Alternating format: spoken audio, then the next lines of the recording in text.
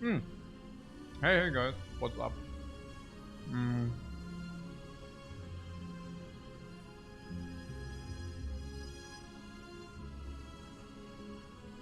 I just yeah, make up my settings so if anything is not like if the sound is weird or something, like let me know.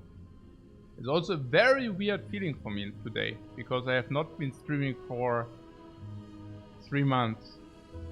And the reason for that is because I was away abroad and in Thailand. I mean, you know, guys. Yeah, for those who follow, they know. So I need to take it a little bit slow today. I just came back, like literally. I just arrived 4 hours ago. Yeah.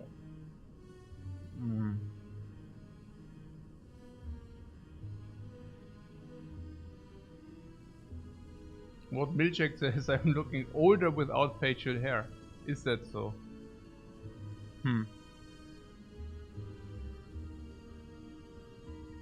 Okay. Hey, Crushy, thanks very much for your sub, man. Yeah, this with the looking different. This is just from the island. On the island, you just shave and you get a little bit sun. And now I'm back, and that will probably change very quickly to him as well.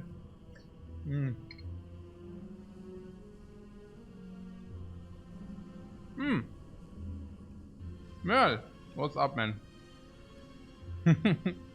Merl just finished the stream. Okay, very good. So, I don't even know. Ja, was braun gebrannt? Ja, braun gebrannt.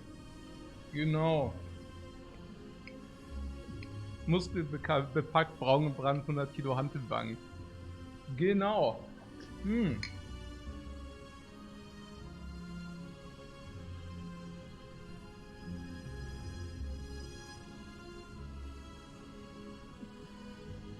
What's up, guys?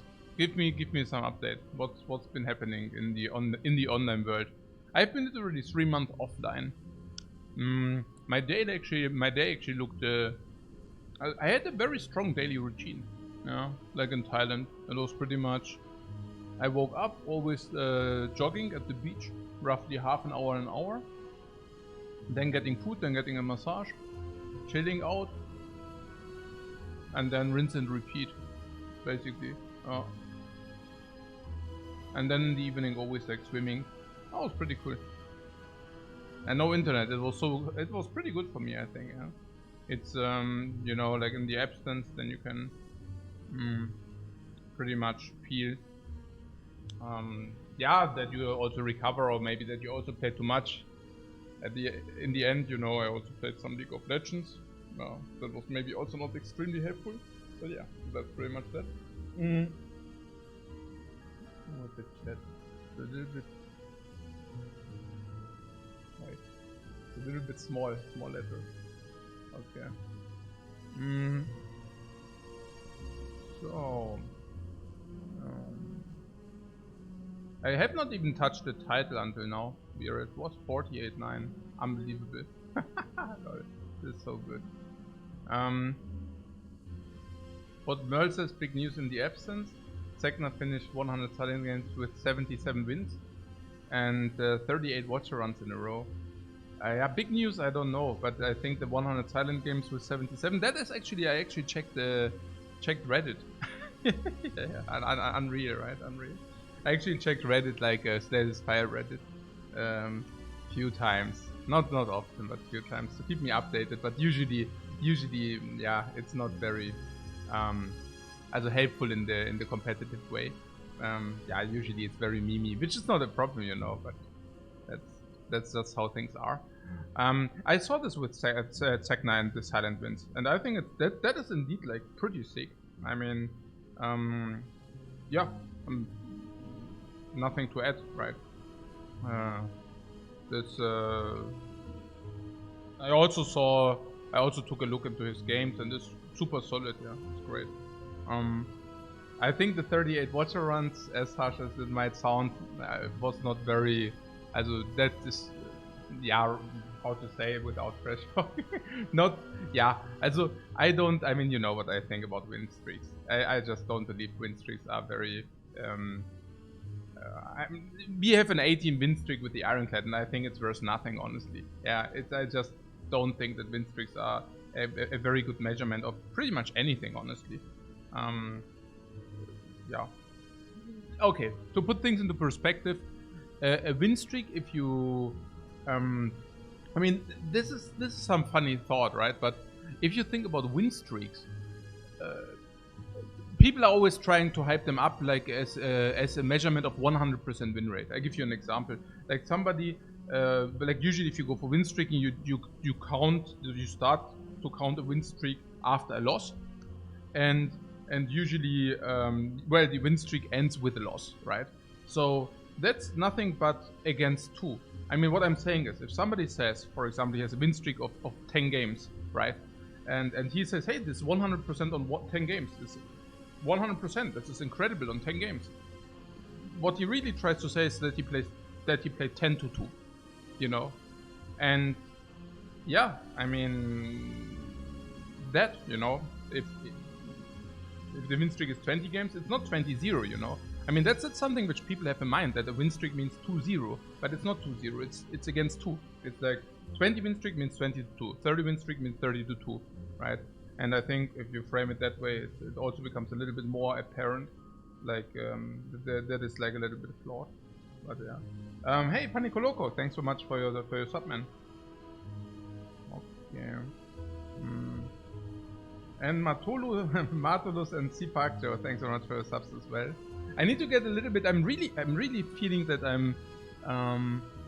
Yeah, slow is maybe the wrong word, but I really relaxed the last 3 months. Also had very good conversations with some guys. So I met a guy on Koh Samui, like also already older, and we had also a lot of conversations, live talk and stuff like this.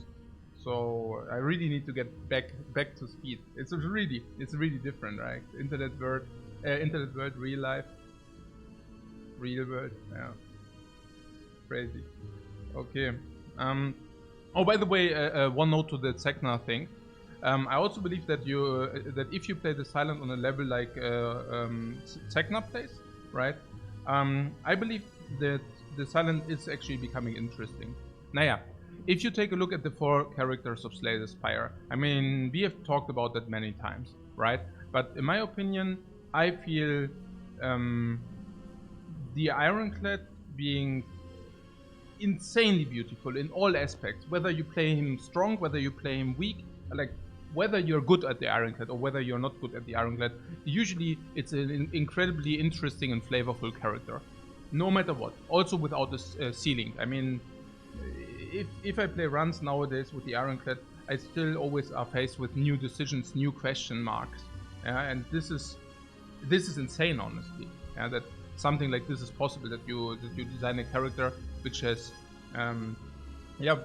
these nuances, right? Which is being played in an incredibly beautiful way if you're a strong player, if you're a new player or a beginning player, but as well without a fun ceiling, if you want to say so, without a real skill ceiling. But I think that's also because he was the first character where, well, all the good ideas could basically be implemented into the Ironclad. I mean, I know it's not like a direct conclusion follow-up argument to say, hey, it's the first character, therefore he's very flavorful, but I really feel the way that, for example, yeah, with the defect, I mean, all the ideas which were already implemented in the silent and the Ironclad couldn't be implemented into the defect, so you know what I'm saying, right? And for the Watcher, you had probably, again, a little bit more time to think about. But yeah, so much about the Ironclad. And I believe that the Watcher is really flavorful if you, of course, play it with the boss swap, because then you basically always have a new game. Like, it's like there are, what, 20 different boss relics or whatever, or a little bit more. And I don't want to say anything wrong. I have not been playing for a while. So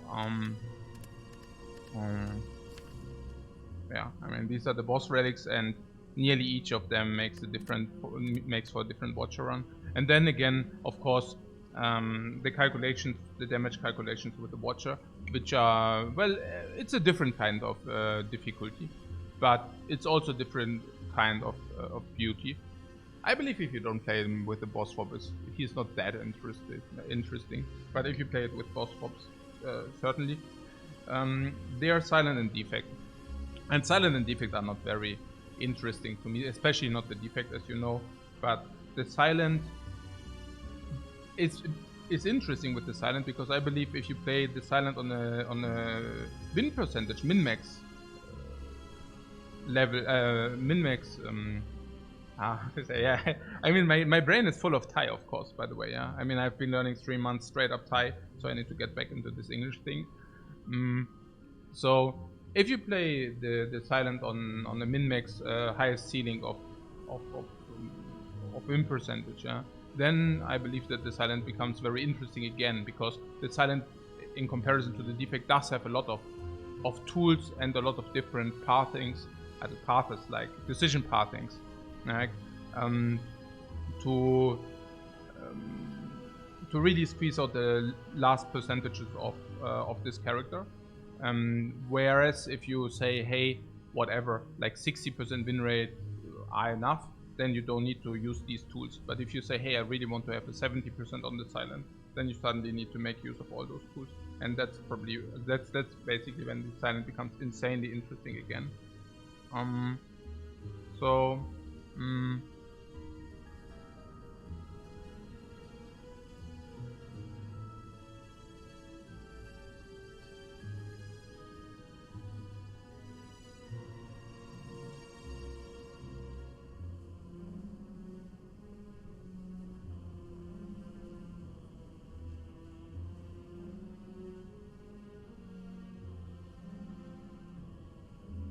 Which pop-up? Is this some pop-up? No. Huh? I don't know about no pop-up. But yeah, okay.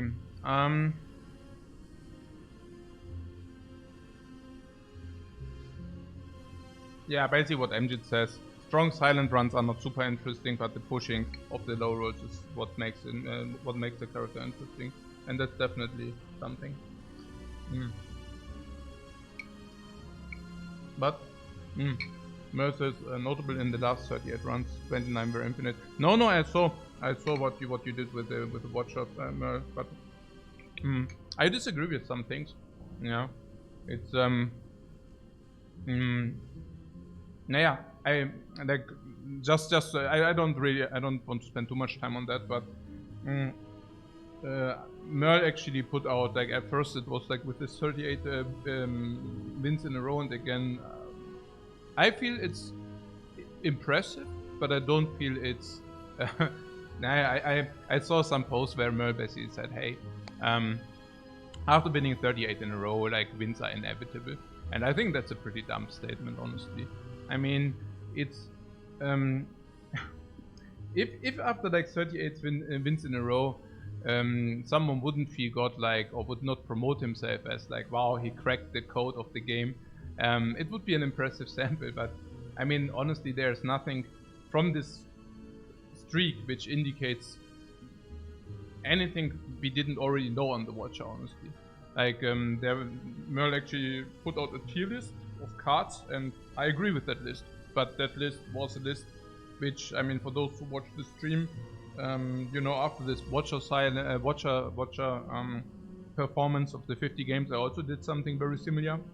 Like, yeah, and the list looks very, very similar, because that's just what the Watcher does, yeah. And I saw something about the valuation of the gold boss swap, where Merle basically says, okay, he values the boss swap if he swaps 6 times over the last X games, then probably the valuation of a boss swap is 100 gold. I value boss swap at around 180, 190 gold. This is different, but yeah, I mean, I don't know, you know. It's I think with the Watcher, especially with such high win rates, things cannot be solved with like sample sizes, but rather with logical thinking. And I think one thing which I saw with the approach is that Merle is, or I don't even know, you know, but I mean, I haven't watched any of the runs, but from my understanding, like Infinite also goes more into the direction of a hard solution, or I don't even know exactly. Maybe Mel can tell us. But from my perspective, I feel that the Watcher, the longer the run, the longer the run duration or the floor duration in the run, the easier the Watcher becomes, right? So what I'm saying is, I believe that if the luck is equalized normally with the Watcher, you cannot lose. And you cannot, it's not a little bit, but you're insanely above the curve. So the more floors you play with the Watcher, the higher, the lower the risk of your ruin gets, now it becomes. And what I'm saying is, I believe that Act 1 is the most difficult for the Watcher.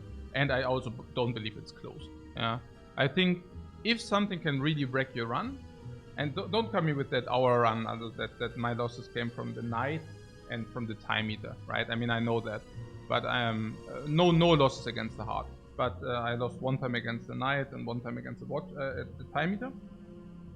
Now, I mean, honestly, again, like losing against the night with the Watcher is probably just stupidity. And against the time meter, I was picking Runic Dome.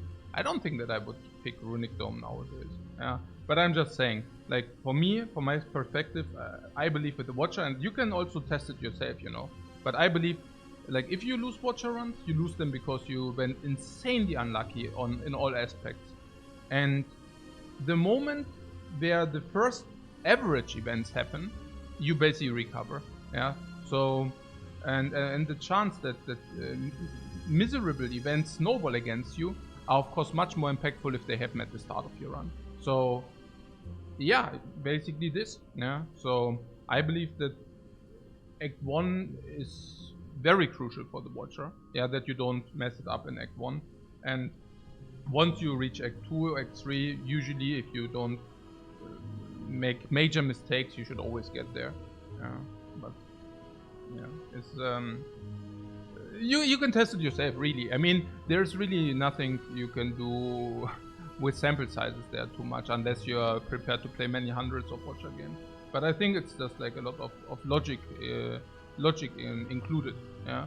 So give it a test yourself. Yeah. Where you think, like, do you think that in Act 3 you're weak with the Watcher? I never had that feeling like, oh, it's Act 3, but we cannot beat Act 3 because we are just under the curve with the Watcher. What? No way. But Act 1 also against, for example, the Sentry, like the cubes. You know the cubes.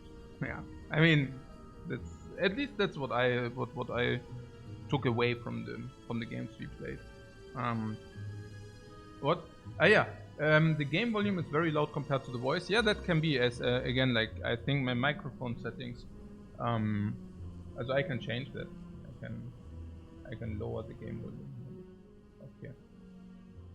Yeah. Okay. All right. Yeah, maybe it's also with yeah. Okay. Good. Please let me know whether that's fixed or whether it still persists.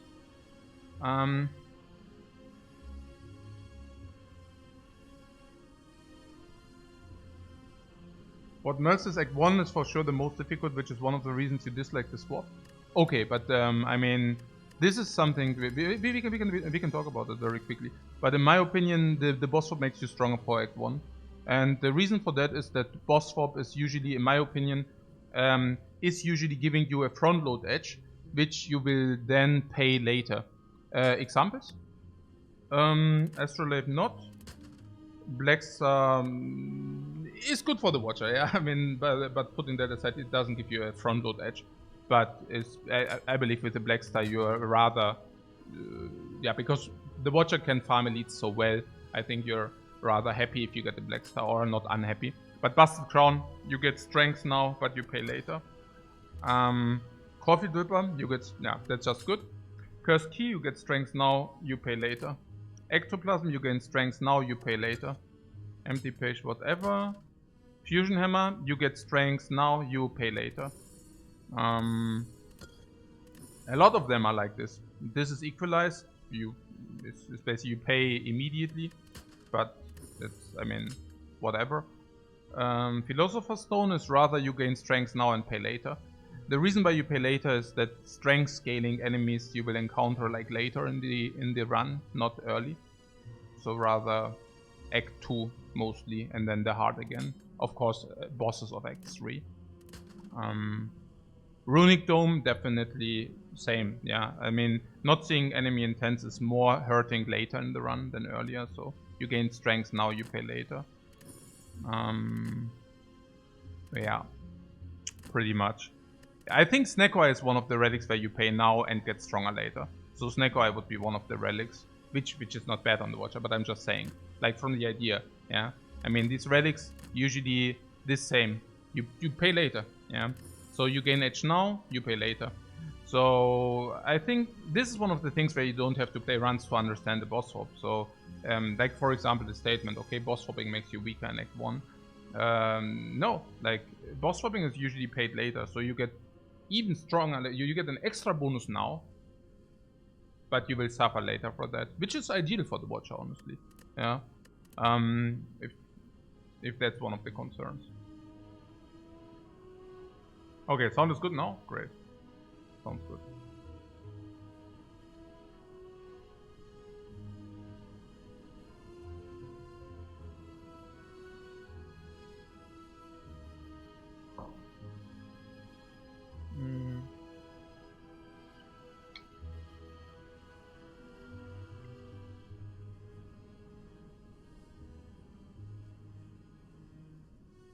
What Zoda asked about, am I not talking about my time in Thailand, or have I done it already? There's a lot to talk. I mean, I could talk days about the time in Thailand, so I thought maybe we just start where we left off. Also to get like back into the game. Maybe one thing to notice is I played some runs in Thailand. Where did I leave?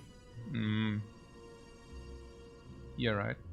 So, yeah, I flew at the beginning of October, and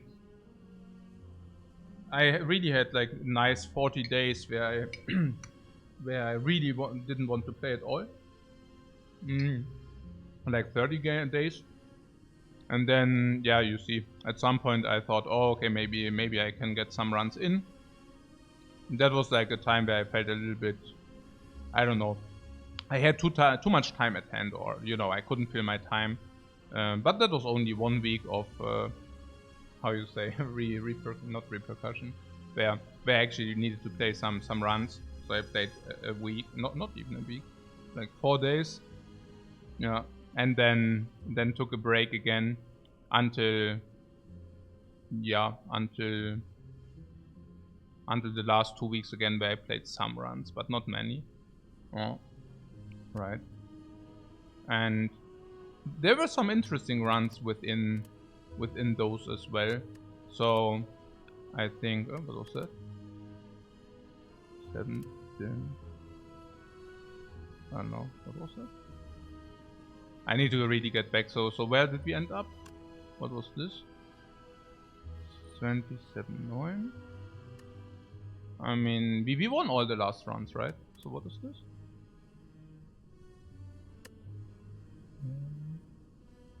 Okay. I'm confused. Naja.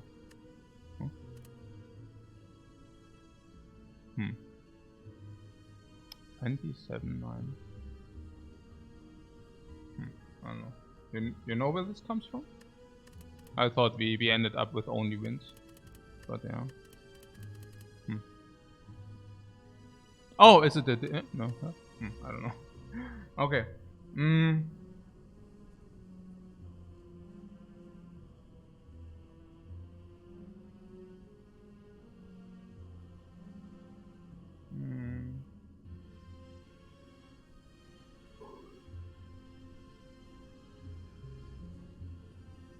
Relapsed. Yeah, relapsed. I relapsed for a few days. That's right. Hey, someone. Thanks very much for the sub, man.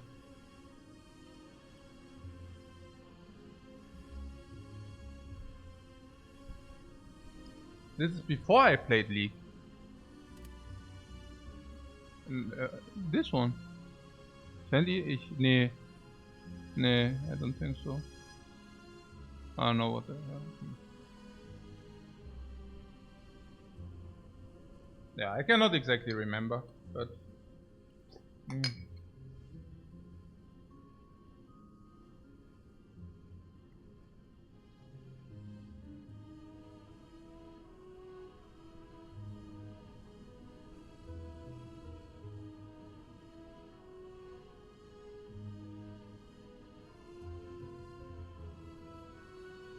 What, I flew to Thailand in mid-November?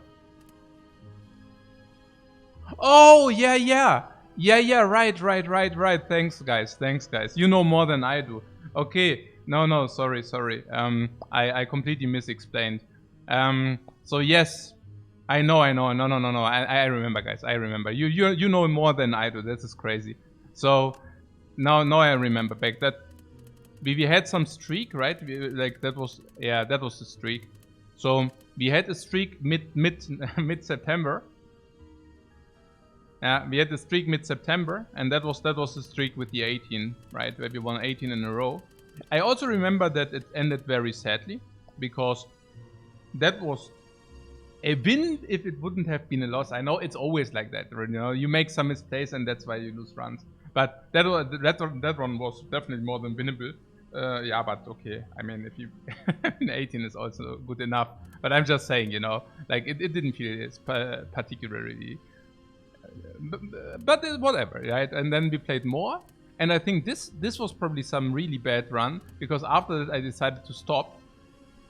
It was also already because streaker activated, not even kidding, because I guess after that there was also a little bit like I needed fresh air, so I played League of Legends, Unreal, and after time of League of Legends, that was here, right?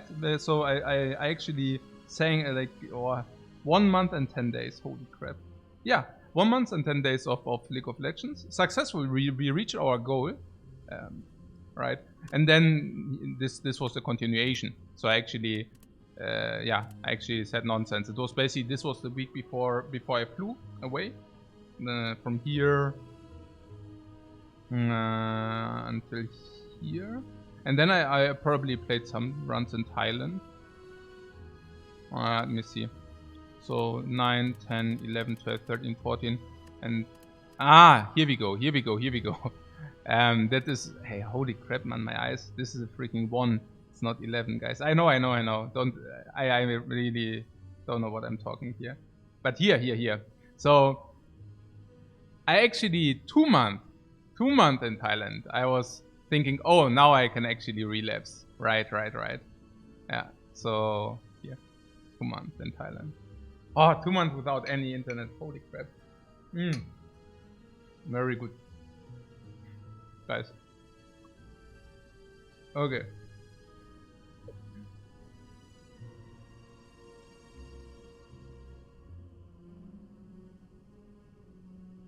What Mauricio says, Adrian, you look super fit compared to pre-Christmas. Yeah, pre-Christmas was after League of Legends.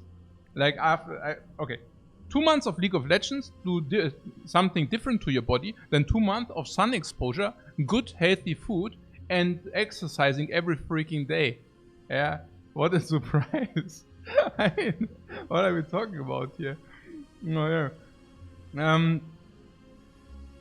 Okay, alright.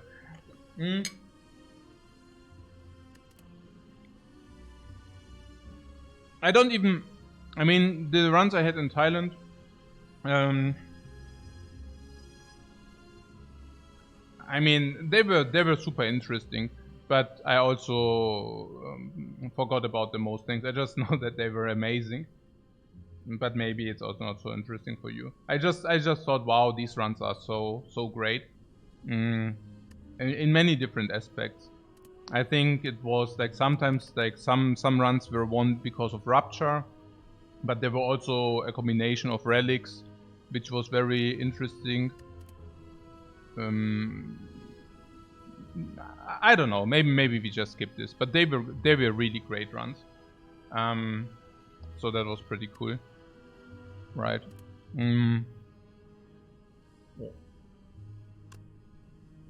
That was a run which I had yesterday or 2 days ago.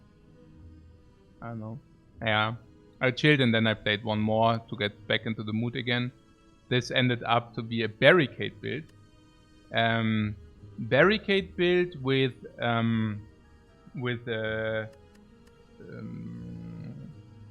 I tried to get the power through evolved package, but then I never got anything which can exhaust. So in the end, I needed to pick a Sever Soul Plus in order to get an exhaust engine, which is of course way worse than the second wind. And yeah, and then this was the barricade. Now where is it? Barricade and trench package, which also worked out. The problem was that I didn't have any source of damage in my deck, so I needed to buy the thorns in one of the later shops in order to have enough damage against the heart, and took ages against Deca and Donu. That was pretty... every fight took like ages. That was pretty crazy. Okay, so...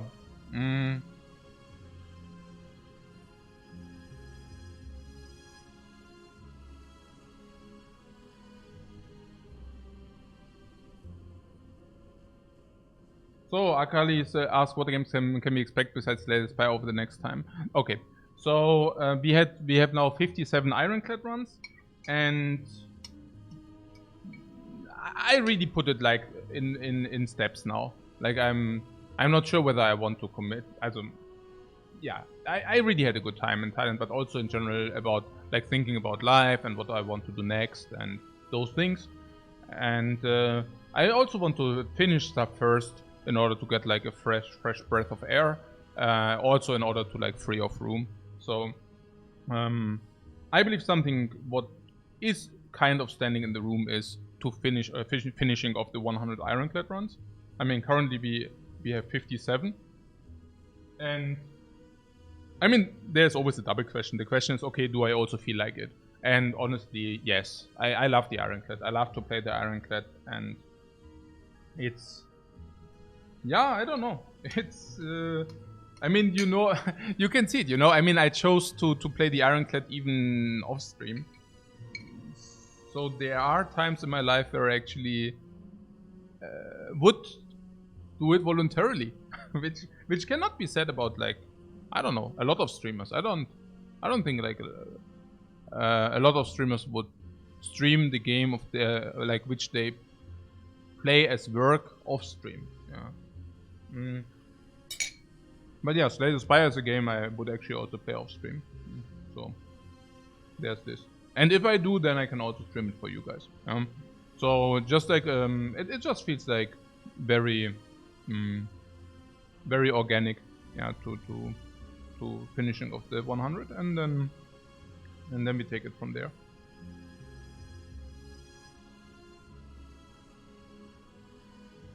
Yeah, the live coaching sessions. Yeah, that's one of the parts, like where I would maybe also continue. Yeah, also where I would actually.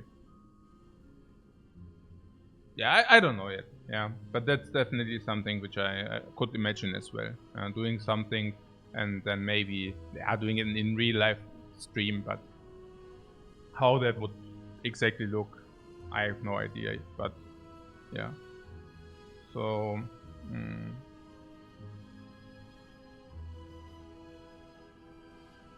Good. I'm doing quite well in my offline runs. Yeah, yeah, that was. Yeah, I mean, you mean because I won them all? Yeah. Yeah, but what you don't know is the save and exit button. No, but seriously, I didn't save scum. But what I did is no, what I did is, as what I do when I stream off stream, when I play off stream, I sometimes restart fights if I think there are better lines, or if I think I want to test out a line. That's also when I would save and exit a fight, which arguably can also lead to worse fights, right? Like, it can also be that, I mean, it doesn't mean that it need to influence my win rate, but honestly, sometimes the fights where you are not satisfied with are also the fights, you know, which went wrong in some way. Yeah, I didn't restart any fights where I would have died. This is something I didn't do, but I would say in the 11 games I probably restarted. Yeah, I don't know. Also not in with the idea of like, you know, increasing the win rate, but just if there was something, if there was a question which could have been answered with save and exit, I actually saved and exited. My estimation how many runs I would have lost from these 11 if I would have not saved and exited, I don't know, 2, maybe 2, well, 1 or 2, maybe 2. Okay, so if we play today, you have to hate me, guys. No, like seriously, because first of all, I literally came out of the flight, set up some things here, and yeah, I'm actually not feeling like playing. Also, I'm feeling like playing, but I'm not feeling like playing well. So if you could lend me a hand, let's play together today. Okay, so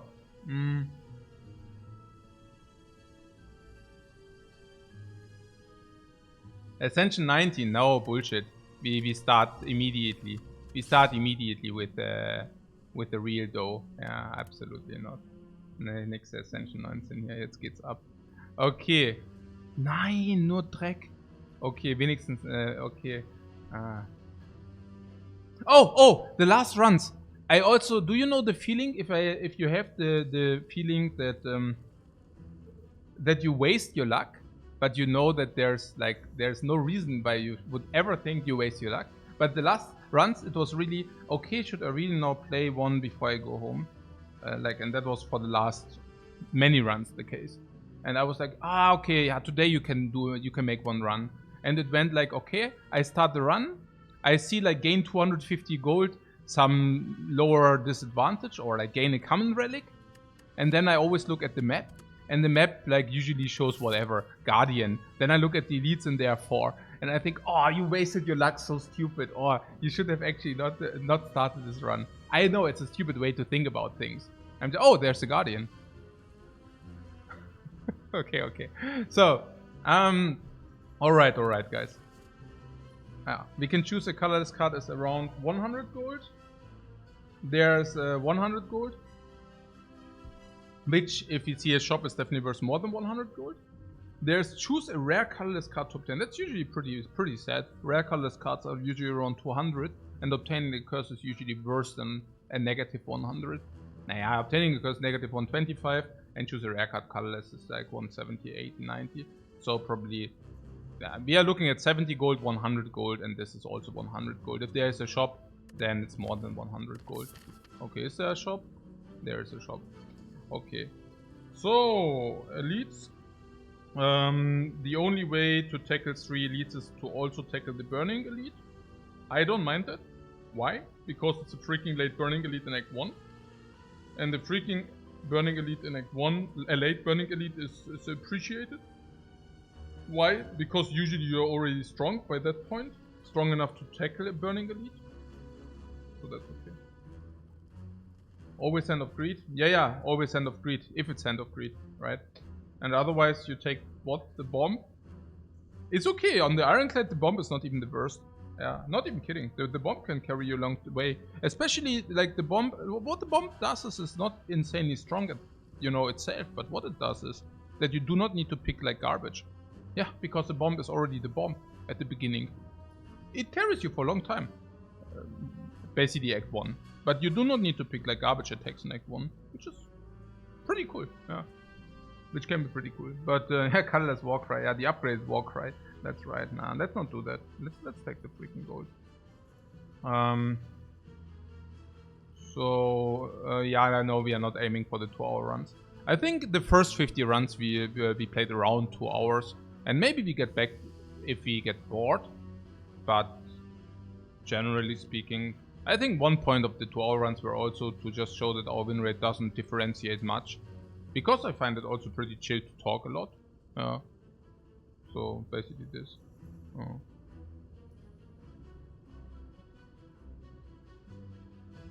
I think it was just more of a point to also show that we can do it if we want. Like this. Yeah, 100 gold into shop. And then we take 3 monsters before the shop or something. What is with the 2 elite package here? The 2 elite package. We need to do. We would need to do this. Into this. Okay, and another fire here. Right. So yeah, let's just do it, yeah. I mean, whatever, right? And then 3 enemies. If we want to deviate before the elite because we are not strong enough, we would go to that fire. But that looks like a stupid idea. If we can convert our gold into strength before the elite, the idea is to go into the elite without an upgrade. But you know, what can we do? Maybe get something nice here. And if you're not strong enough, you can still buy a potion. So I think it's pretty certain that we go through this. And if you want to go through this, it's also pretty certain that we want to have 3 enemies. Why? Potions and card rewards. 1, 2, 3. And then we go here. It's pretty obvious, right? I just don't want to fuck it up in the first run. That's all. Right. So yeah, not many options. And with not many options, I mean no options. Hey Gordy, thanks very much for the sub, man. Okay, na good. No! Hey! Oh! Okay, wait. Oh, komm schon! Yahoo, okay. Yeah, this is how we slay this Spire, guys. Okay. No damage taken. La Tortuga? Who is the Tortuga? Me or what? Okay, here, look at this. And? Nice. Okay, no potion. But 18 gold. I wrote the gold. And we face the Guardian, huh? No. It's a clear evolve pick if it's not against the freaking Guardian. Against the Guardian, oh my god. Sentinel is unpickable. Thunderclap is... And then also against the Guardian, huh? Oh my god, is it bad.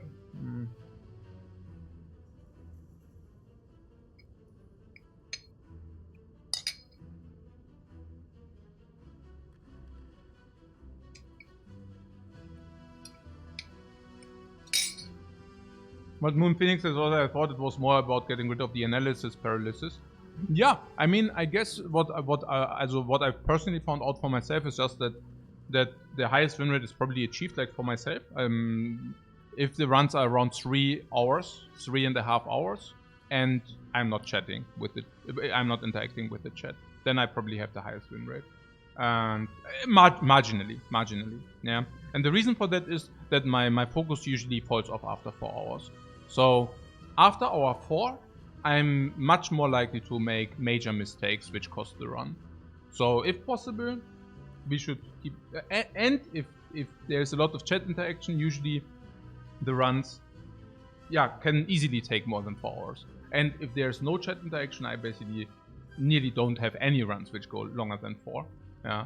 So, but I like the chat interaction, so I think if it costs like 1 or 2%, whatever, really. Okay. So UI resolution. No, actually not. So I actually didn't change anything. Now, what the evolve solves the cubes? Yeah, solve is a very, very big word because you pay to play the evolve, and after you did that, well, I mean, at least you don't get dazed. So once you killed 1 cube, you are losing less life in the future iterations.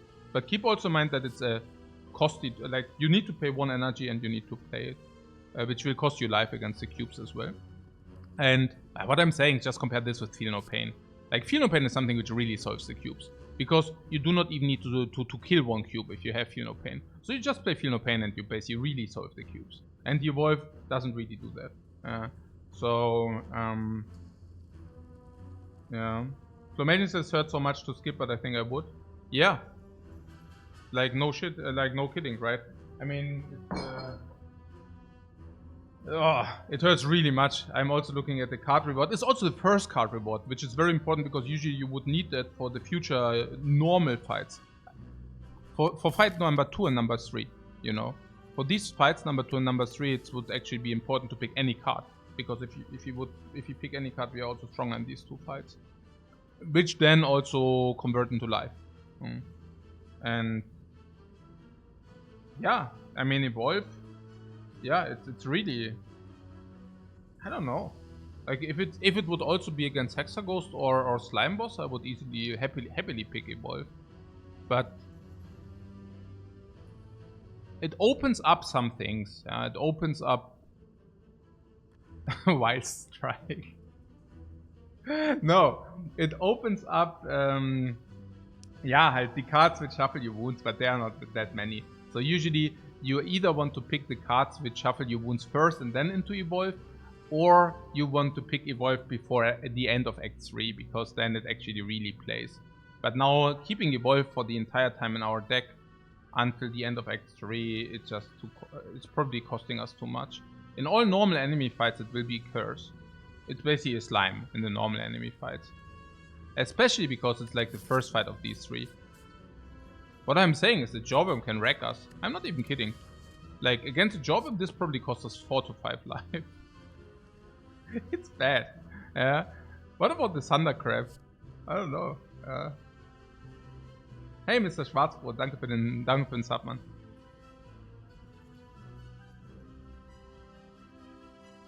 If Sentries are the Burning Elite, we are probably happy to have it. Nah, I don't think so. I think especially like usually I only respect like late Burning Elites. I only respect if it's the Nob, and only if you have not picked enough attack cards. And otherwise, you will have potions, you will have upgrades, you will have relics, you will have better cards. Usually burning cubes, burning Lagavulin, not so problematic. Yeah, usually not so problematic. Evolve also means you can pick a power through into Guardian better. Yeah, that's what I'm saying, guys. I mean, there's exactly power through, which generates wounds. There's also Immolate, but Immolate is rare, so let's not talk about this. So I'm not even sure. I mean, Wild Strike is, I mean, you cannot pick that even with Evolve. You would still pick other cards. So I don't know. Yeah. I guess with Evolve we could. No. Even this thing which gives you a daze is still bad. Yeah. So, what bad turn says your runs off stream had a 5 and 6 hour run. No, I just left it on. Like I didn't play the runs, or like off stream I didn't play the runs through.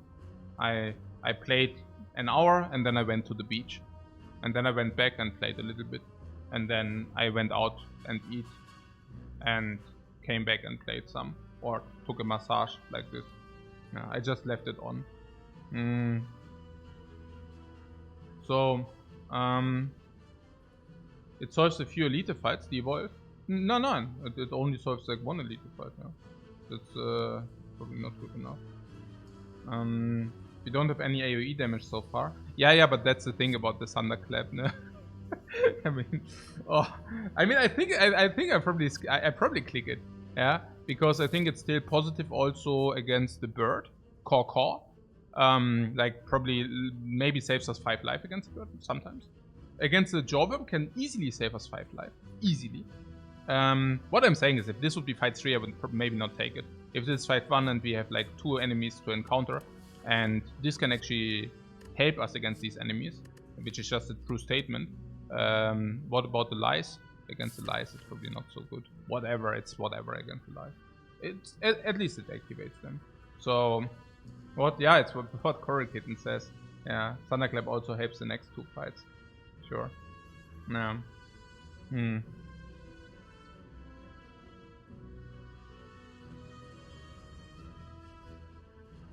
Yeah. Naja, I mean, Thunderclap could be worth 20 gold. Let's pick it, right? The Evolve, if we go against the Guardian, oh my god, I mean, really. Really not. Okay. So. What crazy, they didn't buff Thunderclap just a tiny bit. Yo! It's true! Especially if the card choices are like this, right? Yeah, let's take it. Right. Well, is there some impact about the shop, or that we don't have a fire before the first elite? I guess that we do not have a fire before the first elite means that Thunderclap plays against Nob and against Lagavulin. Not even kidding. Naja, because usually you upgrade your best attack card. And if that is not true, then you can upgrade Bash, and then you also don't want Thunderclap. But if you cannot upgrade, maybe Thunderclap is positive in these fights, because you can use it also for +1 vulnerable against the first elite. It's sad, right? It's really sad. Let's take it. Yeah, okay.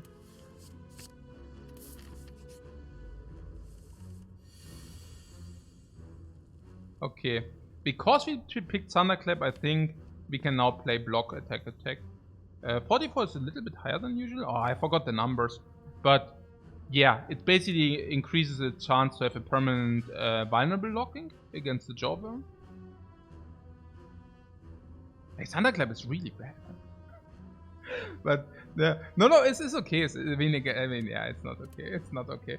But yeah, so it's also one additional attack in the pile. It's also one additional attack in the pile against the Jawworm.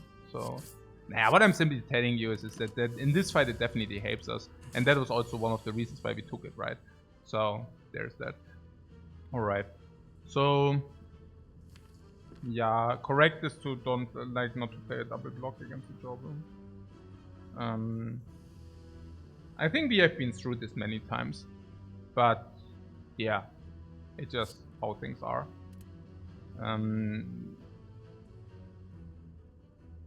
We can deal 2 more damage and vulnerable 1 for 2 life. And against the Jawworm, that's usually a good idea.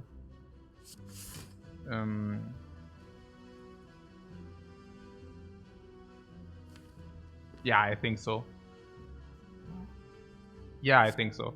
I think that's pretty clear, right? I mean, I don't know. Maybe that's already a mistake, but yeah. Well, I mean, look at this. No. Against the Jawworm, I think it's correct. I think it's pretty correct. Yeah, because the Jawworm. Yeah, look at this crap here. Now we can actually kill, and otherwise, bam, 7. Yeah, holy. Yeah, man. Good gameplay gets rewarded. Oh, what a world to be. Yeah.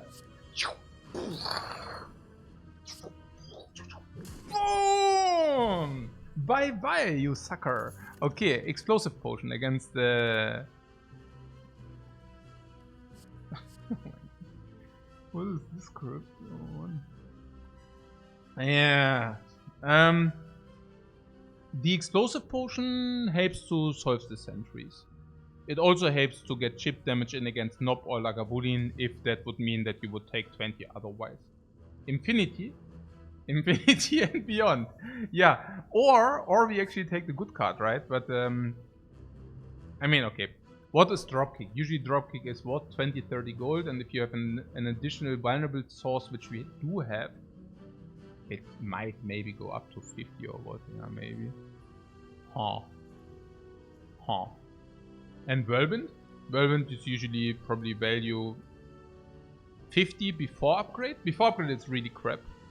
And after upgrade it's probably value, also base value is 80 to 100. So, but the Whirlwind, I don't even know, it's counter synergetic with Thunderclap, or is it synergetic? I don't know, whatever. Yeah, it's just that Thunderclap is AoE. It's not really AoE. It's not really AoE. Oh my god. What am I saying? I'm saying that we already have an AoE source, but it's not really an AoE source. But Whirlwind is also not that great. Whirlwind also, by the way, overrated. Yeah. Yeah, no, like really. Okay.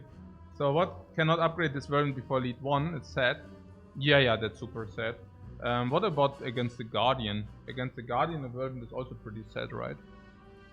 Yeah, I mean, honestly, against the Hexagons it would be also sad as well. It's only good against the Slime Boss. Somebody said it's really good in Act 2. Yeah. And that's about it, right? Really weird. This is really weird, and this classic. Hmm.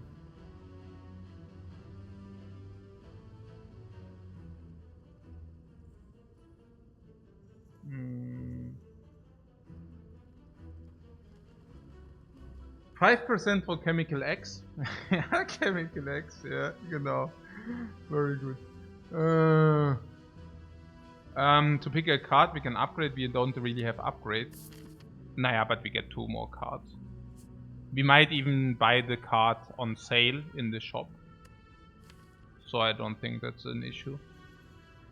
But yeah, I hear what you're saying. Bash cannot be a real upgrade after we already have another vulnerable source in the deck. But Thunderclap is an upgrade. You can upgrade Thunderclap. So I would not say that we need to pick Whirlwind because of that. I wonder. What, did we spam Infinite already? You don't play, you usually do not play Ironclad Infinite runs. That's usually something which does not happen. Yeah.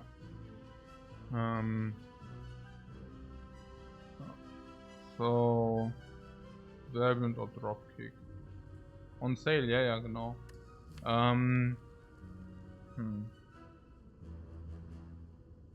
Yeah, the Whirlwind upgrade is of course better than the Bash upgrade. But I'm also curious about why we do actually want the Whirlwind. One reason to pick a Whirlwind is usually that it can serve the sentries nicely. But the thing is that we already have the also sentries, how are they called? I don't even know. Whatever. But we do have the explosive potion against them. So, and the same is also for like advanced hallway fights. There are some advanced hallway fights which could eventually wreck you. But we do have an explosive potion for that. So I guess the incentive to have something like this, or to pick the Whirlwind is just going down because we already have explosive potion. Keep in mind that Whirlwind also requires an upgrade. In like you have to upgrade it. And how good is it afterwards? I really wonder. I mean, Whirlwind. How good is Whirlwind? I don't know. Yeah. Maybe it's oh, they are actually called sentries. And how are the things then called, like the dudes, the orb walker? Ah, they are called orb walker. Right. Okay. What dropkick sucks against the Guardian? Oh really? Now Whirlwind sucks more against the Guardian now. They have a higher block density. I don't know. I think dropkick against the Guardian is perfectly fine. If you upgrade Bash, you also have permanent.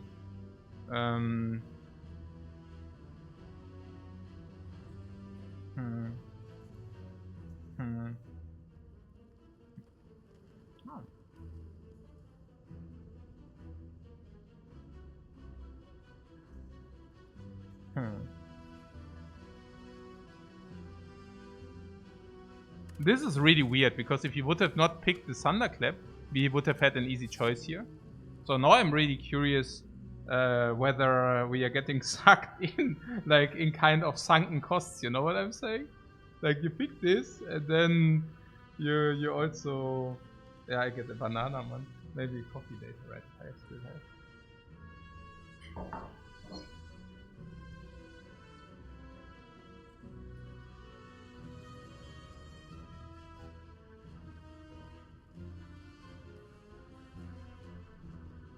Do you know the feeling if you get like sucked in and you're like, okay, what the fuck?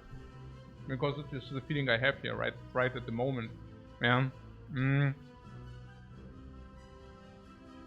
So Whirlwind. We say against the cubes we have one-time explosive potion into. Yeah, dropkick is also bad against that, right? And then we upgrade Whirlwind. How is Whirlwind against the Lagavulin even upgraded? Whatever, right? Not very. And against Nob? If you already picked another attack? Not good, right? is okay, but I don't know. Am I talking myself out of Whirlwind here? This is one thing I think would have been much easier before this 3 months, because yeah, I think these decisions are just like, okay, I only know that Whirlwind was overrated. At the beginning I thought, wow, Whirlwind, you know.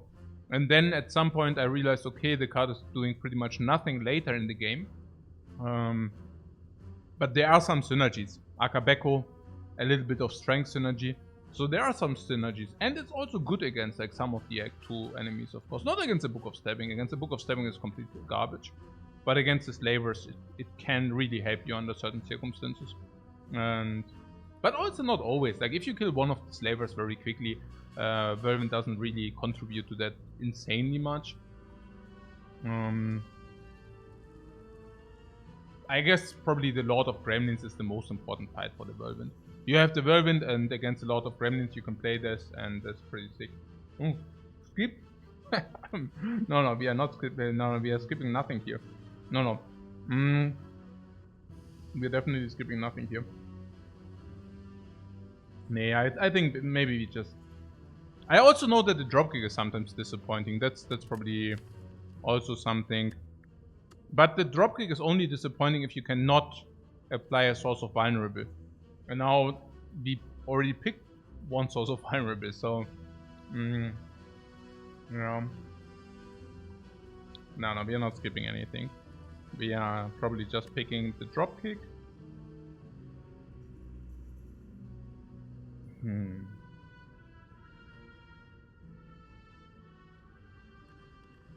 What is against other fights? Like AoE fights in Act 2. There are only the 3 birds where we would like to have AoE. Where we can also use Thunderclap, but that's not sufficient. So against a fight like this, Whirlwind would also be better. But yeah. It's also +1 for all the attack cards.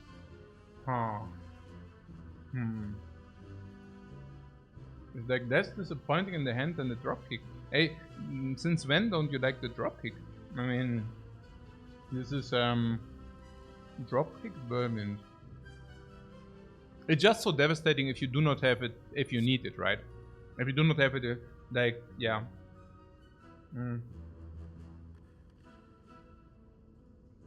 What? The synergies? Yeah. Well, very good, very good. No. It's not very good. The thing is that the dropkick doesn't fall off in the late game. Dropkick is never a dead card, and Whirlwind is. That's a problem. Yeah. So, I think there's something. I mean, we can learn a lot from this. All right. I mean, it's just Whirlwind in the late game is complete garbage, complete trash. Literally. There are nearly no applications for Whirlwind in the late game. Anywhere, honestly. Whirlwind at the beginning of Act 3 is only good against the Raptormancer, and that basically sums it up.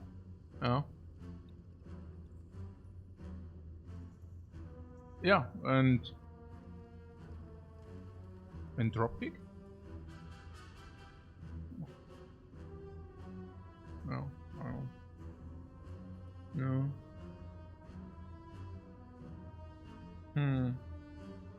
It's very okay against the Darkling. Nah, you should usually be good enough, or? I mean, if you... I mean, Thunderclap is like one AoE source. It's also about Immolate. Like, once you pick... Okay, once you pick Whirlwind, you cannot pick additional Whirlwinds. That should be self-explanatory. Whatever. And also Immolate. You cannot pick Immolate once you pick the Whirlwind. Yeah. It's not possible. Like, once you pick the Whirlwind, you already have too many AoE sources, and then Immolate basically also becomes a no pick. Yeah. Yeah. So maybe... And what is with this Chemical X argument? It's not really an argument, right? This Chemical X nonsense. Chemical X basically upgrades the Whirlwind twice for us. Yeah. Ja, nein, it's not even Gamma. Gamma is not even that great, einfach. Yeah.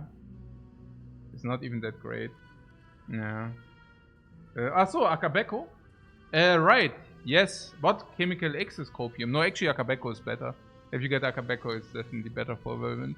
Then you can actually run through the... But any argument involving relics are nonsense? No, not really. I mean, there are many relics which help Whirlwind. Yeah, whatever. Like, yeah, Akabeko is probably the biggest. Yeah. I actually have an Akabeko. Yeah, okay. I think I got an Akabeko. Okay, so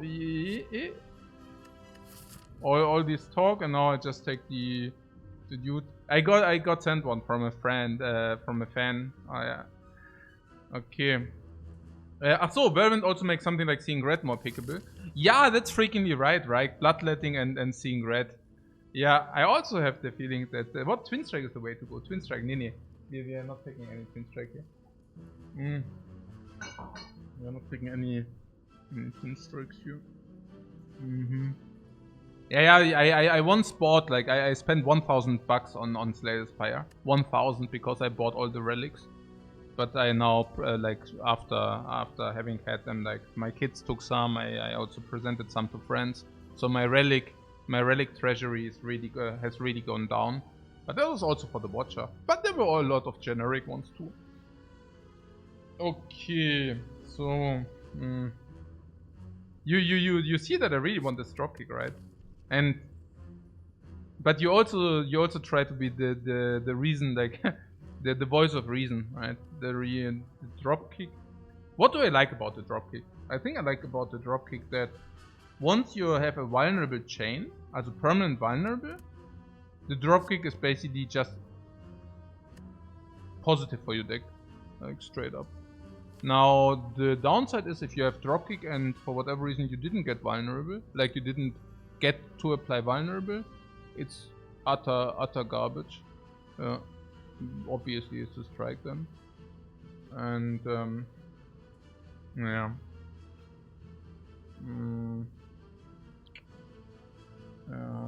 Yeah, and against the Guardian I see, yeah, it basically doesn't recycle. Na gut, also we take the Whirlwind and keep it like simple. Is there something about winning conditions where dropkick forces us to go vulnerable chain into damage? And damage with strength, but not with like barricade build. But having already Thunderclap and Whirlwind, we would also not be in the barricade direction. Can we play something like a Rupture build? Also difficult. If you already picked up these two, we cannot play or pick Combust. Which would leave Strength build, but without Dropkick. Is there something about Dropkick that we don't have any infinite relics? Is there something about keeping the deck small? Not really. And the dropkick is also insanely often just disappointing, right? I mean, the Thunderclap speaks for the dropkick, but something about vulnerable. Oh my god, my brain. Sorry, guys. Yeah, that's what happens after 3 months of vacation, man. Okay. Na good. And what is about the argument that we already have AoE? We just ignore this, yeah? We just ignore and we basically state that Thunderclap is not AoE, or what? Or that we can play Thunderclap into Whirlwind. Is that even true that this Thunderclap into Whirlwind, or is it just nonsense?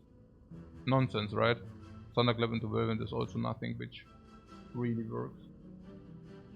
Ah, super JJ, danke für den Raid, Mann. Vielen Dank. Okay. So... yeah, it's the first day back, that's right. Okay. And at 3 energy Thunderclap into Whirlwind does not even work out. Yeah.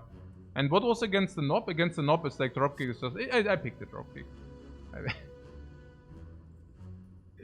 101. I don't know, man.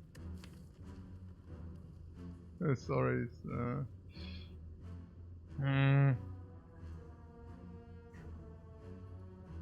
It's still, yeah, I know. Yeah. Nein, aber es ist schon important. It's super important, yeah, what to pick. If you, 70 minutes or what? Yeah, into the stream. Yeah, right. Cool. Okay. Okay. Huh. Yeah, okay. So, Whirlwind, we upgrade, we go through. The monsters do not cost any life because we have Whirlwind upgraded. And that should be very good against the monsters or what. Which is also very good against anything else. But it's a very valuable upgrade. We go here. We say there are some synergies with Whirlwind. But again, we can also pick Seeing Red and Bloodletting if you have the Whirlwind. And the Dropkick. The Dropkick is something...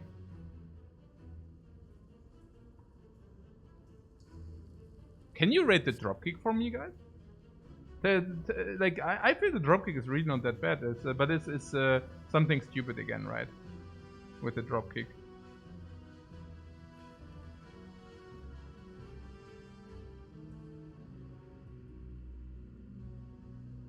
.9, 7 out of 10. Yeah. Okay. A 6 out of 10. Okay. I see. Because we don't have marbles, Shockwave we would take. Once we pick Shockwave, Dropkick is pretty good. Against enemies with artifacts, Dropkick is utter garbage. But I also have to tell you that the Whirlwind is not... I mean, unless we... Whirlwind can be pretty good, right? Okay, I just take the Whirlwind and it's like, okay, whatever. You close to yourself less doors with the Dropkick. And why is Twin Strike not good? Yeah, because Twin Strike is probably just worse than Dropkick.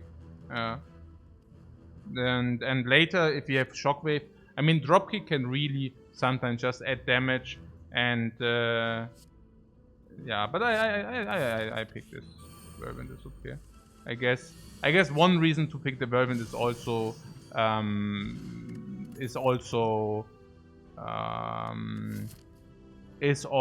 that we have some normal enemies coming here, and I believe that with the Whirlwind we will lose considerably less life going into the Burning Elite. Shrug it off, man. A perfect 5 out of 7, yeah, klar. Okay. See, shrug it off, click it. Yeah, let's do it. Okay. Upgrade the card, transform or remove.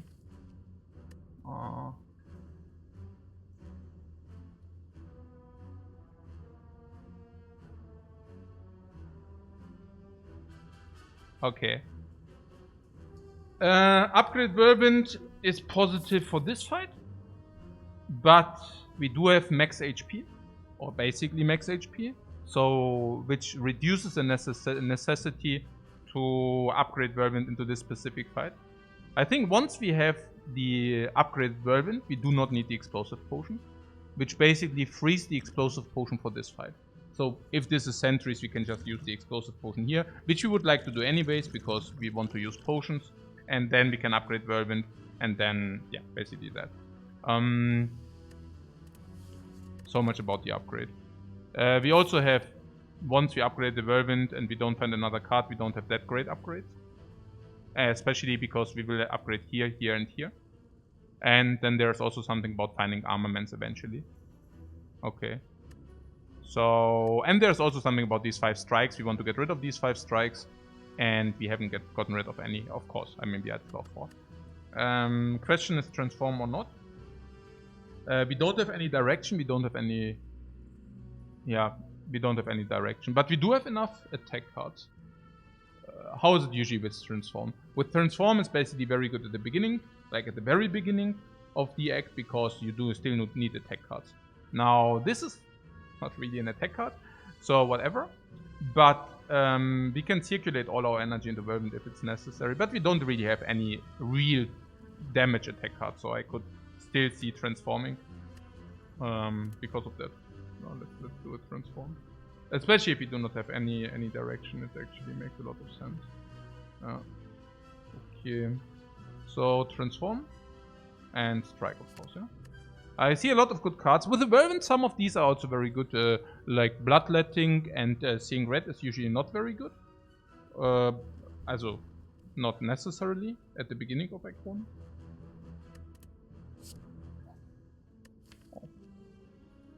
Okay, at least we have Shrug It Off. Oh, it's okay, it's okay, it's okay, it's okay. No, it's not, it's okay, it's okay. It's also another card we can upgrade. The upgrade on this is also very good. That's bad. Yeah, jetzt gehen wir erstmal in den Shop. Let's go to the shop first before we say bad or not. Oh no! It's a freaking Brimstone. Oh my god.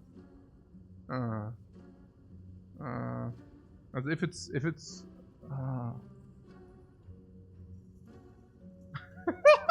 What apotheosis? What do you want with this crap? Are you Apple buyers or what? Are you freaking Apple buyers? Are there Apple buyers in the shop? Are you kidding me? I believe it's usually like sunk money, like buying, like spending money for something you could yeah, what?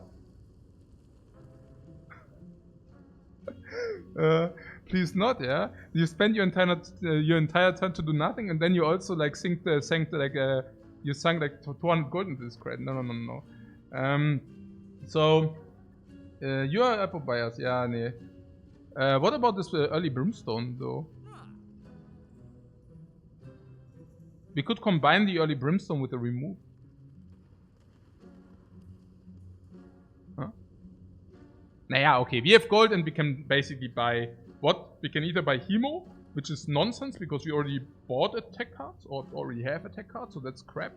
Same goes for Carnage. Metallicized would be absolutely reasonable, but not for 76 gold. Otherwise, it's of course a great card, especially against the Guardian. That's without any question. Yeah. Against Guardian, Metallicized is super good, and against all elites is also super good.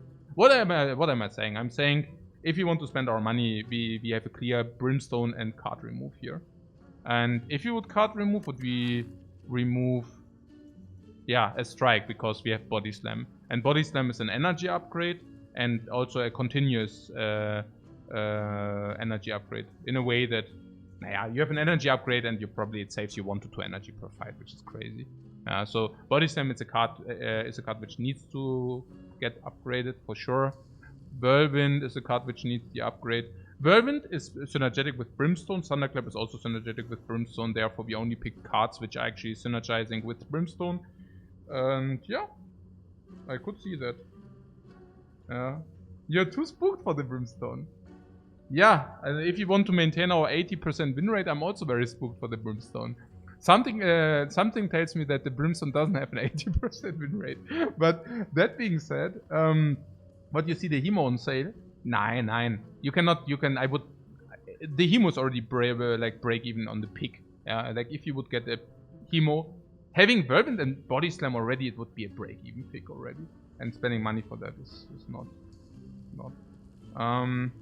The Guardian likes the Brimstone. Okay, if you take the Brimstone, the Guardian will not strike in the phases between. We might even have a chance to activate the Guardian before he does any multi-attack. And I also don't even know how much he likes the Brimstone. I mean, okay. Turn 1, turn 2, we activate the Guardian. Now there's one single attack that doesn't really get enhanced with the Brimstone, then there's a double attack. Yeah, the double attack will hurt a little bit more than usually, but whatever. And then there's a quadruple attack. Keep in mind that with the Brimstone, we also have the ability to just play the Whirlwind. Naja, what I'm saying is, let's say we have, we can just play the Whirlwind for 50 damage. Even if he is Thorned, we just play it for 50 damage. And then there's a first phase. And if you have Whirlwind, we can even activate before the quadruple attack hits in. And, yeah, in the worst case, the quadruple attack, if you do not find a weak source, then the quadruple attack is what, 36? Ja, ist schon okay. Ist jetzt nicht so perfect, but I guess it's okay. Yeah. Especially if you do not have any other bites otherwise. Yeah, Hemo is not really... It's not really... As we already have Body Slam, which speaks heavily against Hemokinesis. And Whirlwind actually also speaks against it. No, I think we just take the Brimstone and have a very quick run here. Hey, Crispy Bacons, thanks so much for your sub, man. What, just get a Reaper and Brimstone is POC, is it? I don't know. What, with Brimstone we really need to disarm for the hard fight? Yeah, but I would also buy a disarm in the shop, I guess, for the hard fight. And is it really... Then we can also get feed potentially. You can also have some other solutions against the heart, even with Brimstone. Naja, because you can also get shackles or whatever, dark shackles. There are some things which actually can help you. So...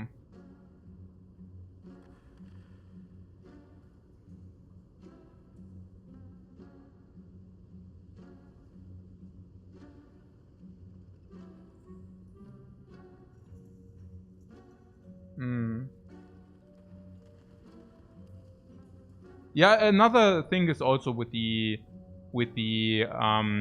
size of our deck. I think we already have like had a transform, and now if we remove another strike, it seems that our density of good cards is also increasing. And let's just do it, right? Or different. Like, do you have the feeling we already have a very strong run at hand? So let's see. So we are now in a shop where we cannot buy a relic. We found potions, but that's normal. We found cards. Yeah, we got a remove at the question mark. That's nearly normal. It's a little bit better than usual. But we transformed it to body slam, which is a little bit worse than usual, which is okay. Yeah. We picked following cards. We picked Shrug It Off is better than usual slightly. Thunderclap is definitely worse, and Whirlwind is normal. So this is average. Removes were average. The fights were average. Maybe a little bit better because we have like 70 life, but pretty average. The starting bonus was 100 gold, pretty much average. If you do not buy at the shop, then we are probably slightly below average. We can fight 3 elites, which is pretty much average. We fight against the Guardian, which is slightly better than average. So we have a very average run at hand, right? And what do we expect from average runs if we are not very, like, delusional? We expect 75% from an average run, I would say. Yeah, I think usually, like, nowadays I would assume 75 probably is realistic. I don't know. And the Brimstone gives us 75. What? Yeah, you still have the Apotheosis here. Yeah, okay, but... No. It's really not as good as people want to make it out of. Yeah. Yeah. We just build around. Yeah. With the Brimstone alone, it's already good enough. Nah, I don't know. But I guess I guess I already made up the mind. So let's just do this and this. Okay. So here we go. All right. So the Whirlwind is dealing 27. Okay. So the question is, do we need to use a potion or not? That's basically the question. And the Whirlwind dealing 27 next turn means with a potion we have a full solve. And we could do that. Well, if we don't mind you keeping this potion, I think it's okay. We can wait next turn. Yeah, exactly. We can wait next turn. And if next turn we draw the Whirlwind, then we can use the potion. And if we do not draw the Whirlwind, we just do not use the potion, or we use a different one. It cannot be too bad. It cannot be too bad. The one way or the other. Brimstone run! Okay, we actually drew it. Oh, but what did you say about this? I mean, did you not 37?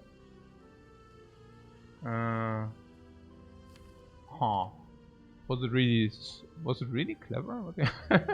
Yeah, because the Whirlwind is not killing the back one. So if Maybe I should think more.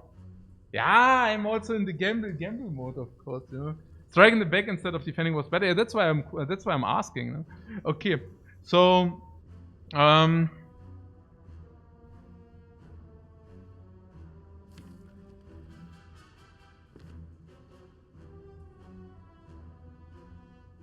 I think it shouldn't matter too much, but yeah, it's only if you draw that. That's why I'm asking. But it's a guy. The hindsight, yeah, no. I mean, that's why you calculate. It's not that much hindsight. Yeah, if you haven't drawn well, then maybe it was also, was ist das? 33? Ach, it's probably even correct, like even correct to attack. Ah. Limited it says typical point where I would save scum. Yeah, I think that's the thing, right? I mean, that's why you think beforehand and not after. Hey, Antoine, thanks very much for your sub, man. Yeah, the trip was amazing. Yeah, it's really good. It's really good. So skill potion. Yeah, shrug and skill potion, and then we for 2. Yeah. And if skill potion is like 2 energy, then we kill them. No. I have been thinking about this. And then whirlwind for 2 would be 18. And then this is at 16. And then we basically have a clean kill on this. And then eventually...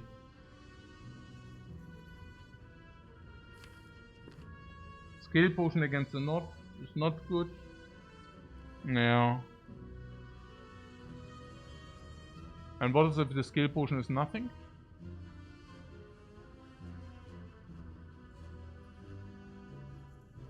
The skill potion is usually something, but I'm also wondering about the explode potion. So you're saying the explode potion, skill potion is not very valuable, you say? Yeah. Skill potion is much better than explode with the brimstone, yeah. No.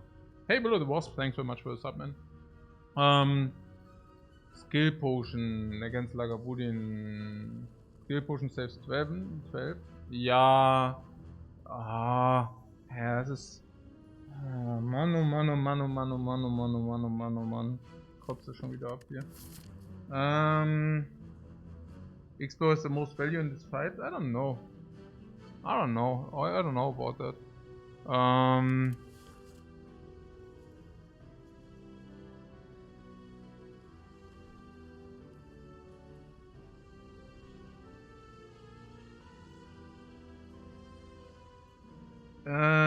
Shock, also Skill Potion is basically block or energy, and we say the Explosive Potion doesn't have that much value or what?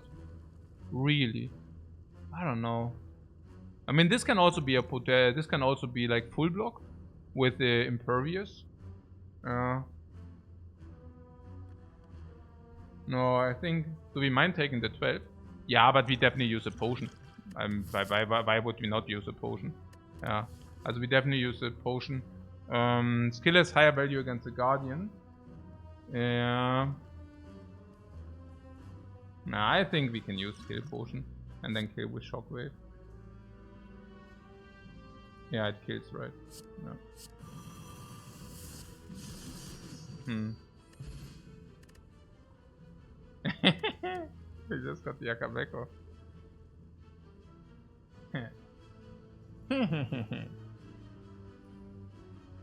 As the first relic, guys, this is really interesting.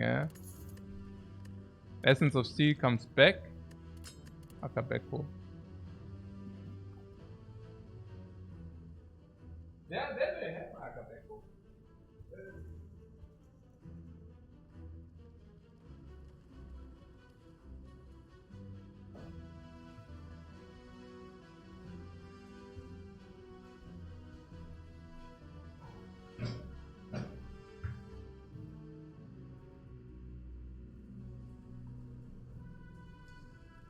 I need to ask my wife. She unpacked the Akabeko.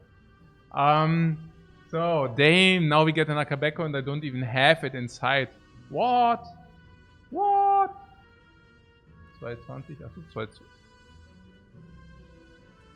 Vielleicht muss ich ohnehin mal. Okay. What? Okay.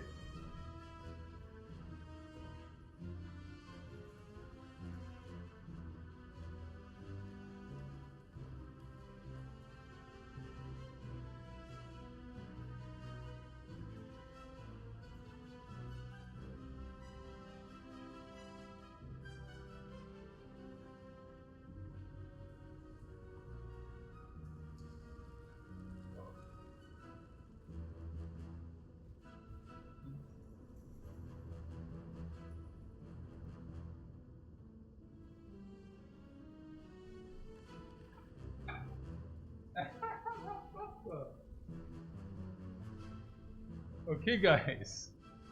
I found it. I am the Akabeko. New. Does it look similar, guys?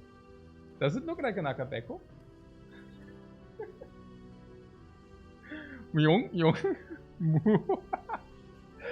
Okay, so it's smaller. It's actually smaller than I thought. I thought they are really big, but this is really small. This Akabeko. Okay, whatever. Was speculated dual build? Nee, we cannot dual build here. Nee. We just skip this, yeah. The demon form, oh, absolutely not. Can never do. Yeah. No. What's hier? Mal skippen. Also was? Where is the elite? Yeah, upgrade. Here, question mark or fire?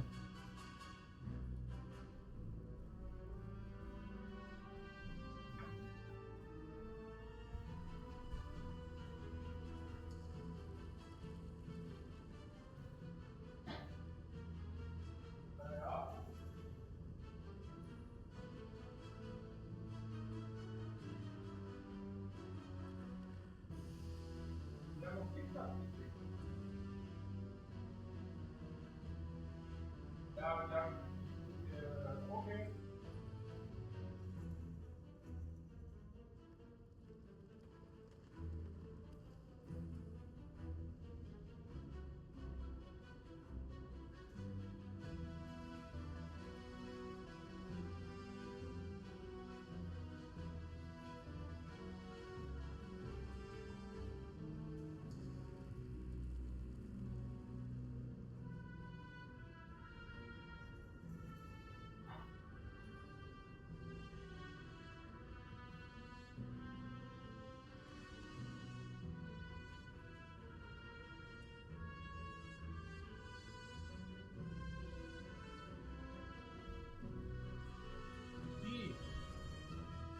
So, no, Demon form is super bad.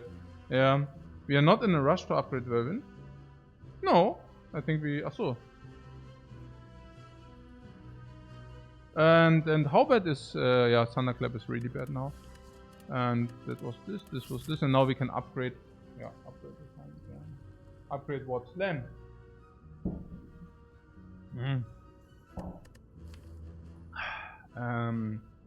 We are not in a rush to upgrade Vervin, you say? Because if we draw... No, why? Wieso? Das können wir doch upgraden, oder? Wieso nicht? Why not upgrade Vervin? Like... Schon, oder? Ja, machen wir einfach. Upgraden. You mean because Akabeko is overkill or what? I don't know. Overkill. Is it really overkill if you wait for it?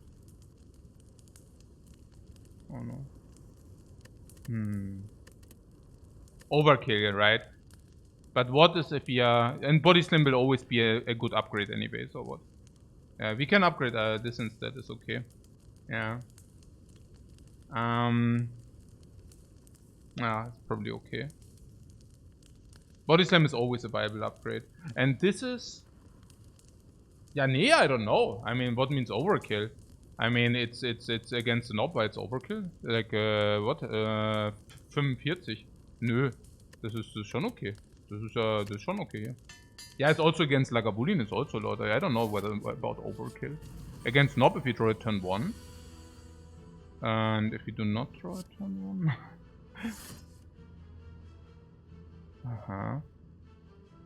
So we can now deal 29. Yeah, I do that. Oh. Alright. So... Yeah, what overkill? Yeah, perfect, huh? Okay. I'm so much in regret of this garbage. Thunderclap is unreal. Yeah, but okay, whatever now. Oh my god. Okay. Oh my god! It's so bad! Okay.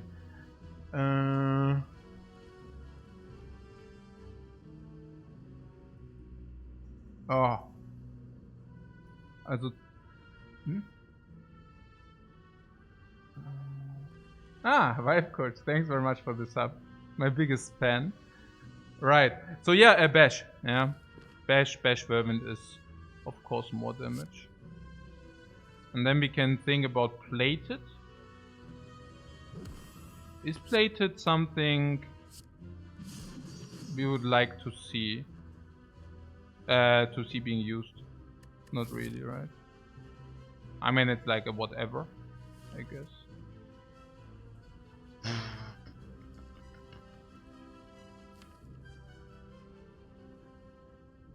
Plated for 4 is a no.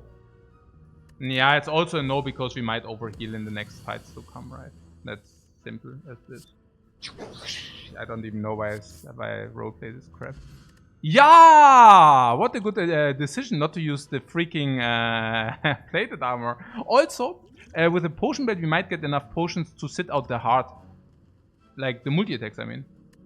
Yeah. Yeah, nee. I don't want it. Oh my god, like battle trance would be good. You know, battle trance. Or like disarm. Stuff like that. Yo. No, I don't want this crap. Ja, Juzu Bracelet. Ja, super. Richtig scheiße. Nein, Mann. Ja, Sapphire Key, ne? Okay. Flex for the Whirlwind. Nein, wir nehmen nicht den Flex. Was geht hier ab, Jungs? Nein. Auf gar keinen Fall. Ja, heilige Granate. Was ist hier los?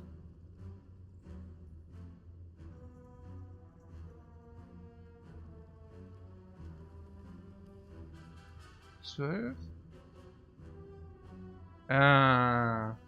Block, attack 30, and Whirlwind kills or we block in, whatever, right?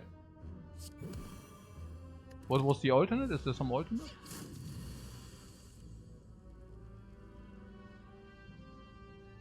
Not really, right? It's whatever. Yeah, and then next time we kill. Okay, cool. Fights in. Okay.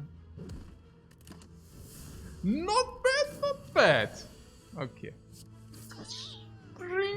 Cultist Potion. Yeah, that's complete garbage. Okay. Ja, Mann, nein. Gib mir doch mal gute Karten. Nur Crap. We are walking through the Spire and we only get garbage, Mann. Ja, es gibt. Das gibt's doch nicht. Das ist kompletter Müll. Okay, yeah. Ein Trench for Body Slam, ja klar. Ja, genau. So machen wir das. Nice.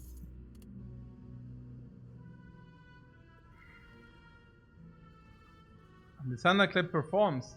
Yeah, performs exactly how we thought it will perform. Pommel Strike is okay. Pommel Strike is solid. Yeah, Pommel Strike is solid. It's also solid with Akabeko, not so much. With Brimstone, yes. Generally good. A generally good upgrade.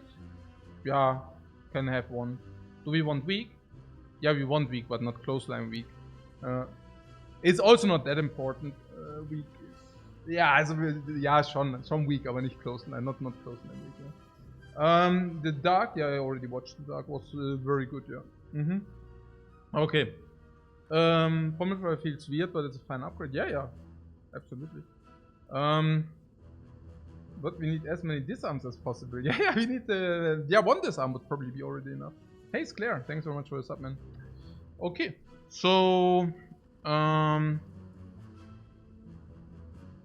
Nee, clothesline is also bad damage scaling. This is not even utility. What about the 0 AoE weak? No, I don't think we want that. We want Shockwave. I think we very much want Shockwave. Yeah, I can go into this monster fight. It's basically for free. But given that there's one monster fight, like this can give a potion, then we are potion pilled.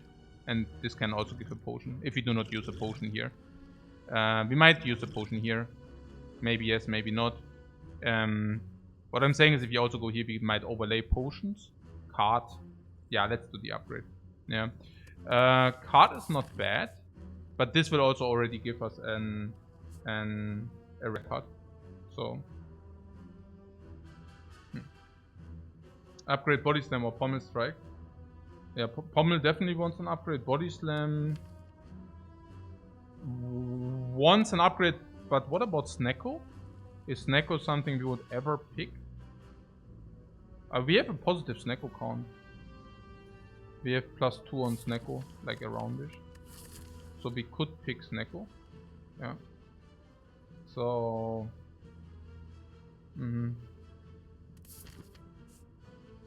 No. And this is not... I don't know. It's definitely good to upgrade this, so whatever.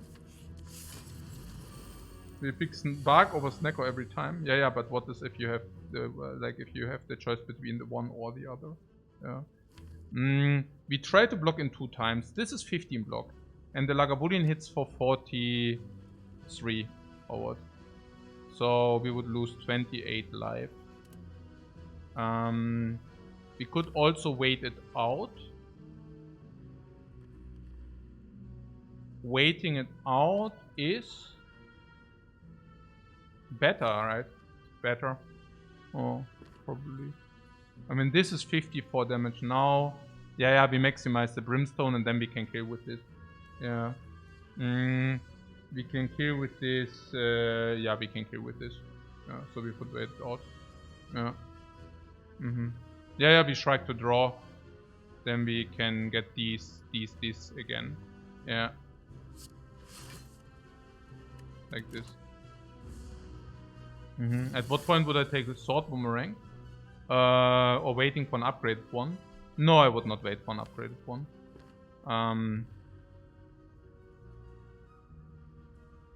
I would not wait for an upgraded one, I would just take it, probably. So what is this? We wait one more turn, right? Yeah, of course. What, use a Cultist wait and one shot? No, we're not using Cultist here. We are... How about the one shot argument? No. I think it's good enough if you can only hit 1 time. That's satisfying. Ja. 48.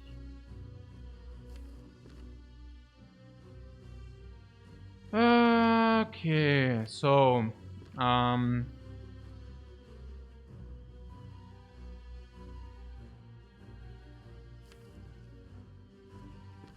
what, not the greatest draw order? No, I think it's okay. I mean, this we play for sure, right? Shrugadov needs to come down. Is it so? Well, I don't know. So, okay. I mean, I guess it's so because we have explosive potion. So if the reach is not enough, we can always go down to the explosive potion. I was just thinking about the damage calculation for next turn. If you have a guaranteed bash into a guaranteed strike, and then we can also calculate like this. Maybe I should slow, like play a little bit slower. 10 strength, 18 plus 24 is like 42. 42 means this is not enough because the 32 is 44. 44, 18 plus 24. Yeah, it's basically 42. So we need to play Pommel Strike, which is not bad because we Retro Whirlwind and this is not even a guarantee for maximal damage because we have 10 strength. So let's do this. And now we can actually do it. Now we can play this for 16 to 42 and then bash into strike kills. If you want that. Yeah, we want that. I don't see anything wrong with guaranteeing a kill. Oh, perfect. Here. Beautiful, no? Perfect. Nein. Nein! Wingfoot, oh my god. Okay. Yeah, it's okay. Act 2. We have Irvin. Okay. Spot weakness is complete garbage. Wild Strike is complete trash. Power Through though. Power Through is the only blocking card which actually benefits from insanely fast combats. Why? Because you do not want to redraw the wounds again. And because fights are extremely quick. They are of extremely quick nature because we already have the Brimstone. It's basically a 1 energy 15 block if we do not get into a redraw phase, which is not even super unlikely. Why? Yeah, because like if the fights are super fast, in half of the fights we do not go into a redraw phase. And in these cases it's 15 block. In the other cases it also gets like, wie sagt man, yeah, hidden expected value. Like if you get something like an evolve, then we can pick that. And let's take pause. Okay. Against Guardian is not ideal, but whatever. So question mark or monster? Yeah, I don't know. The monster has a card reward. Yeah, question mark is better because we can utilize our life, right? If it's a double upgrade for life, it's okay. If it's 11 life loss for 75 gold, it's also okay. There's also something like rodents. We cannot get vulnerable and stuff like this, I guess. If it's... it can also be hidden adventurer. Like an additional elite fight would be amazing. Yeah. Yeah, Merle is trolling. Okay. Okay. But this is free. The monster fight is free. Keep that in mind. I don't even know whether it's better, honestly. Monster fight is free. Relatively free. And... Oh. Yeah. Okay. So... Okay. So this is half a potion, 40 gold. Card choice 50 gold is 90 gold, plus 15 gold is 100 gold. I guess we lose as much life as we gain. We gain 6 life because of the burning blood, of course. And very often we do not even lose a single life, then we gain just 6 life. And yeah, that's pretty much that. But then again, the rodents are also just so good, right? It's rodents and it's also elite. Like, it's both. It's 2 elite fights, and both elite fights are of extremely great payout. If it's a shop, it's not the mega burst. What would we take? The curse for money. The curse for money.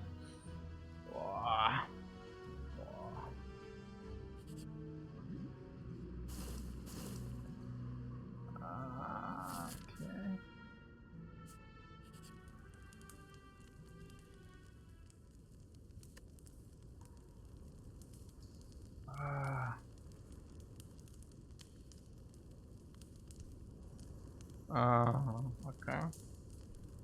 Okay, Smith. Power through is 5 block.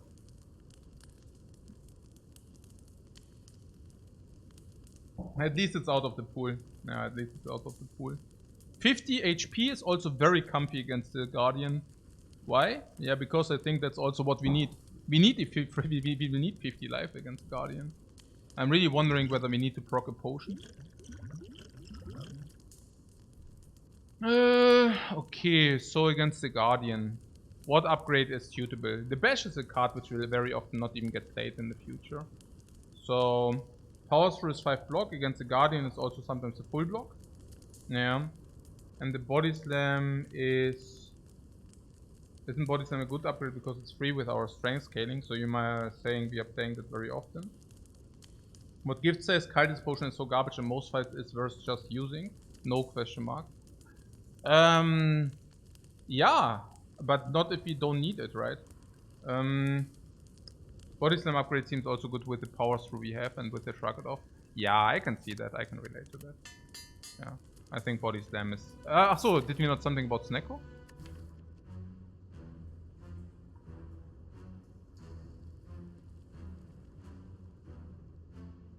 Yeah, good talk, guys. Okay. So...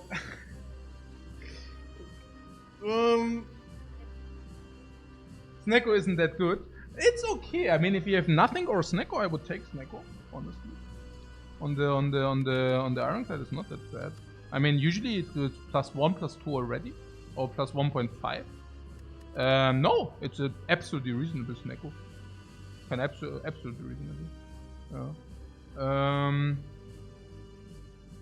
Oh, hey Peter, thanks very much for the sub. Also a year already. Okay, so +2 into Whirlwind is awesome. Yeah, absolutely. I think that's... I mean, it's only a 14% on Snecko. So the question is the 5 block upgrade The 5-block upgrade is also not bad, but the body slam is a good upgrade. Yeah, I mean, that's definitely a true statement. So, I guess it's just, yeah, it's just very close. Alright, so, you were wondering about the potion, right? So, I think sometimes you can even use the explosive potion to proc him for the quadruple attack. If you do not proc him in the quadruple attack, we at least defend, right? So, do we really think that we need... Okay, again, this is clear. This and this is also clear. It's clear, right? Yeah, because we have a chance that we do not draw the whirlwind. Like this and this. So the fight should be fairly easy. Yeah, I think so, right? We have a 54 life total. And we do have blocks. The rest, if we proc next turn, we do not block the first attack, most likely. And then there's a multi-attack, which we can eventually block in.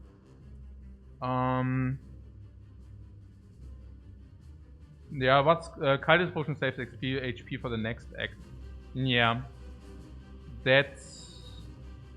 I'm not sure about fairly easy. Also fairly easy, yes. How much does the Kaidos Potion save for the next act? The slavers, we always wait for whirlwind and then we kill with the whirlwind. Against the Book of Stabbing, yeah, whatever. It's a fast fight as well. Against a lot of gremlins, it's a fast fight as well. There are not real fights where we use the Kaidos Potion in the next act besides against the boss. So the next application for the Kaidos Potion would be the boss fight. Which is, yeah. Yeah, it will not do much, right? And if we find a potion here, we already have 3. Then we go into the first fight. We probably solved it without a potion. I don't even know how many fights we solved without potions. We also want to take a lot of elites. But yeah, the Kaidos Potion will probably not do much in the... I mean, the fights are all of fast pace and keeping the Kaidos Potion wears off because we already have Brimstone, right? So... Naja, fights which would be solved with the Kaidos Potion, like the Knight, are also already solved with the Brimstone. Yeah, so there are really not many. Yeah, we can probably just use the Kaidos Potion. Should be correct. It's also a super good use. Yeah, I mean, it's, against the Guardian, it's just, yeah, a very good use.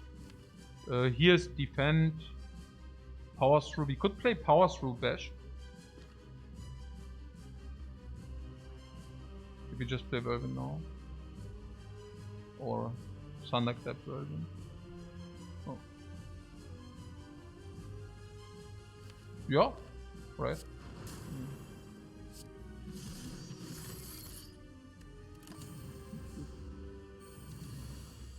Oh. Oh.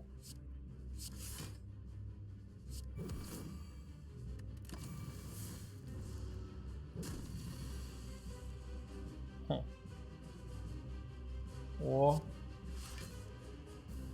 Boah, full block halt.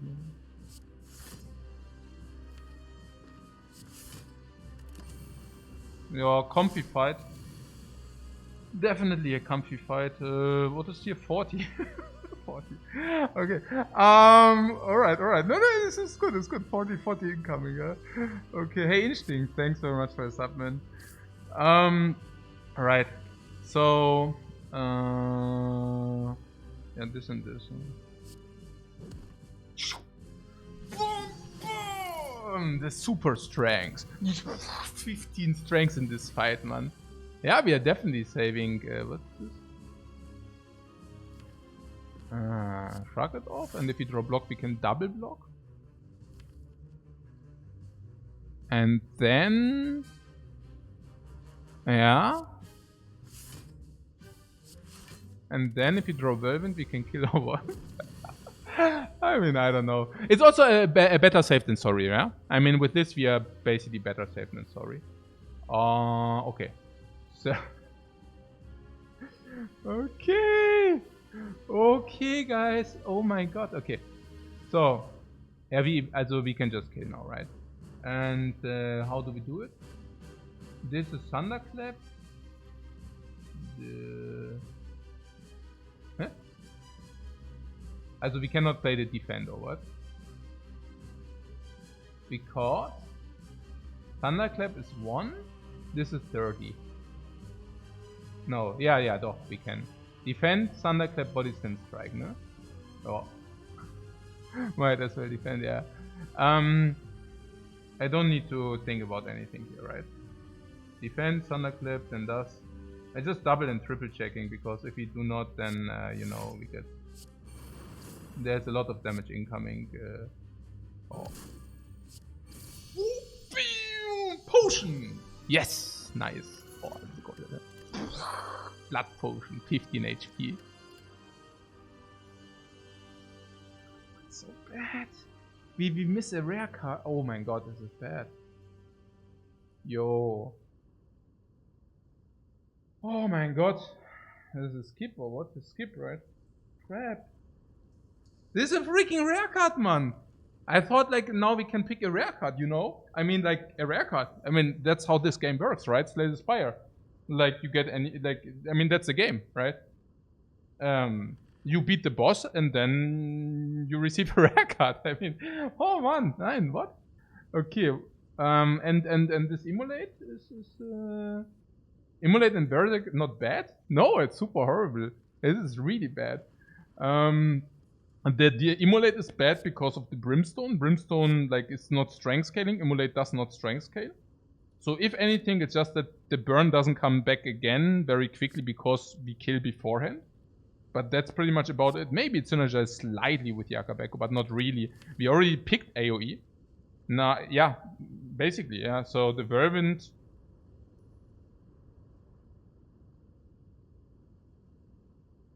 Also if it's anything, it's the Immolate, but I don't even know whether that's good enough, honestly. We could make an argument because we have been boot, so we want to go elite farming. That's also completely obvious. We really want to go elite farming. And I guess the only question is, alright, about the elites. So there are the slavers. Against the slavers, if we draw the Whirlwind, we kill. So it's like 45 damage. Or 60 damage, whatever. We have also the option to wait one turn. We could also just play whatever we like. If you draw a Pommel Strike, we can play Pommel Strike, and then we can maybe kill the slaver, or we can draw Whirlwind, and then latest like we draw it the turn after. We draw it the turn after latest. Against a lot of Gremlin.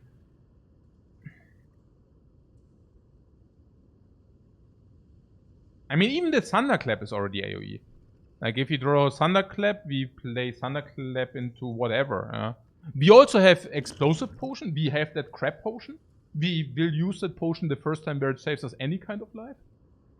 Naja, against a lot of gremlins we can use it, against slavers we can use it. As well. We already do have an upgraded Body Slam.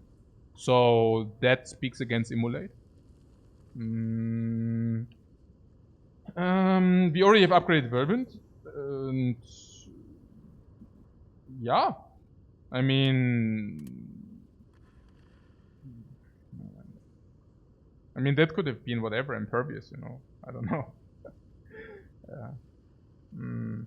Feed would have been really, really, really good. Yeah.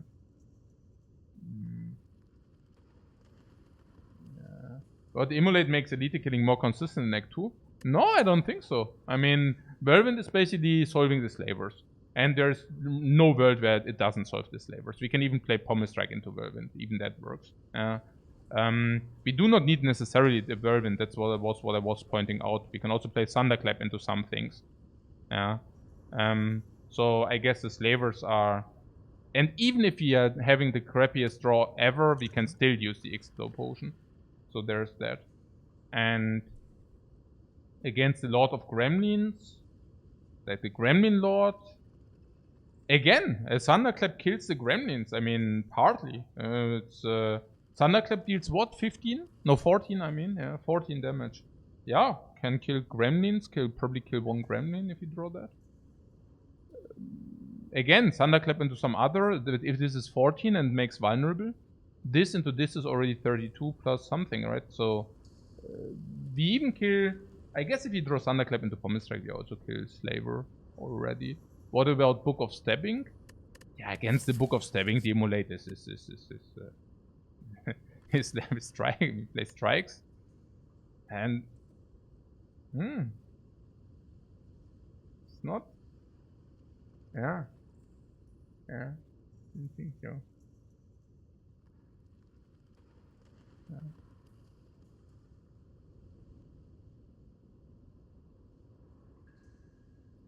Yeah, no, like the slavers are usually gone. We already also picked the.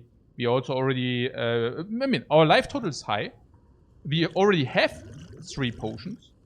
And the Akabeko Whirlwind is really cleaning up a lot of stuff. Especially Brimstone is also clearing up a lot of stuff, yeah? It's really potent. And yeah, like this, basically.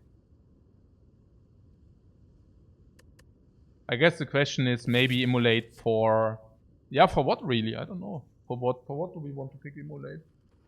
I don't know. Maybe Snake Lady? But again, like Thunderclap is also doing that. Whirlwind is also doing that. If we draw Whirlwind, then we play Whirlwind, okay, then new daggers. Maybe having another Explode Potion at that point.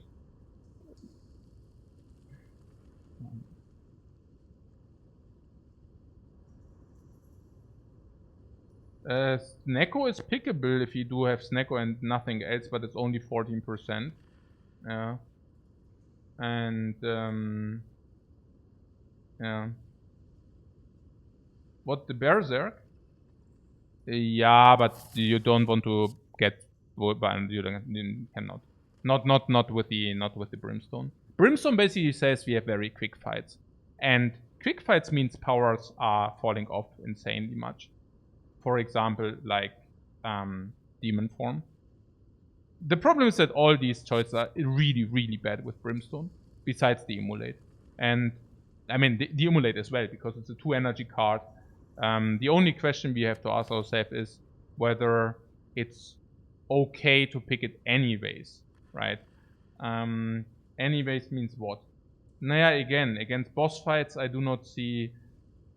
Many boss fights are also solved with the AoE we have at hand. We have a double AoE.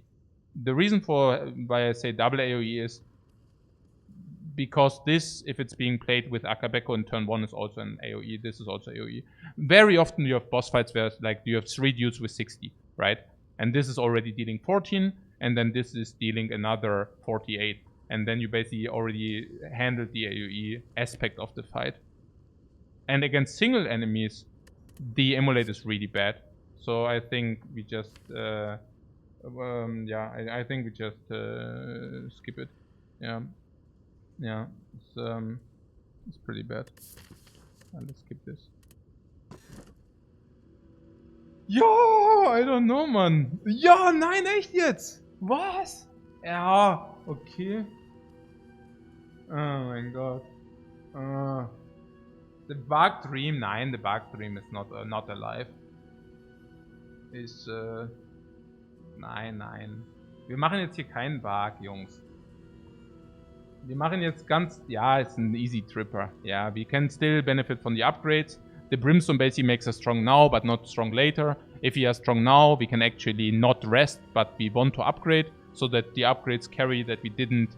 The upgrades basically carry the late aspect of the Brimstone. So Coffee Dripper over...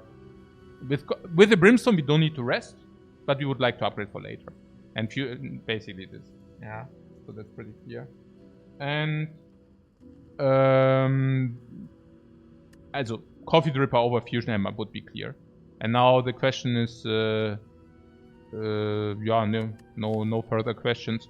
The Dripper is also good with Pommel Strike, is also good with Whirlwind.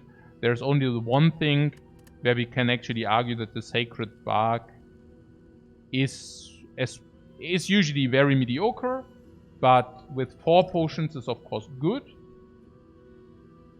which would be a possible solution if this would not be just simply free energy.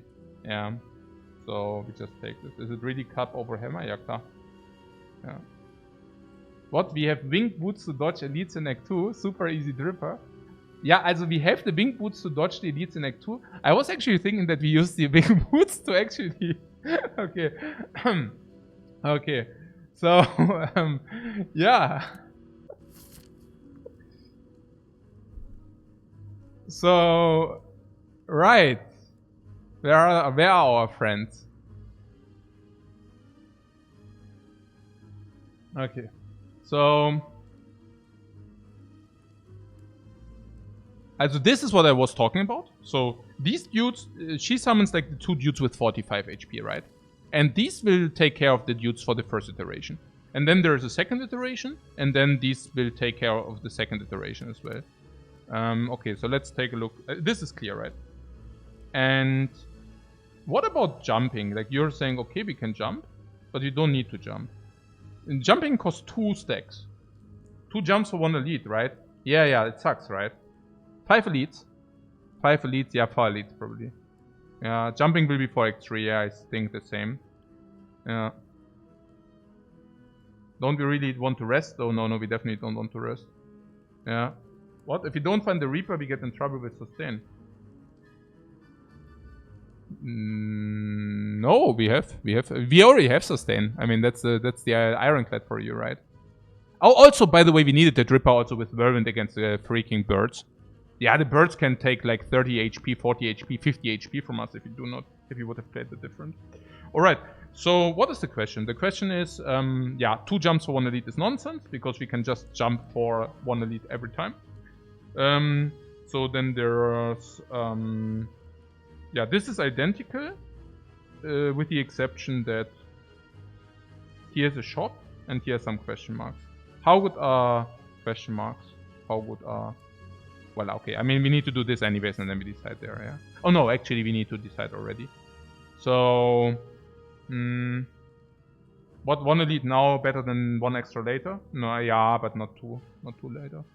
So, what, the book is not scary? I don't think the book is scary. What about question marks? Is there some reason why question marks are super cool for us or not? What about, hey Spritzkopf, danke für den Subman. What about apparitions? Apparitions? Brimstone does make sense, right? Not so sure. Right. What variant is complete garbage? There's no single target damage yet. Yeah, we have this. We have this, and we have 4 energy. It's not a problem.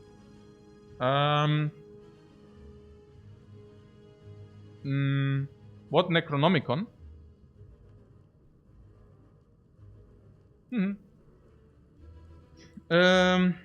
Necronomicon is really good, you say? Necronomicon.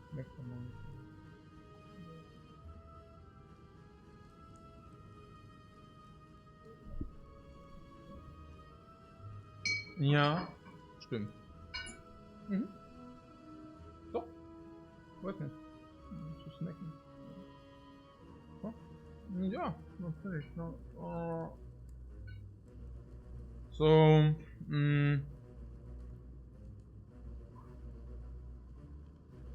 Arena, it's not like early question marks. Oh, curses! Yeah. Blue candle, right? Necro curse with blue candle, yeah, if you get that.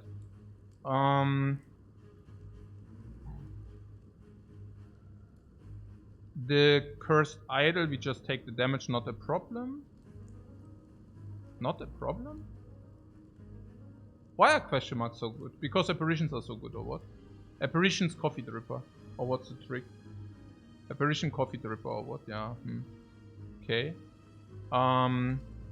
Choose one of 20. Ah yeah, shop is here. Yeah. What necrocurse with candle is insane? What do you mean insane? Where is it insane? Oh yeah, even the library to snipe it disarm, that's right. Yeah, okay, I can see that. Okay. Man! Ja, double block into bash halt, ne? This for 4 currently, so probably not good enough. Probably not good enough. So double block attack. Then she will attack again. But we do a power through and frag it off. Oh. Is there some way to kill it with 4 strength? Whirlwind is 12, is 18, is 72. Does not kill. Does it kill with Pommel Strike? 75? No. Huh? With body slam. With body slam would kill. 6.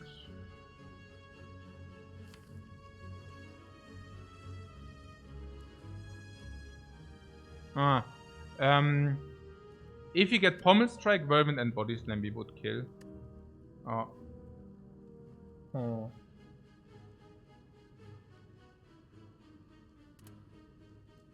But we can also use the Explode Potion if it would save us a lot of life. Yeah, okay.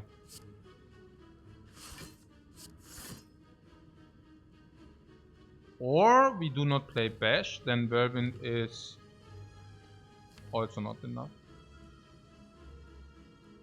12, 20,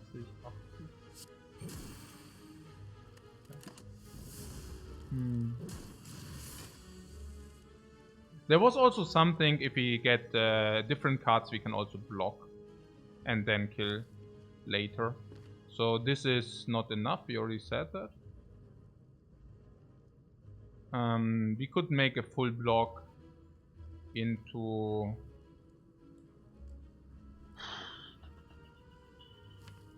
Naja, good, there is nothing to do, right? I mean, I do this and then see. Oh yeah, I could have actually played plated. Explode. But that doesn't really make sense, right? Especially not if you have a power through possibility. To draw. Like, we have power through to draw, we have body slam to draw. No, not really, but... Okay. So this into this is basically 24, 36.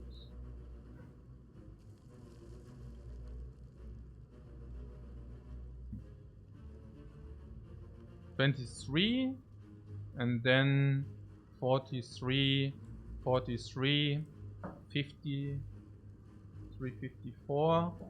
Dankeschön. 54 bis nachher. 54, 6 strength. 54. Yeah, easy, right? Yeah, okay. Yeah, okay, cool.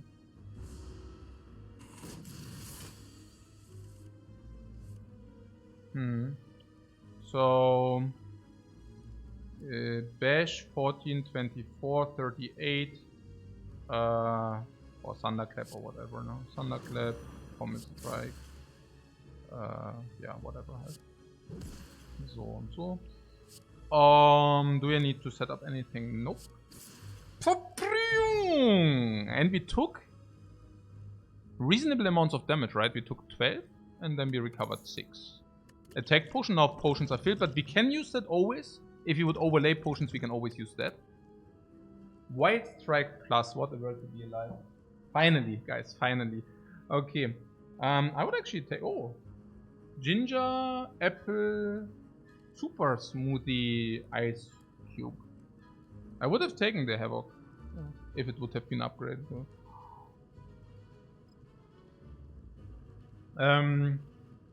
Nothing. Skip again. No.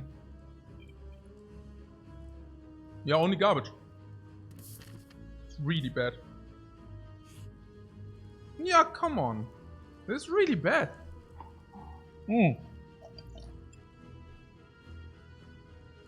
Yeah, we take it.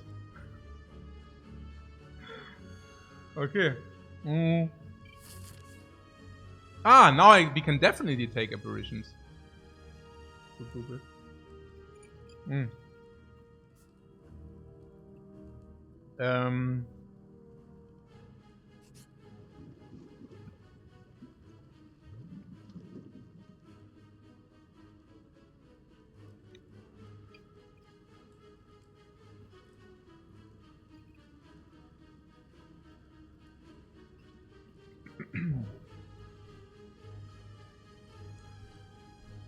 Oh my god. Yeah.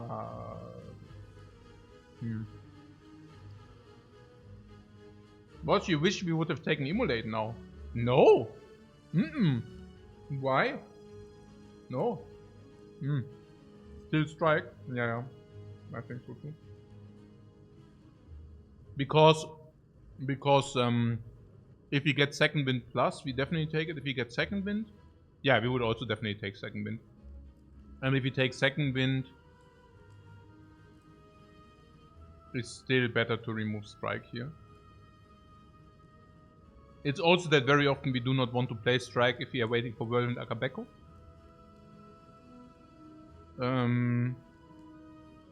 With 4 energy, it's definitely strike over bash for remove.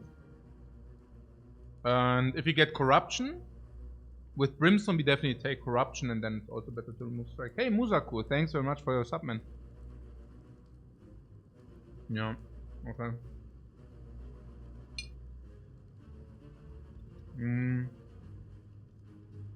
What are we praying for? Reaper? Reaper would be super, but we still have Burning Blood. Strike, yeah. Yeah. So, what did we say? 4 elites. Here's a shop here. We can choose... Yeah, we can just choose more question marks. If you want. Are we in for these question marks, yeah? It's not bad. Because if we get question mark shop, 3, 6, 9, 12. Shop is perfectly fine. And then we can like 20% for a shop. And then we can skip this. Yeah, it's pretty good. Apparitions now, we lose not real HP. That's also nice. Is there something which speaks for taking more shops? Over this? Not really, right? Because floor 20 and arena can come from floor 21 or what? Or was it 23? I don't know. But yeah.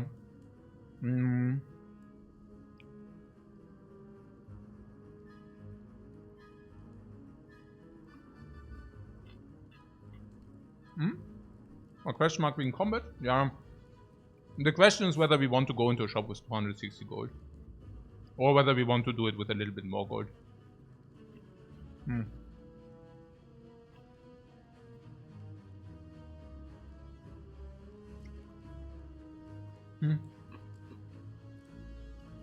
What? A library item. Yeah, more shops to find disarm, but question mark is also library. I mean, so yeah. And honestly, sometimes it's just illusion of choice. Okay. Ja, also Body Slam halt.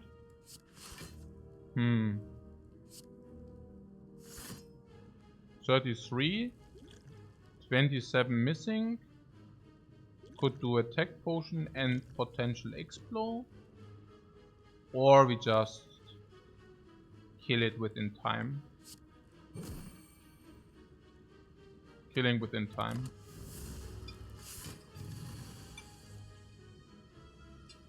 Isn't there something like a question mark is always a fight after a shrine event? Yeah, hidden knowledge. I don't work with that. 48.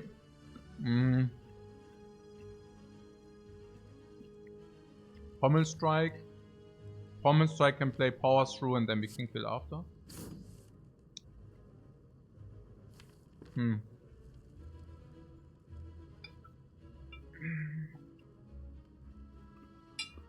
Okay. Ja. Or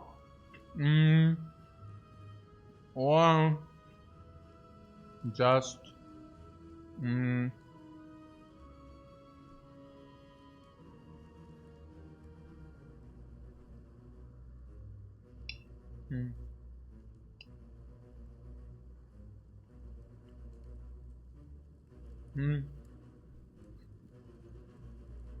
Ah, that's what you're saying. Everything is hidden knowledge. Yeah, but maybe something is intended and something is not intended. Yeah. Yeah, Redbeard says the line is to draw at RNG bug, not hidden versus exposed. Yeah, pretty much that. Yeah, it seems that I guess it's something about a brain structure, whether you have a troll brain structure or whether you do not have a troll brain structure. I think for everybody who tries to approach this in a logical way comes to the very same conclusion. But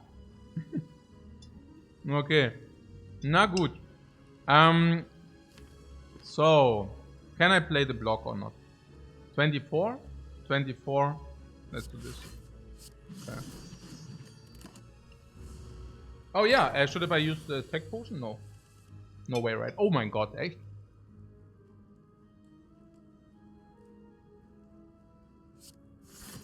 Huh? Was?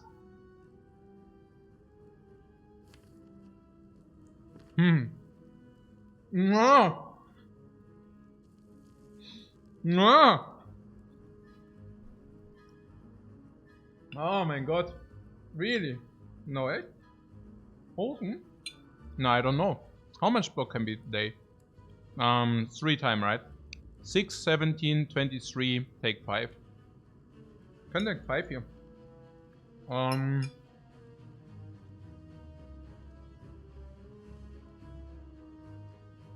Yeah, also before I use a top potion, which does not, I mean, 5. Okay, what about the plated? The plated is complete crap. We could use the plated here. Not even kidding. 30% for potion drop, right? So 4 life, 6 life. Would you rather have a plated potion or 6 life? I don't even know. The plated will not do much in the future. Against the Book of Stabbing it will probably do more. Yeah, we have the blood potion too. Yeah, never mind, never mind. I'm just talking here because, like, you know, because I'm sad that this happened. No, you're absolutely right. Of course, we would always use. No. Okay. Yeah. Oh my god. I don't think Heavy Blade is good enough, by the way. You think Heavy Blade is good enough? Heavy Blade is pretty bad, right? Any upgraded Sword Boomerang is so insanely much better. Even Sword Boomerang is better. Heavy Blade seems like bait. Yeah, I think so too. Heavy Blade is just not good. Especially not if you already have Body Slam Pommel Strike. Naja, if you play Pommel Strike, we will always be able to utilize all our energy. And, yeah. No. Yeah. Peter says it's kind of funny how bad Heavy Blade is when you don't even want it with Brimstone. Yeah. That's right.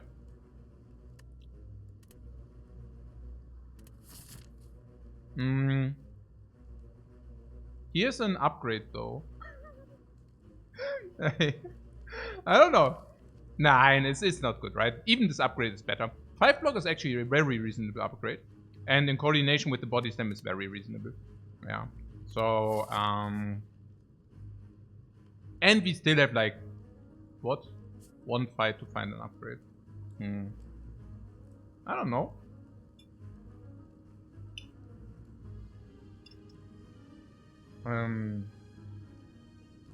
It's not good enough, right?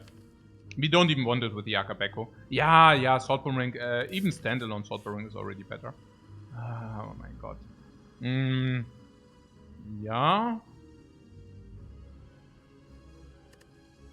Also Apparitions Coffee Dripper. Apparitions Burning Blood. Apparitions No Real Life Loss. Apparition Brimstone, right? Is good enough. Apparition can also find Copy Apparition in the shop. Can also find, and this is insane, the thing where, like, the spoon. Yeah. Okay. Whirlwind? Yeah, and even if this happens. Yeah. I mean, why not?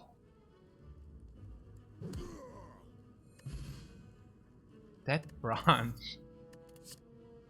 Ah.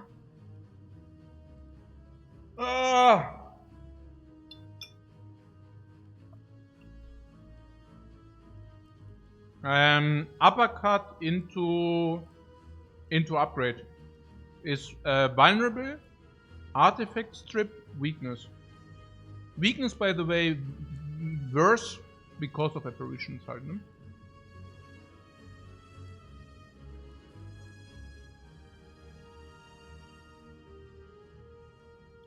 I don't know. But uppercut into upgrade is too good, right? Oh yeah, the dead branch. Yeah, the dead branch, apparition dead branch. I'm not even sure.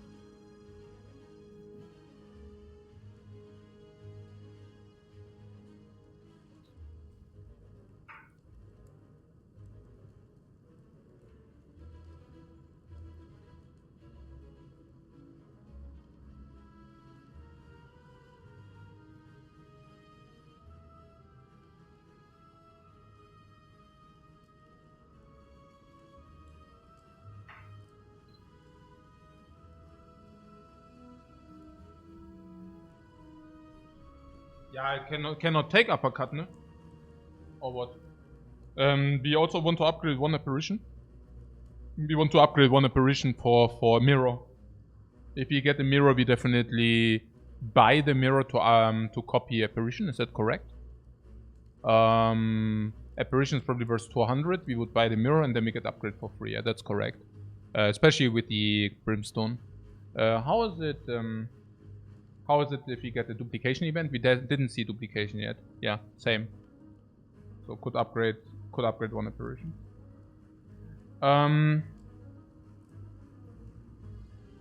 Gift says these card rewards are ridiculous. Just goes to show how much brimstone warps the run. Yeah, with these card rewards, we are definitely increasing our win rate with the brimstone.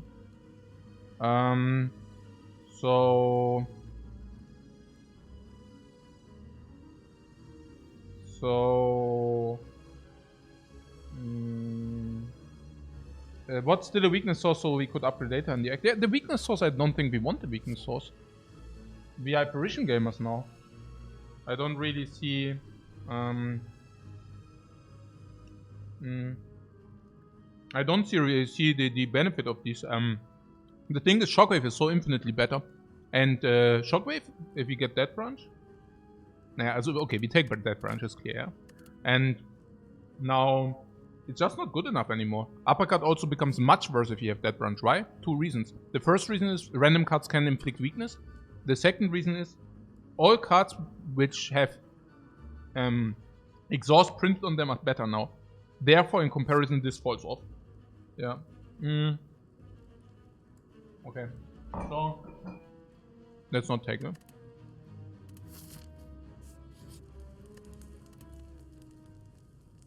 One apparition upgrade.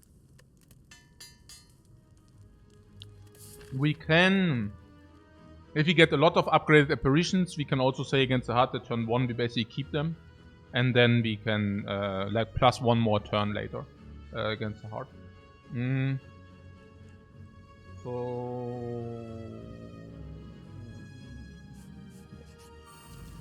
oh yeah, the infamous book of stabbing. Not really afraid, are we? Apparitions need to be played, of course.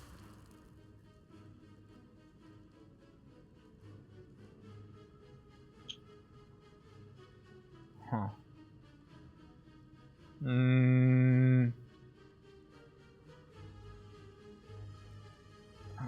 We can do that. But do we want to do that? I mean, otherwise we get... Yeah, okay, we cannot spend... It's probably okay, right? Yeah. I guess. Lol. Okay. Naja, if we would have not played it, we would have received another card next turn. I would have also not minded that, but yeah. Ah, new cards. And we get a new card if I do that. 4 strength. Or 1 vulnerable and damage. Huh.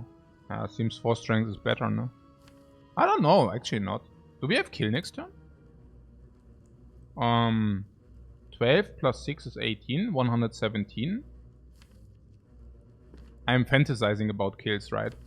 It's like way off. Way off.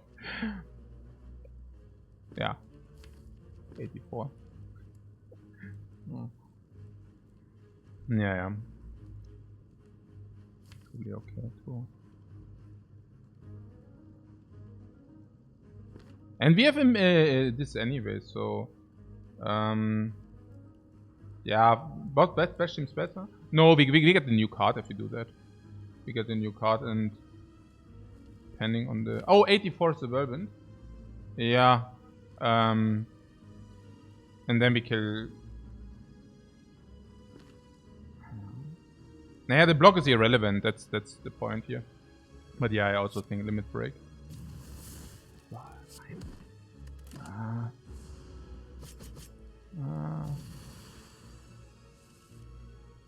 Huh.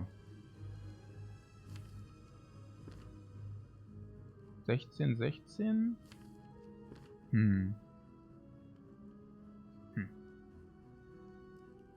What, plated? No, never plated. To block the wounds. Yeah, but we heal to full. Like, we always heal to full. Like, why would I use a plated? No, I don't think so. I think it doesn't make sense. And here we have this. And in the worst case, we have attack and explosive for reach. So I guess... Huh. So you're saying that's like risky or what? Because of the wounds. Huh. Maybe I played too quickly, I don't know. Huh. I don't think so. We have 12 strength, we have attack potion, we have explosive potion, should be fine. What was with the other, with the bash?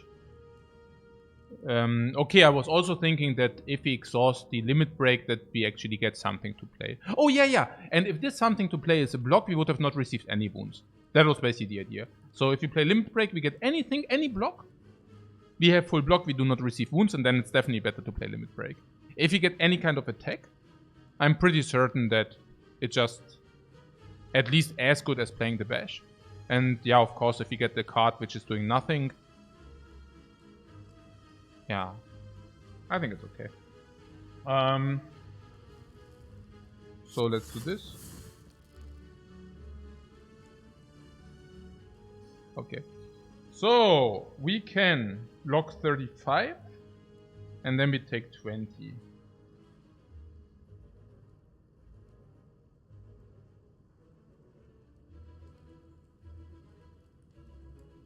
I don't know.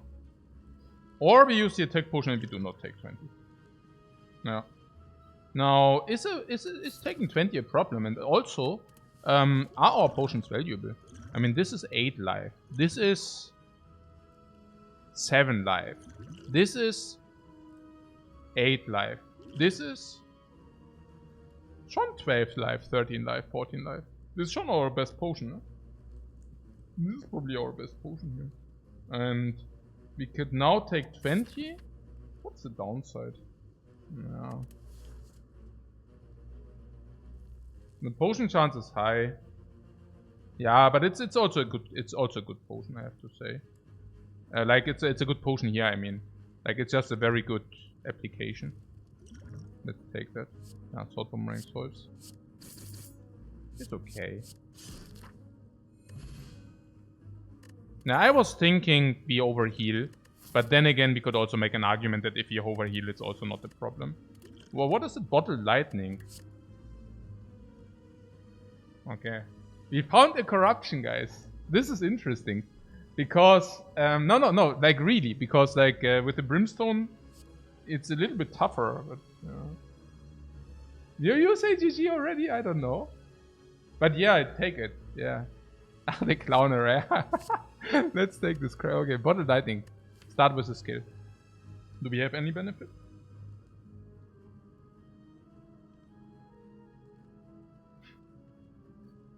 Yeah, very tough. Yeah, okay. Nah, okay, you mean because we have also 4 potions as well, yeah. Interesting. Green Apparition. You're saying we start with the Green Apparition in hand. We can choose whether to play the Green Apparition or not.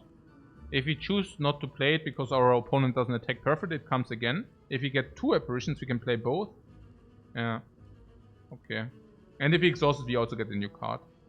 Okay, fine. Keep in mind that it slows down...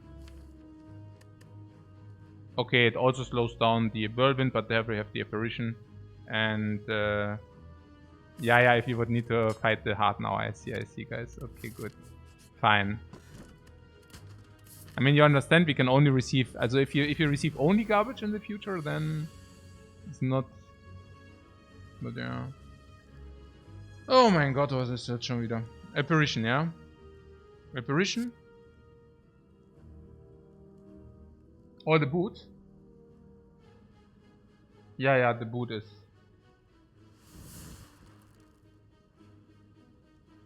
Das ist noch so ein Müll. Dark Embrace Defend, or what? What Order? Ja, Order, genau. Ja, klar, ja. Dark Embrace, ja, das machen wir, ja klar. Dark Embrace Defend, let's go, oder?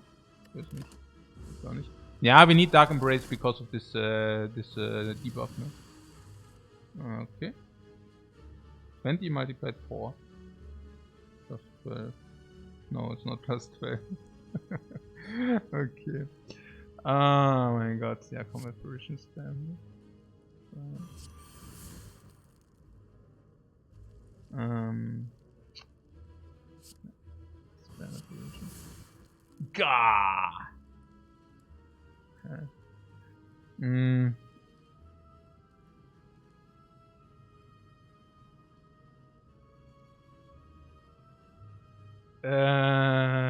Okay. I don't know what I'm doing here. Like this, right? And then it's about it, or what? This?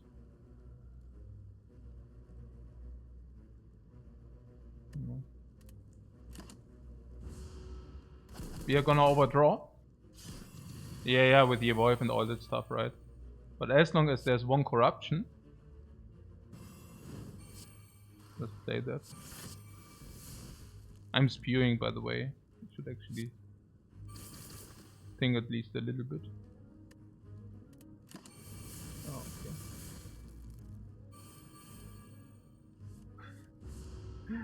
okay. Okay, good. My hand is full, and I haven't even drawn anything, guys. Oh my god. Yeah, the hand is still full. Okay. Do I need to set... I have also nothing to set up, or what? Okay. What is that? Is there something I need to take care of? Okay.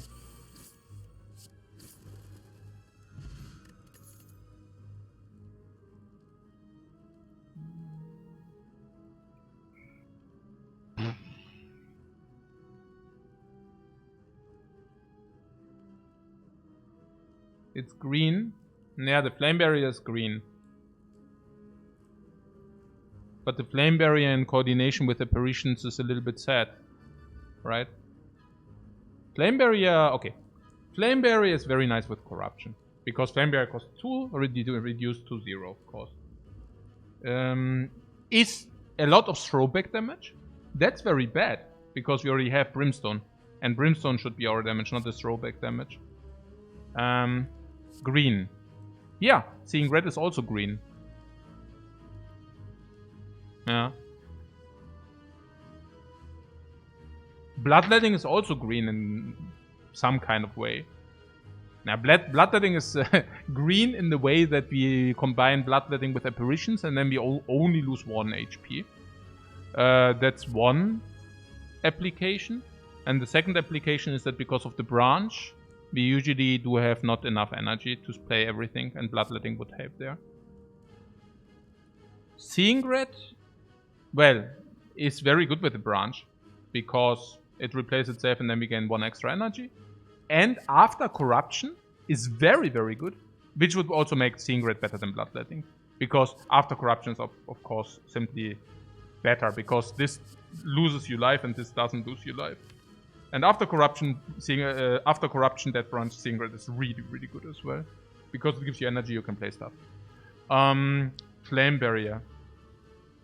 Yeah, I don't know. I mean, I guess 2 things. The first thing is Apparition. Flame Barrier is complete garbage, no? You simply overblock. And the throwback damage is not so important. So I guess it's just like Seeing Red.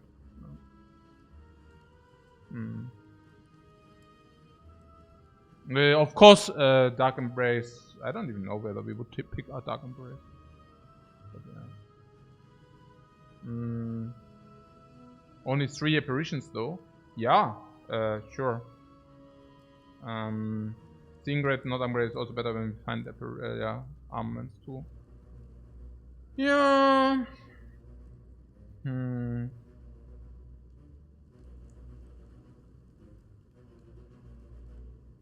Yeah, I don't know about this Flame Barrier. Especially if you start with an apparition.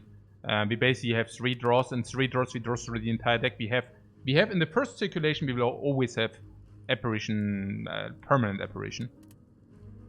And their Flame Barrier would be really, really sad. Oh. I don't even know about 16 block being that great. 16 red. Seeing Red is just like super solid in all aspects. Corruption first, yeah.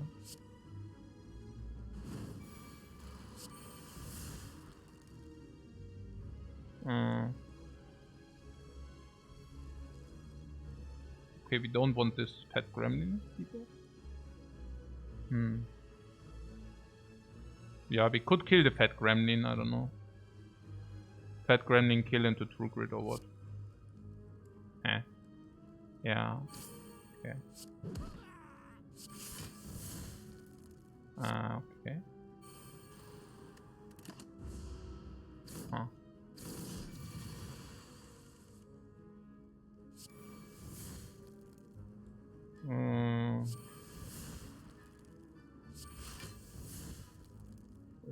Juggernaut.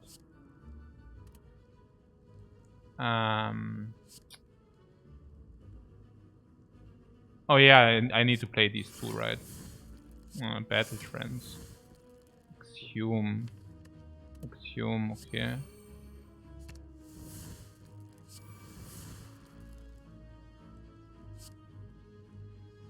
I don't know.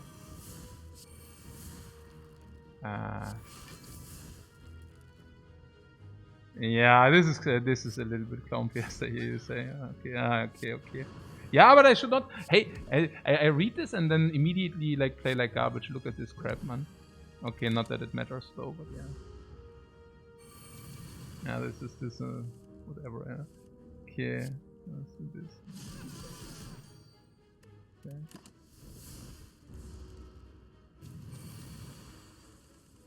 All right. Lantern. I mean the relics. And some are very nice, but some are really bad. Shrug it off plus.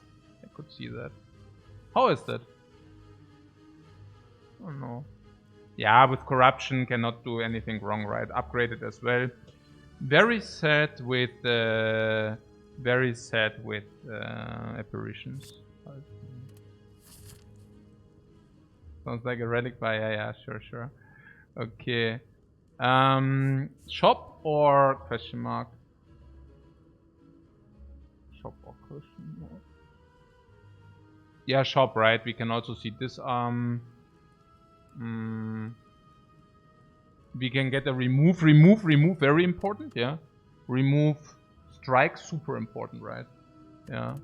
Okay. Got to spend that gold. What about this strange spoon, though? Oh my god. This is so stupid. Okay. Yeah, is this strange spoon positive or negative?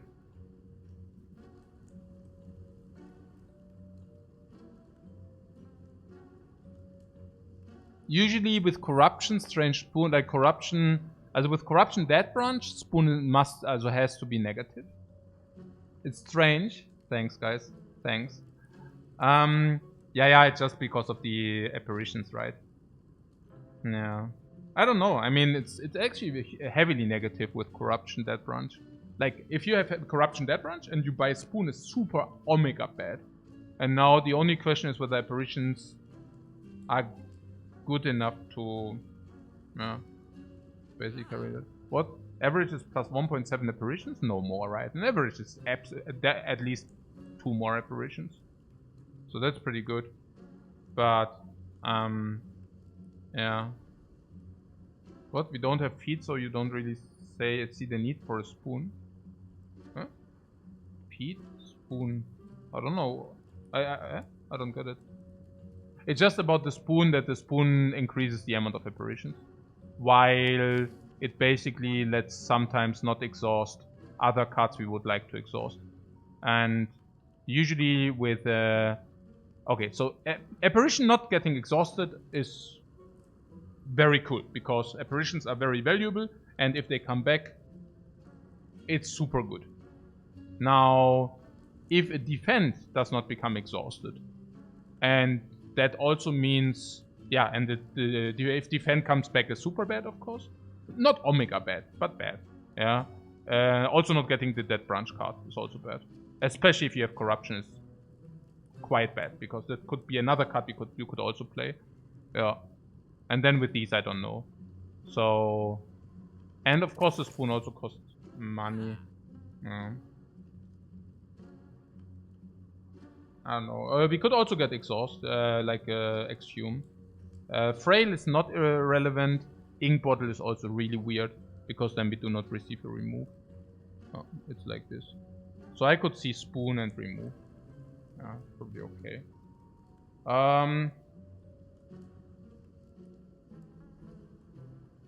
What? The dead branch already clocks our deck already? Yeah, but not really if you have the spoon. If you get a copy, if you get to duplicate one apparition, we really have apparition 8, like 7, like this would be really good. And yeah, like this. I don't know. It's strange. Right.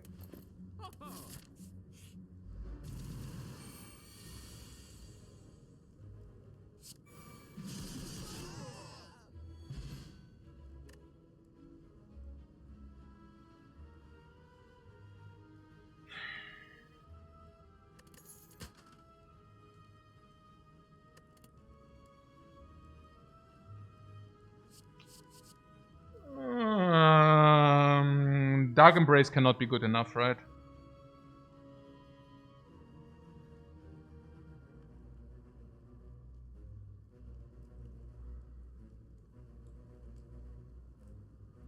Dark Embrace with spoon is really weird. It's all completely overdraw, yeah. I also think so. It's also, if the exhaust works, then suddenly we overdraw. Like, if they don't exhaust, Dark Embrace is complete garbage, and if they do exhaust, we have that branch for that. It's also, if it would be upgraded, it would be different. Okay. So, the dead branch is our Dark Embrace. Yeah, that pretty much sums it up, no?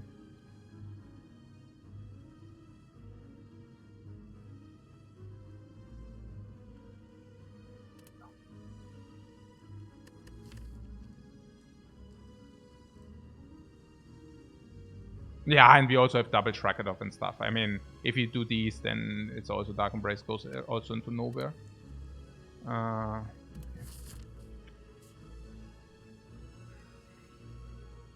You have enough life to work with if this is... Naja, this can also be Red Mask Slaver. What is about Red Mask? Red Mask strips away artifact at least. So what? What the spoon makes Blue Candle pretty bad. Yeah, but Blue Candle is whatever. Like Blue Candle is just a curse. This could be a shop. Yeah, if it's a shop, we have a remove for 125. That would be okay. That's okay. Yeah, it could be a shop. It could also be a Ritual Dagger. A Ritual Dagger which does not exhaust sometimes. How's Ritual Dagger, guys?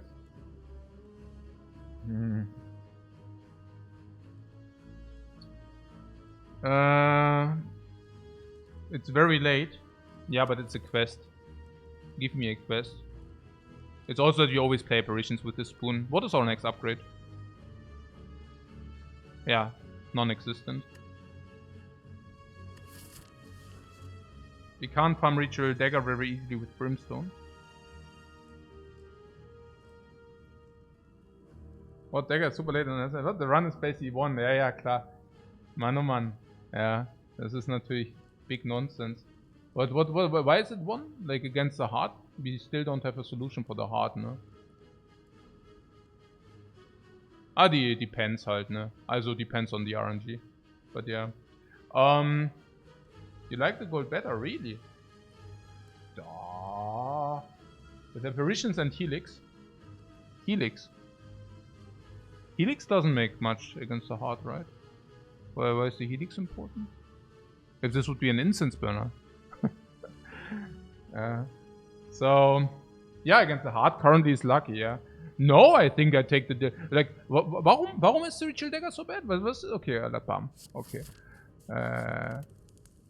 Good talk. Yeah.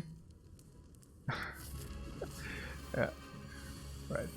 So, is it too late? 9? It's never too late for the freaking dagger. I don't know where this comes from. So, let's... Oh. Yeah. Let's do that.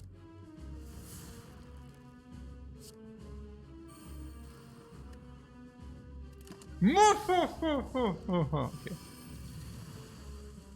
Where's the freaking vermin? This is what? Secret, right? Bloodletting? Then we lose our buffer. Egal, ne? Whatever. Why did I play that? Stupidity, okay, cool. Alright, okay, nobody saw that. Kicking around, right? Yeah, okay, I stopped this crap. Okay, wait.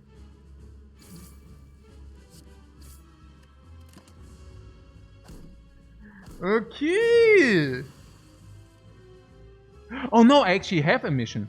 I should really not like do too many stupid things. Okay, never mind actually. Probably whatever.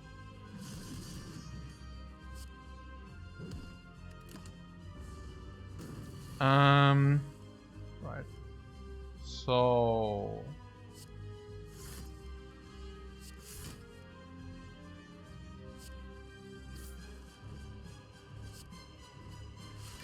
we are just chilling.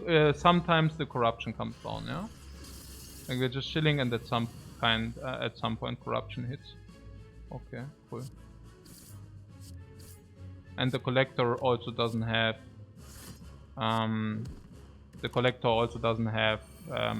Much benefit from the strength gain. Okay. Bloodletting just can be played, whatever. Then we have this. And also... Huh. In the worst case it costs 1 life into the next act. And now I'm just going for the dagger, no? Oh. Okay. Dagger is 29 but weakened. So rather not. Like this. Okay. Huh.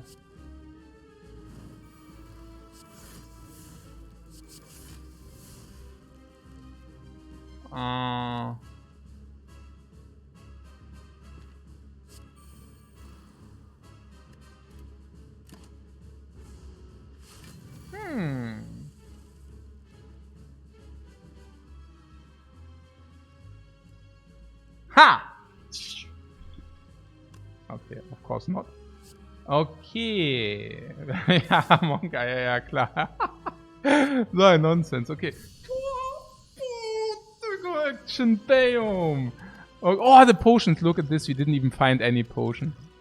Ja, and Dagger is already there. Ey, das gibt's doch nicht. Das gibt's doch nicht.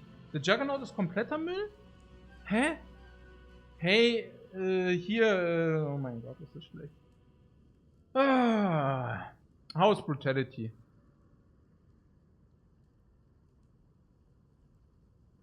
Brutality Helix is a little bit sad. But Helix is not very impactful anyways. Brutality...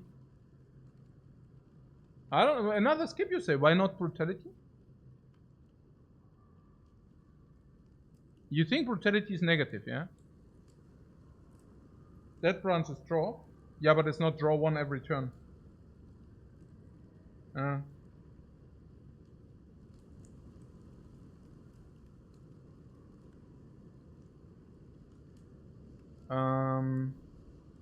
Because boom branch. Yeah, but drawing 6 cards every turn cannot be that bad. Are we scared about the 1 life loss or what? I don't know. Yeah, stop these, Merl. Yeah, absolutely. So, Brutality.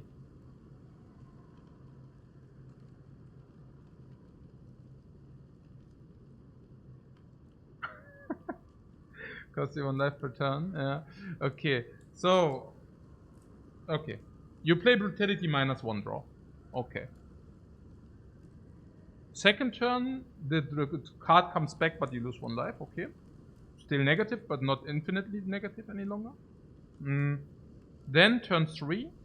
Like, turn 3, like 2 turns after you play Brutality, you lost 2 life and drew 2 cards.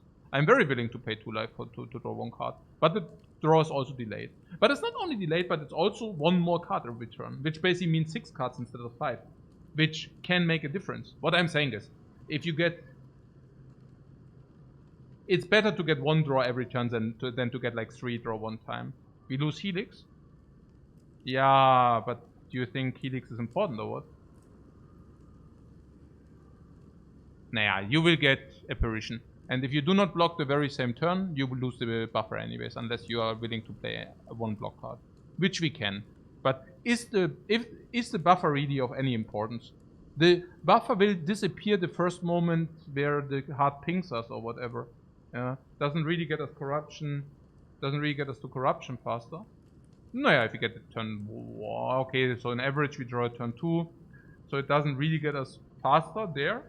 But again, in every fight, I would say break even 3 turns. And you play Brutality in average whatever, turn 2. So if the fights go 4 turns, Brutality is positive. We have Bottle Apparition. Yeah, eben. No. So... With Brimstone fights also go quicker. Yeah, they go quicker, but do they go 4 turns? And I think... probably the answer is not. It's also something about Rupture Plus. If you have Brutality, I take Rupture Plus. And then then we can upgrade Brutality. I'm willing to... If you find Rupture Plus, I would be willing to take that. Nah, I think it's okay. I think we can take. You say because of Fossilized Helix? Maybe. It kind of goes like this, right? If turn 1 we don't draw extra apparitions, against the heart we would not play apparition. And then turn 2 If you do not draw any apparitions again, and it's a big attack incoming. Yeah, but it's a very borderline case. Oh.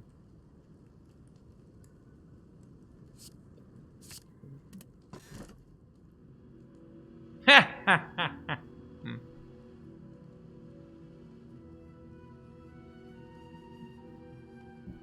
Yeah, I mean, we take it, or what? I don't know. You want it, right? Or it's like Runic Cube something. Brutality Cube?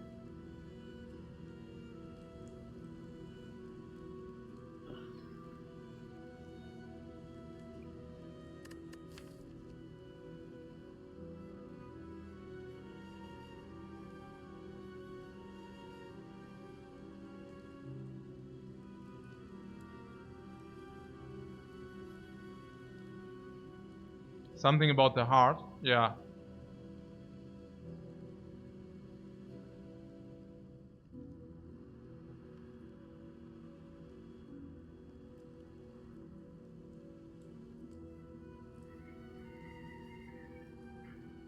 I hear child's approaching.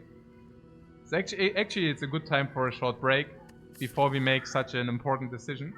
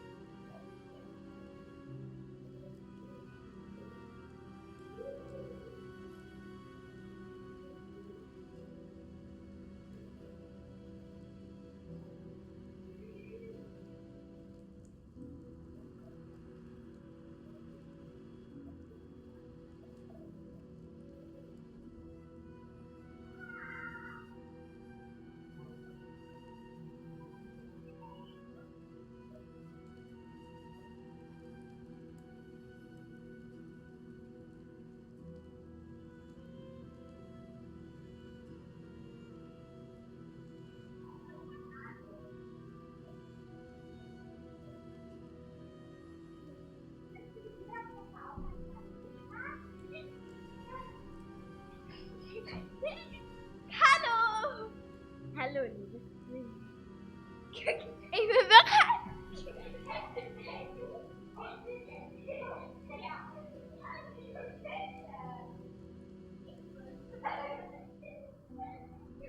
Aber meine Schwester war einfach übergeschnappt.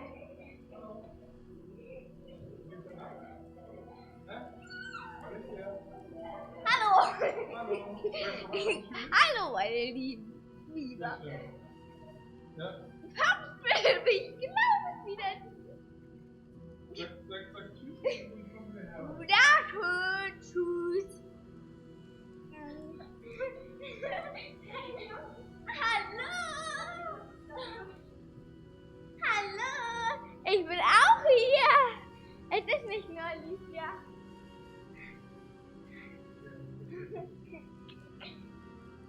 Hi! Ich bin... Menno! Tschüss, liebe Mutter!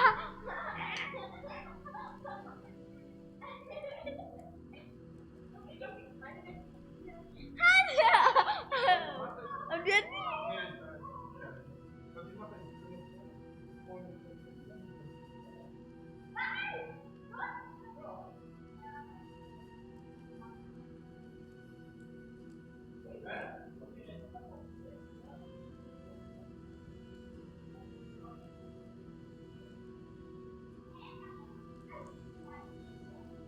Ja, hier, gell?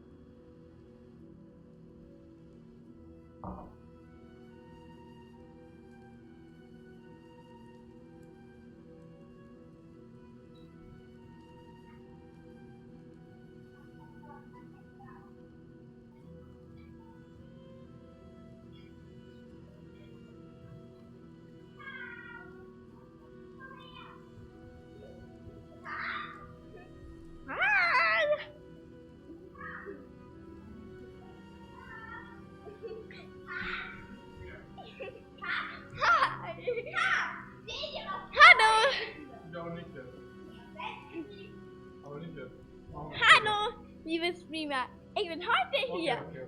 Früher. Stream. Okay, absolut. Okay. Na gut. Tschüss, liebe Watcher. Okay, sehr schön. Did you... Yeah, a lot of happiness there. Okay, so...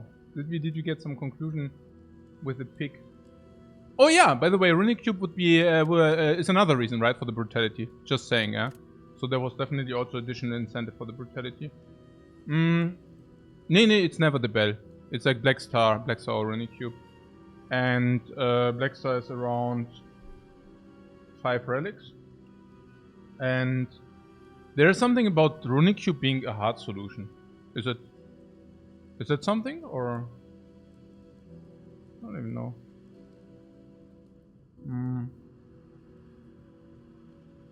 Yeah.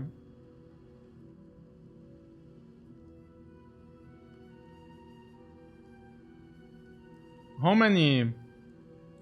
5 relics in average. Yeah.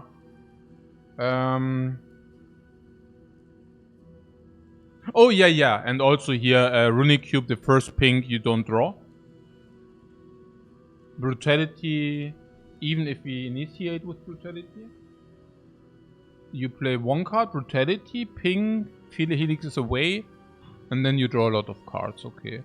If we bottle Brutality.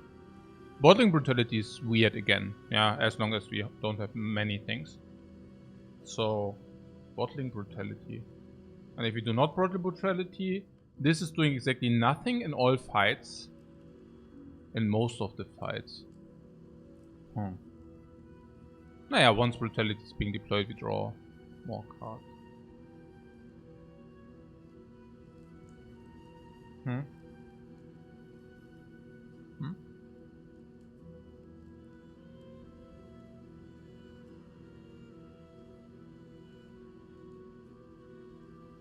Above cube? You guys think that the cube is insane or what? What? Over the... what? Over 5 relics, yeah.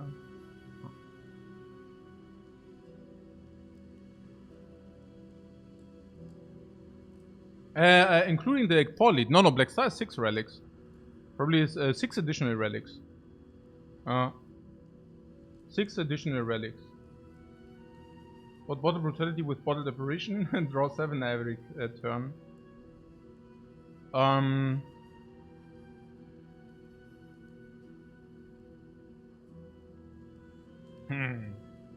and the sun is coming out. How much did I miss that? It's incredibly unlikely to matter. Always with this incredibly unlikely. Also in the Spire everything matters. And I can promise you a choice between Runic Cube and Black Star, which are doing inherently different things, matters of course a lot. Yeah, sure. I mean, it's like saying, okay, before the Brutality that didn't matter or not, right? And suddenly it matters because there's a Runic Cube on the screen. So the elite shouldn't be a problem, no matter what. I see only Nemesis as being not a problem. No elite is a problem. So we will definitely get... This is basically saying 6 relics. I mean, I don't know. Like, how much do you like relics? Relics are probably an integral part of Slay the Spire. I just wonder how much. Something like an incense burner is insane. Yeah. There, what? How many relics? I don't know, 60 relics? So taking the Black Star has 10% on incense burn. I don't know. Incense burn is solving for sure everything. You have 10% on every relic if you take the Black Star. 10% on incense burn. 10% on... I don't know. What are there? Like what kind of relics are there which are super cool? Some block relics are not very cool, like Anchor. And these 3, they are not very good. Some relics give you dexterity. And the only thing which I think about the Runic Cube is that that maybe it draws us a lot of cards against the heart. But really? I mean, like 20 cards? Or what are we looking at? You're saying what? Mummified Hand? Interesting. Ashes? Yeah, there's also the one where you get blocked afterwards. Gambling Chip? Yeah. Gambling Chip is huge. Yeah. So... Peter asked about whether the only way to lose is like against turn 2 or 3 against the heart.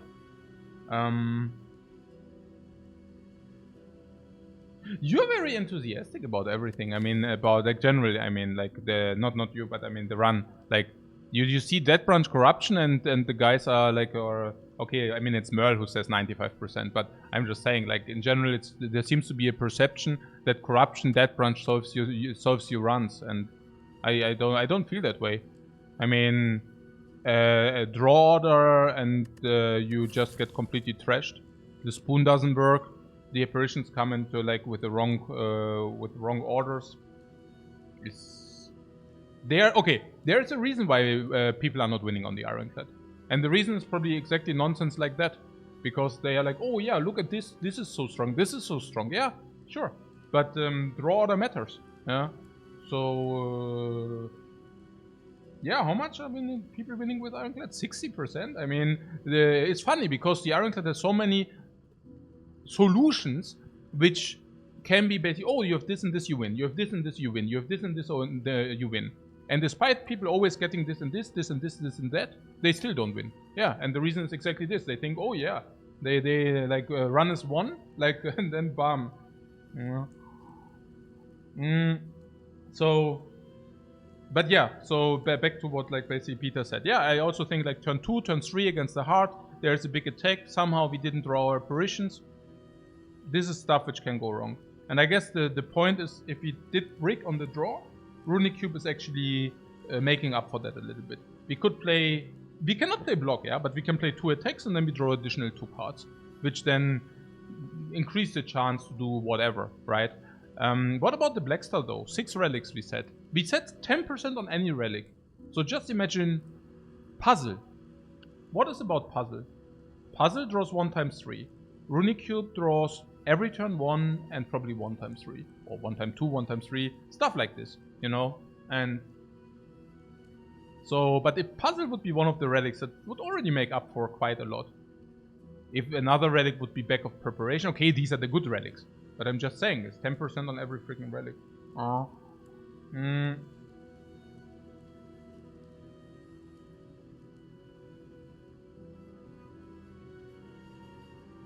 Yeah. Okay.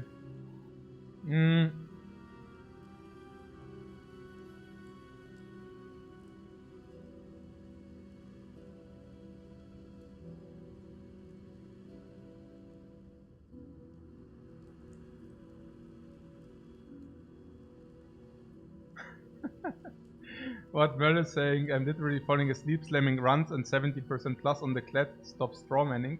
Yeah, that's usually the point where I'm really missing like playing poker. Like in poker you would just like make a bet. Somebody says, okay, he's slamming runs with 70% plus on the Ironclad. I would just make a bet for like a lot of money, whatever. Yeah, like 10,000, 20,000, doesn't matter. The amount, the sum is arbitrary. But I would do the bet immediately. But the problem is, usually people who are like talking out of their mouth don't put their money where their mouth is. Or they just don't have the money, which is usually more likely and a more common occurrence. Why? Yeah, because exactly of that reason. I was having the same talk with some friend like in a month ago. Where because he was asking like, don't you miss poker sometimes? And I was like, no, actually I absolutely do not miss poker sometimes even. But one thing I miss about poker is that you can just like pinpoint the garbage talk, you know. It's just somebody talks out of their ass and you can always pinpoint them. There were so many people. I mean, there was a reason why I did make more money from regulars than like from fishes. And the reason was basically that. Yeah, I mean, somebody thinks he's like, whoa, this and that and this. And you can say, okay, no, but I disagree. Let's play. Or I disagree, let's make a bet. In poker, it was usually their gameplay. Yeah, and then they cannot like duck out because obviously as a poker player, you cannot really say, oh, I don't want to maximize my money. So there is no real escape reason. But yeah, whatever. Nine, it's really like, it's really getting to me, like talking nonsense always, like just making up things. Yeah, whatever, really. Okay. Yeah. Also Black Star is okay. Can we get back to this really? I mean, Nine. It's also the same with the Watcher. It's like always the same stupidity. Honestly, yeah. It's also with the Watcher. I would immediately make a bet that there was something about inevitable runs on the Watcher. I would just immediately make a bet. Yeah, on the next 100 runs, 95% or whatever. Easy. Yeah, and then, but yeah. Yeah. And one says, I don't understand why it gets to me. Yeah, because it's like the nonsense talk. I mean, Merle has also his moments, you know. Maybe I'm too lenient. Usually I would just ban him. But then I think, okay, no, actually he's a nice guy when he has his moments. But then sometimes there are a lot of moments where I think, oh my fucking god, man. Like, I want to ban you immediately. And then I think, nah, what, wait, no, he has... Do you know Bojack Horseman? Or what is he called? Do you know the Horseman? What is he called? I don't know. I actually spam watched, like on my flight back, 3 seasons. This is what I did like the last 24 hours. watching 3 seasons of BoJack. No, not even kidding. Season 1 to 3. Yeah. And this is the guy, you know. I mean, yeah, he talks a lot and sometimes, you know, it's very weird. But he has his moments. And I think like Merle is just like a hidden BoJack Horseman, guys. Yeah. Yeah, he sometimes thinks he has a high fly. Sometimes it's true, sometimes it's not true. But inside, you know, within. Okay, so we can agree that the Black Star is probably more fun. 6 additional relics. Wow. Who doesn't like 6 additional relics, right? And these relics are usually very often not doing anything. So we can assume that half of these relics we receive are doing nothing. And on the other hand, the Runic Cube is basically stabilizing us the hard fight. And not only does it stabilize us the hard fight, but even in the other fights it will also give us additional cards. Right? So the reasonable choice would be a Runic Cube. Is that a true statement? Yeah. This is probably a true statement.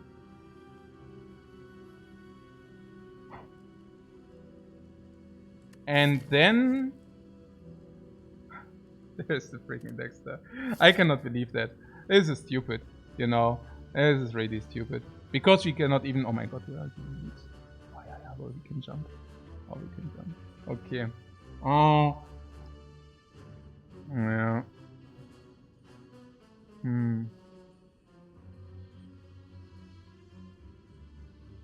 Yeah, tick, tick, tick, tick, huh?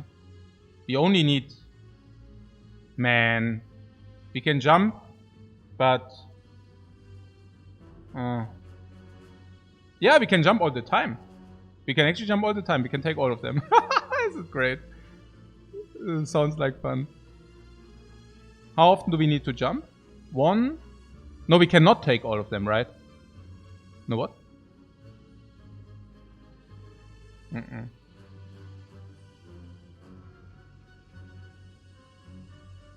We can? No, we can only jump 1, 2, 3, right? We can take all. Huh. Sadness. Oh. 5? Okay. So, what is the question mark? Question mark or enemies? Enemies are Ritual Dagger. It's arbitrary, right? Yeah. We can save 1 jump and take the question mark within the last 2. Yeah. Maybe 1 question was the shop. Can we say something about 1000 gold into shop? I have one jump too many anyways, right? I can just start here. Hmm.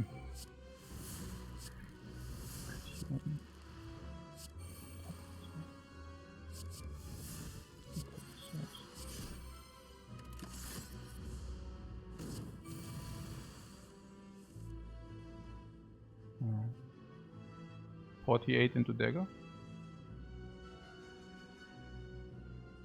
How much is dagger? 20. I can use the explode. I don't want to think too much. I can take the explosive potion if it's really mandatory. Holy crap, really?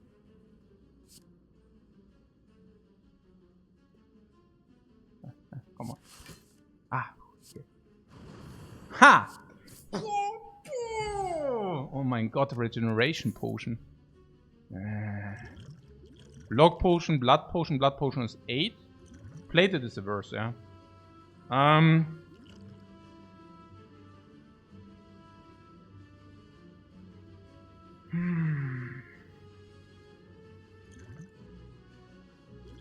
Explosive can...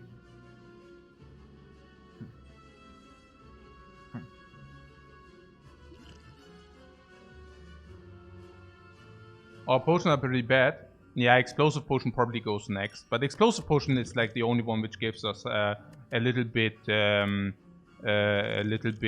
reach. If you need it also for the dagger. And these cards suck. Okay.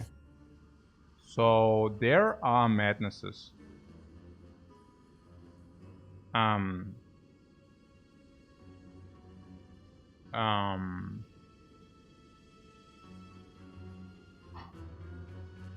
The madnesses are pretty bad. Right.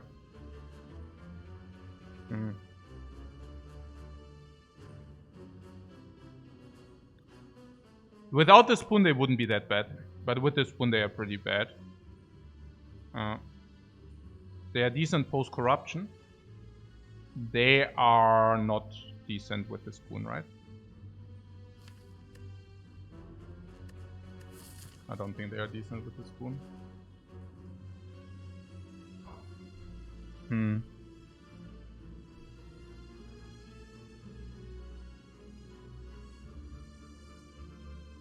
Ja. Oh man! Ja, this, oder? Yeah. They have to be bad. I don't see a world where they are actually good. Hey! MBK GFX, thanks so much for the sub, man. With the cursed blue candle, yeah, that cannot be good. I think we just lose the 2 max HP and are just a little bit sad. Then no shop probably, right? There is 1 fire there. The fire is recall. Shop with 209. How's the shop? Shop is remove. But where is shop later?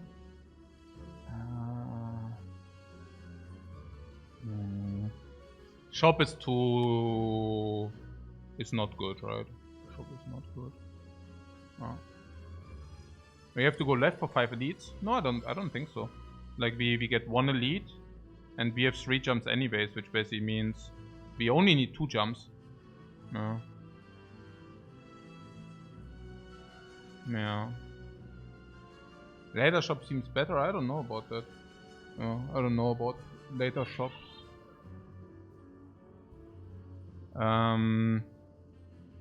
Yeah, I guess because we have more options.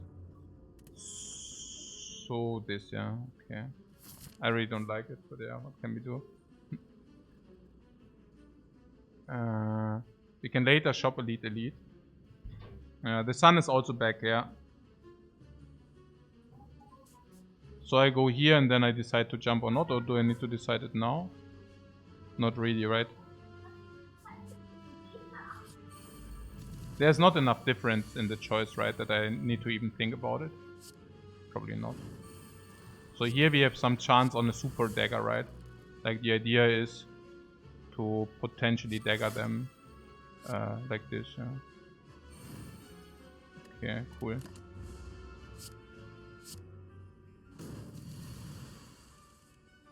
So I dagger this dude. And yes! The dagger exhausted. What a time to be alive. Mann, komm. Hey! Das gibt's doch nicht! The Iron Wave is not good enough, even upgraded. Cannot take that. Attack Potion. Attack Potion is better than Explore, right? Yeah, that's for sure. Could have farmed for Exhume. Yeah, or not.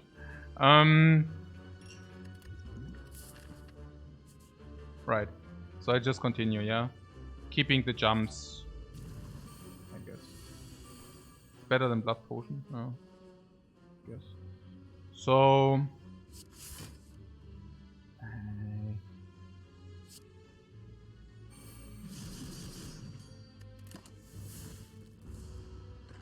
What cards are we looking for? You're like disarm. Disarm would be good. Okay, so yeah, we have buffer, so that's not bad.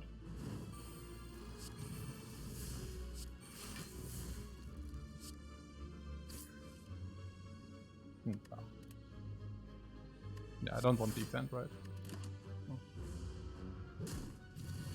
Oh, it's pretty good buffer there.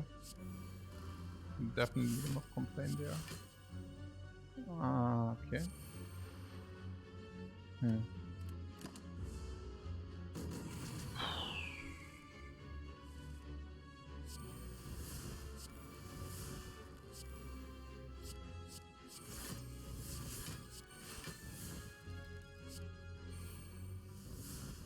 Offering. Apparition offering. Very welcome. So,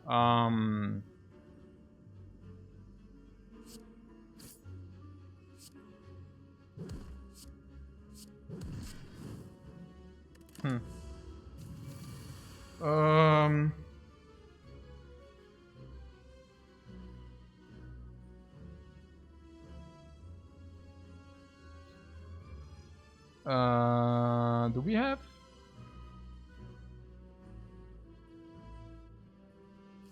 Yeah, whatever, right? This. No, right?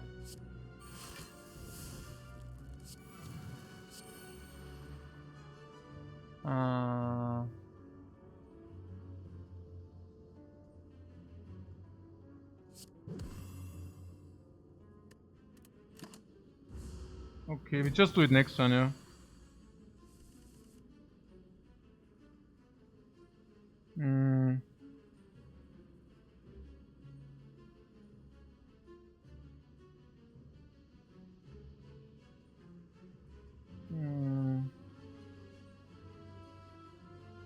Hey, Dead Worm, thanks so much for your sub, man.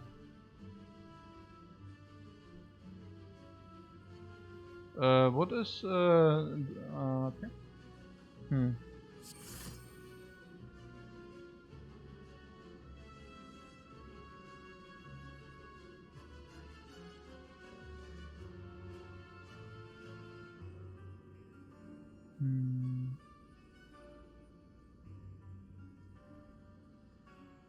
Ja, also wir können das Skill halt.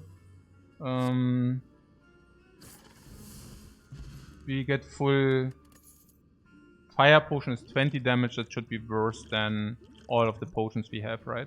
This is like around. This is more. This is more. I don't know. Fire potion. This is 8 life. Should also be better than fire potion. Oh, was? Und dann gleich da, aber Disarm we take, yeah. I don't even know Disarm, but yeah, we take that. Also Disarm Spoon, yeah. Disarm Spoon.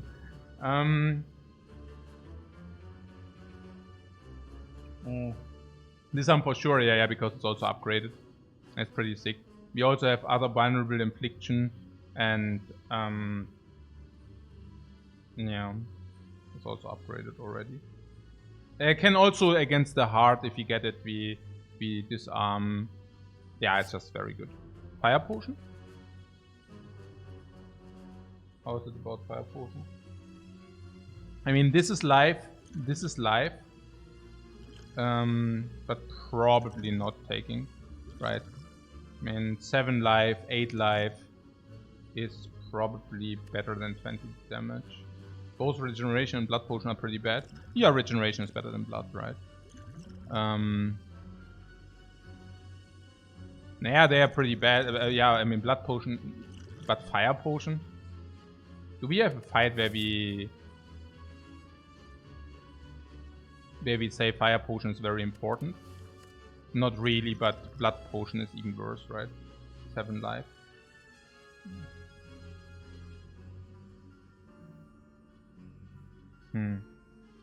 Maybe against the stabbing lady. Yeah.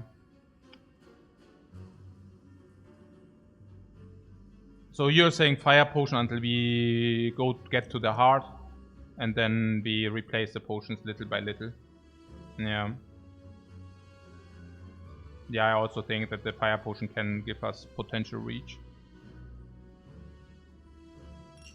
Okay. Question mark or monster? We already got the madnesses, so question mark is probably better. Oh, question mark also Mind Bloom and Orb-Walkers. Of course, hey. Man, oh man. Okay. Really? Okay. So, I mean, Mind Bloom, I'm thinking here, you know. I'm thinking, you know, like maybe? I don't know. Well, what is this? What is this? So, we have 3 jumps, right? So we can go here. Oh, there's another fire. In our situation, I actually do hate the fires a little bit. Found a way to lose. Found a way to lose. Okay. Okay. Naja, we have blue candle, yeah. But 240. It's not worse, you say. Oh yeah, the spoon, the spoon. Yeah, but it's about normality out of the hand. I mean, that's okay. I'm just thinking whether it's how would, like, here, one jump. Oh, this replaces elite, or this replaces elite. So we would automatically lose. We would automatically lose. Okay. Was ist das so?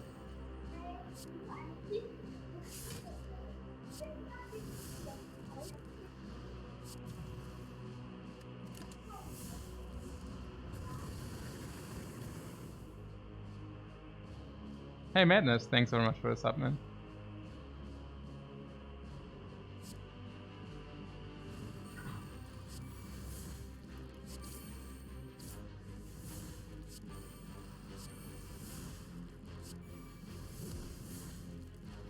What's happening here?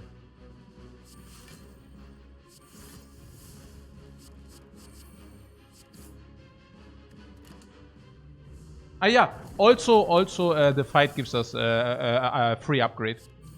The fight gives us free upgrade on the dagger. That's definitely also carrying some... Oh my... actually here.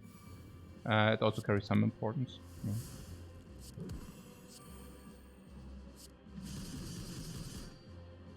Cool. Hey, Captain Darian. Thanks very much for your sub as well. So what is this? Dagger, yeah? Okay, cool. Searing Blow. Tungsten Rod. Oh yeah. Yeah.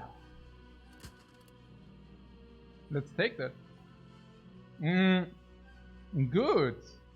So, a brutality combo? Yeah. Okay, headbutt. Thanks God we didn't pick the cube. Yeah, thanks God we didn't pick the cube. Yeah, that's what I'm telling you. Headbutt, what? Headbutt spoon? God, really? Not really, right? Not really. We are not doing that stuff. Not really. Or you want... No, not really. Oh, no, not really, right? No, I don't think.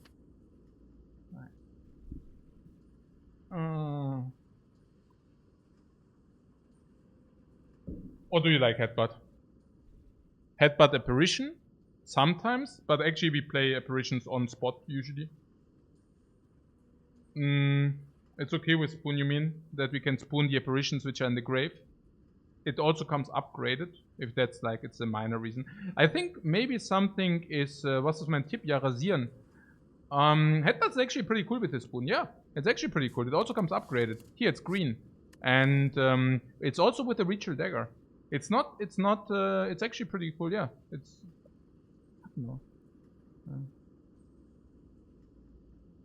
It's also apparition already bottled. Disarm? Can use disarm, yeah, maybe, yeah. Maybe, I don't know.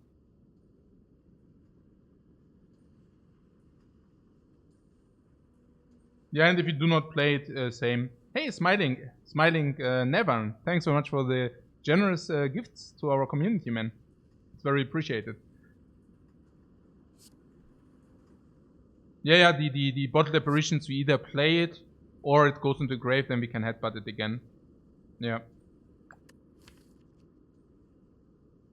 If that's something we would like to see. Honestly, I think we play the dagger on side. Okay, I mean, with the headbutt, the apparition, and then we can play apparition again. It can't be too bad, right? Hey, mein schöner Hoden. Danke für den Sub, Mann. Sehr gut. Okay, so, yeah, headbutt is also pretty bad. Yeah, it's just like, was... Yeah, right, okay. Good one.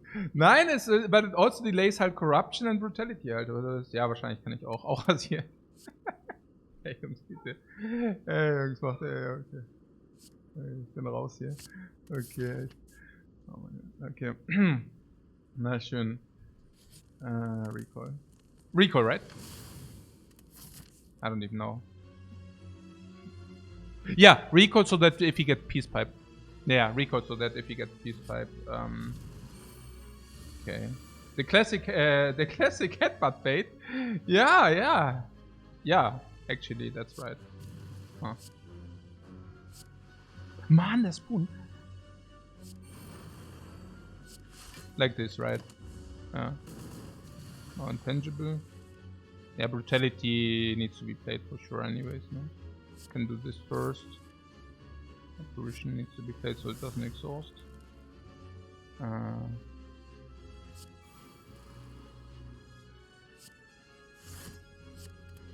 And I want the card for next turn for the blocking purpose, right? Yeah, I lose the buffer, I know, but this also doesn't need to be like big attack.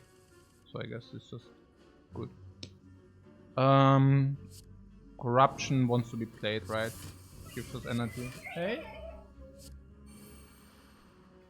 Super attack. Headbutt.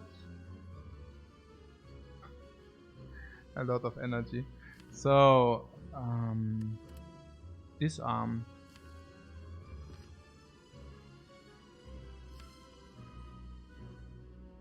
Crack it off next turn. So we could put Apparition on top.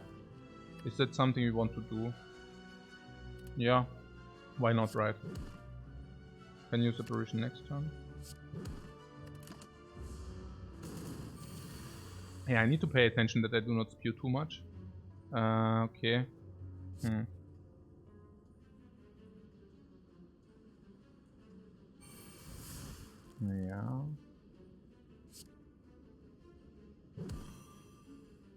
Yeah, we got the boot.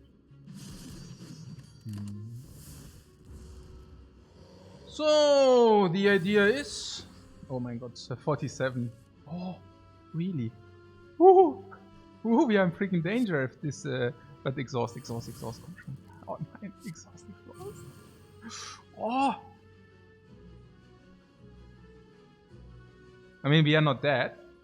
But actually we are dead, or what?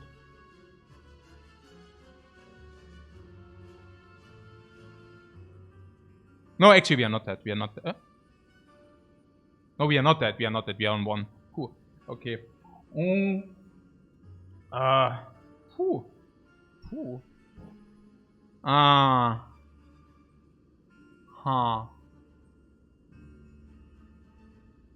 hope we just kill this guy.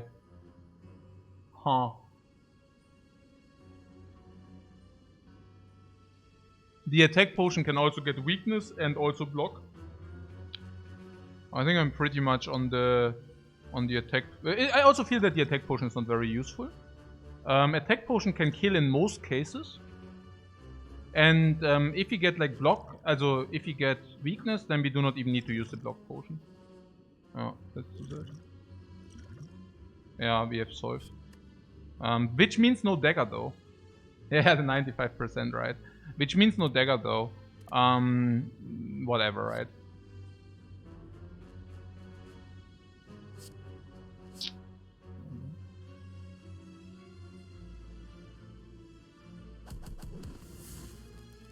It also exhausts. Yeah, it also exhausts, but it just means no dagger. It basically is, we can do this, and we don't dagger. Ah, yeah! The strawberries! Suddenly they are really... What? Boom! 7 life is really important. Okay, what about the red skull? Yeah, whatever, halt. Ah, spot weakness plus, yeah. Oh my god. It's too good to... Hey, this is like Omega bait, right? And now we are going in the direction of Omega bait station. Naja, why? Because spot weakness is usually mediocre, right? And now it's freakingly green. So it's definitely better than mediocre. Yeah. And... yeah, and after corruption is basically being played for 0 energy. So now it's way better than mediocre. On the other hand... Yeah, and the strengths we gain, we don't have multiplication on the strengths. So it still plays. I mean, this is damage which benefit from it, this is damage which benefit from it, this is damage which benefit from it. So yeah, it's we really need more strength.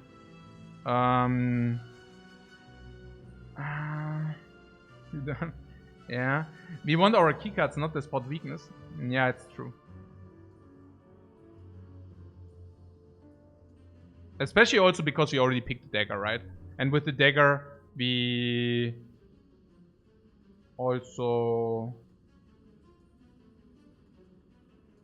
have yeah, but yeah, I don't know. Our keycards.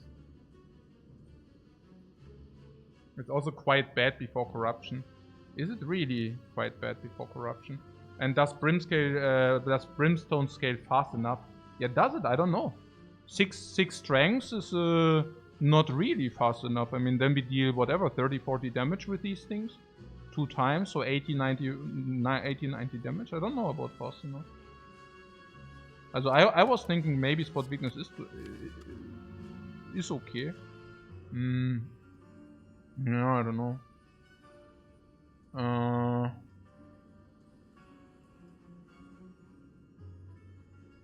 I mean, this is polluting the deck. This is card draw. It's not bad to gain 4 strengths for 1 energy. I don't know. It's not so bad. 4 strengths basically converts a lot of. I think it's okay. I mean, okay. Did you see? Okay, against the Nemesis, how was it? We were lacking a little bit of damage, right? How was it against the Maw? Did you have the feeling we farmed him insanely quick, or was it rather like mediocre? It was mediocre, right? I don't know. I mean, we get Boomerang as consistent damage, will I regret more strength? I don't know. I mean, one fact is that Akabeko is front load. And that Brimstone is scaling. But it's not that we are lacking damage cards, not damage. Yeah, really, then we can just pick Heavy Blade if that's the case. Yeah, I don't know. I don't think spot weakness is that bad. Oh. I mean, what I'm saying is the strength plays. It's not that the strength goes into nowhere. I think that, like, okay, the Brimstone is scaling for Act 1 and Act 2, but in Act 3 and against the bosses and against the heart, I don't think that 2 strengths per turn is, like, we are kept at 2 strengths per turn. No, I think we can take it. I think that's okay. Also, about the damage cards. You exhaust, and with the exhaust you get damage cards now. What about... aren't we looking for Limit Break? Yeah, Limit Break would be better. But... you mean it doesn't proc against the heart very often as well? Ugh, yeah. I don't know. I mean, I don't feel this run being at 95%. And oh, by the way, the Ritual Dagger is definitely something positive, for sure. I'm also thinking about jumping and not taking the fire. I think upgrade is way worse than the enemy. So we could jump. How often do we need to jump? We can jump 1 time. 2 time. No. What? 3 time. What?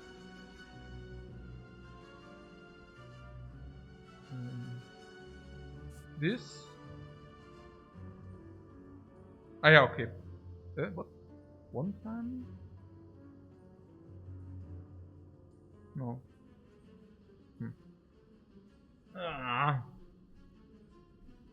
Or more damage cards. No, you get the damage cards from the exhaust. That's not the problem.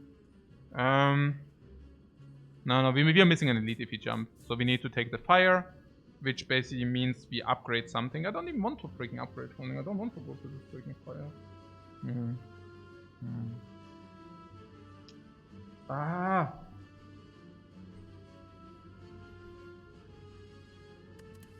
And then there's spot weakness.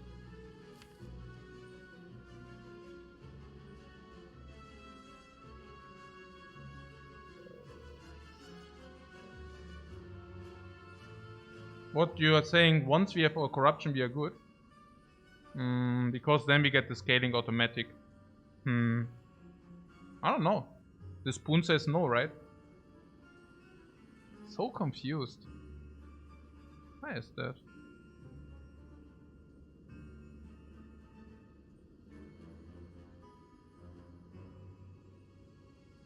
I mean, you're looking at the spot weakness and you're saying this is not very great, yeah? The spot weakness. Comes upgraded as a skill, we already have corruption.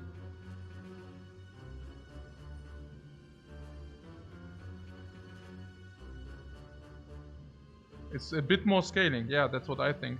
And it's not bad, this bit more scaling.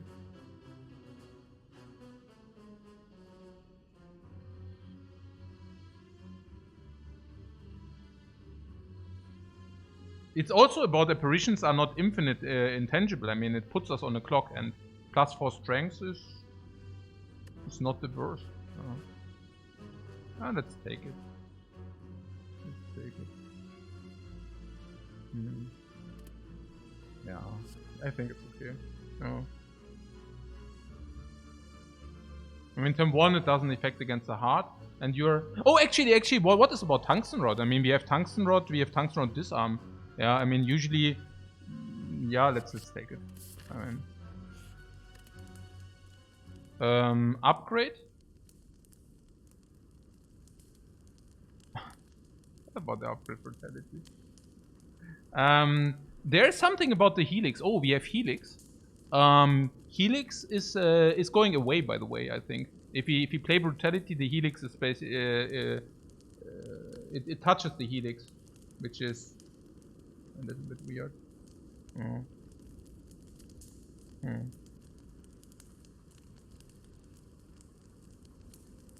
So what is the idea? These we want to play? Is it not still okay to play the brutality? No. If you draw corruption of Shrug or Pamela, we said. Yeah, no, not if we have 4 energy, right?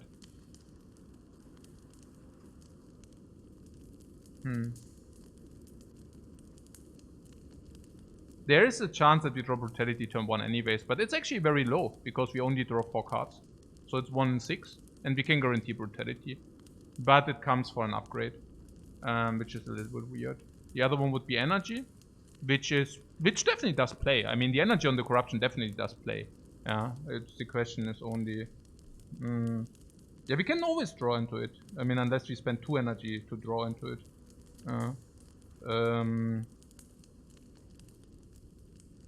The brutality...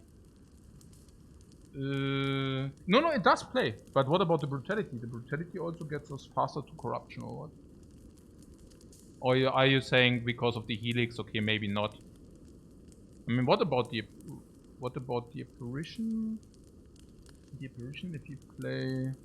I don't know, it's so weird with the helix, right? With the big hit. The heart does a big hit, but we have the helix. Oh, and then we have disarms, right? So, oh, we don't need the disarm or what? We can take the big hit, we can buffer with this. And then the small hits we can buffer with this. And then we play the disarm later. And we can also put it on top with the headbutt. Then we can actually negate the 3 strengths. It gained. But then it will still attack for 15 times 5.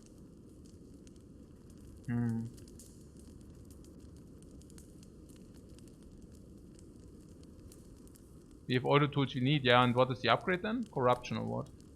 I mean, the brutality, you don't want to play brutality earlier? I mean, the earlier the better. I mean, if you upgrade it? Yeah, probably not, right? Okay, corruption upgrade, okay. We can still draw organic into it. Thread and needle, how is that? Whatever, yeah.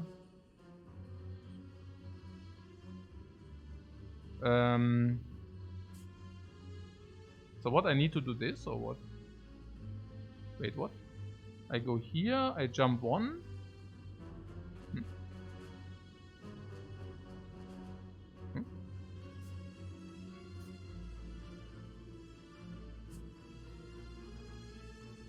This question mark we want, right? So I jump 1.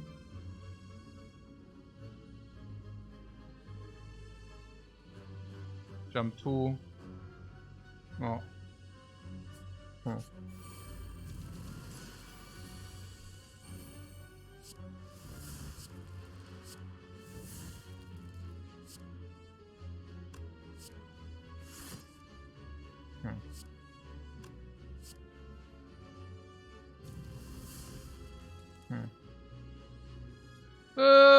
Infernal Blade, but next time we are intangible, so I don't even want the Infernal Blade. Should be no pain. Yeah, because we don't want to address the daggers. Because we have a guaranteed intangible. Oh. So what is that? Headbutt on apparition. Okay. Like this, yeah.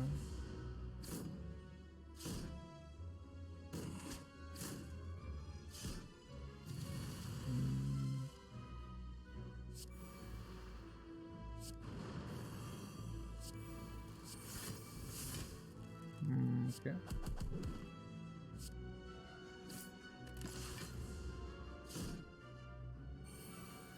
We headbutted, yeah, but that was okay. I mean, we have here Ritual Dagger. Oh, Ritual Dagger upgrade! Let's go! What is this freaking anchor, man? Oh! What is... No, that's correct, right? Okay. Okay, I was just thinking we maybe with the... if you would have taken the one thing, the cube, it would have not been good. Paper Frog, whatever. Oh my god. I mean, honestly, I don't even know whether Sword Boomerang is what we want. I don't think so, right? Just like... yeah, multi-attack, sure, but...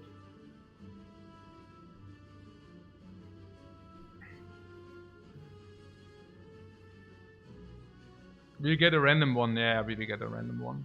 Same thinking. This pot weakness, yeah, after Corruption Halt is pretty good, yeah. I guess it's okay. Yeah, Branch will provide, no? Sword Boomerang, why not? Why not? Yeah, because we want to draw Dagger against normal enemies. It's already at 45. We can probably nourish that to 70.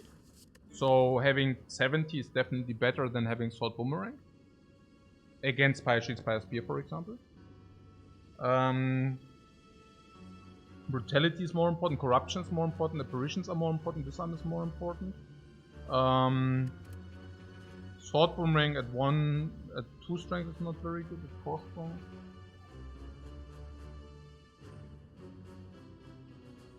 Yeah, I already have that inscription.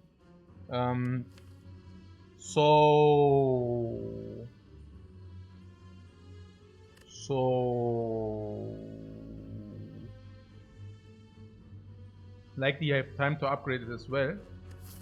We can upgrade it, you say? We jump 1 time, we jump 2 times, and then we upgrade it 1 time. Unless we saw something different. And also a good upgrade the Boomerang. Yeah, but if you do not upgrade it, you're saying it's just the scaling. And you're saying sometimes you can headbutt it. But didn't we want to headbutt something different? It's the scaling we want, yeah? We have strengths. And Sword Boomerang dealing a lot of damage is a good thing for us, yeah? It's just, you know, picking non-upgraded cards feels so weird.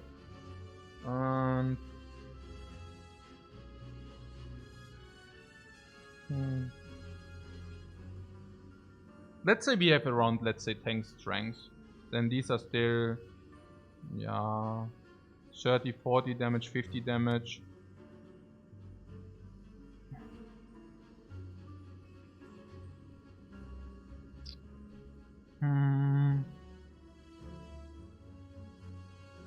It cannot be too bad, right? It's the best strength scaling card. Yeah, okay. No, I can see it. What you're basically saying is we would like to have some... it's just like a lot of damage. And currently we are not having... Yeah, I mean, why not finish it off quickly, right? Yeah, okay, I can see that. So...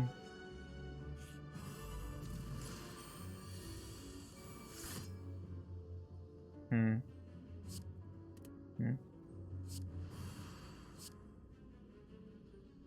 Do I even want to put it on top?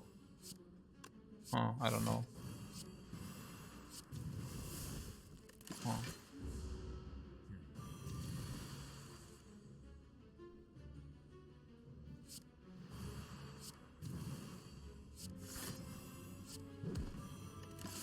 Maybe I'm donking around a little bit too much. Maybe, I don't know.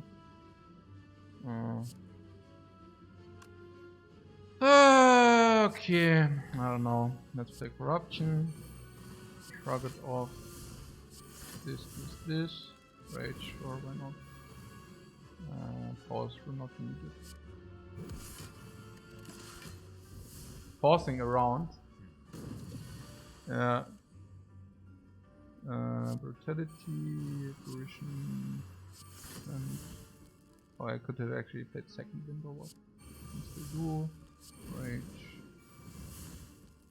double tap burn or what or this? And double tap burn or this? Have you calculated? Is it somewhere?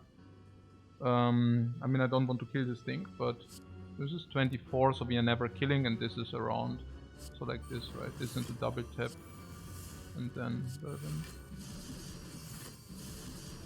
Yeah, like this. And then we can dagger it down if you want.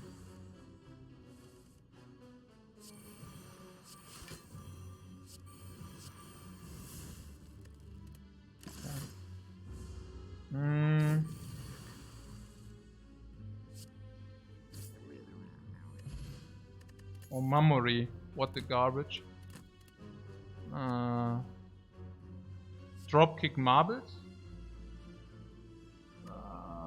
Okay. Dropkick marbles, but usually have artifact the enemies. How is it? I don't know.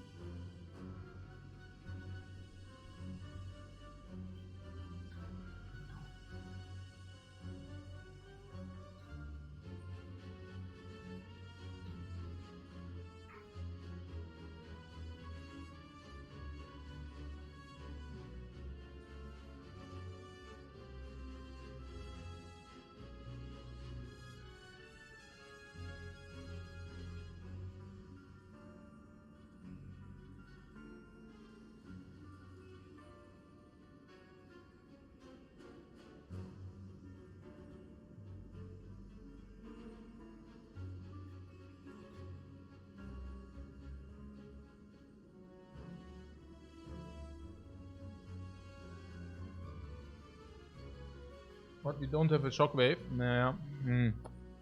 Okay, so we have one vulnerable infliction at the beginning, but then artifact can sometimes halt apply. If artifact does apply, this is really sad. What is about against the heart? Against the heart, it's okay, and also not more than okay, right?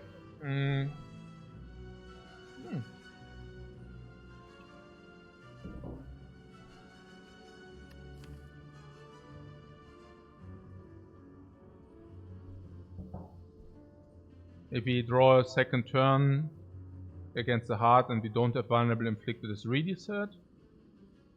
Usually it's, I don't know, is it that bad?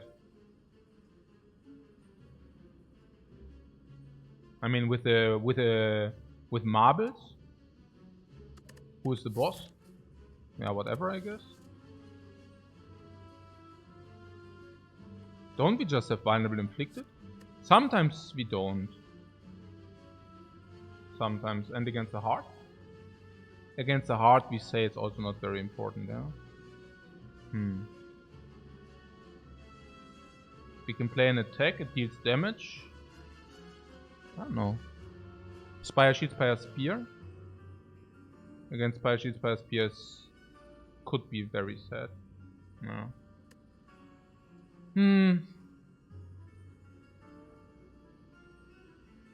Is it not just Sword Boomerang in good? Strength scaling, drop kick. Oh, by the way, my chat fucking out.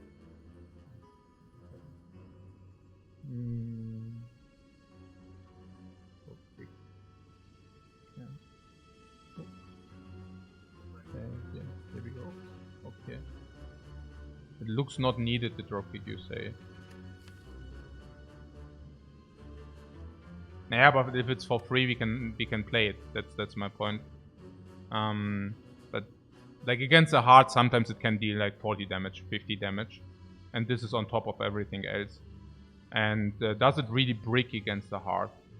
In order to brick, it would be needed that in like 13, 14 cards we do not draw any vulnerable, and then it basically bricked, but only if we didn't get any additional vulnerable sources. But given that we already picked Sword Boomerang is usually just maxing out, right? With vulnerable we have 10 strength on average. Sword Boomerang deals already 70, 80 damage alone. Dropkick. We don't have any battle trends. Versus in the second cycle? I don't know. Shockwave we would pick, but you're saying it's just not needed, yeah? Because we cannot guarantee vulnerable infliction. But if you have the choice to inflict vulnerable, we would always do that because of Paper Frog. But yeah, I can see it. I mean, we have already a lot of strengths, and usually it will result in overkill or whatever. Kind of. No, I can see that. That is maybe a little bit speculative in many cases.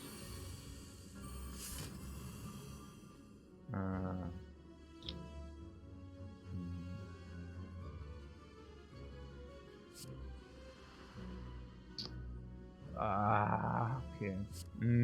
Ascender's Bane. Oh yeah. Okay, I see.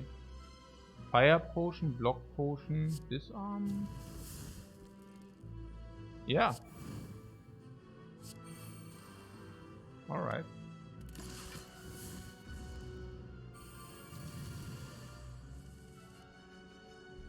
So the Sword Boomerang in this case is dealing 21. This into this or what?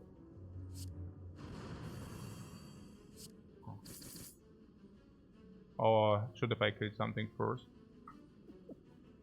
A little bit late question, but yeah. So what played it for?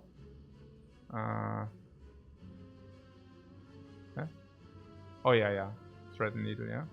Okay, so like this, yeah.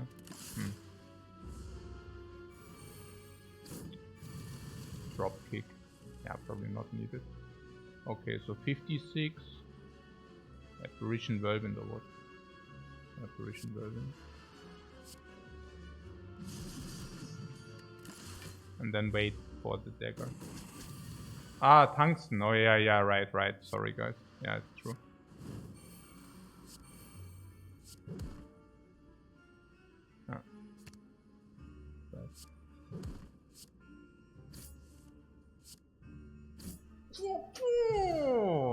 What is that? Bashara, okay, one more strength. Makes our Sword Boomerang pick slightly better. Bird-faced Urn. Power 1-2. Shrug it off. Upgraded. Corruption, shrug it off. I guess we can take it. Is it garbage to take it? It's probably okay, right? Okay. So what was it? One jump. Yeah.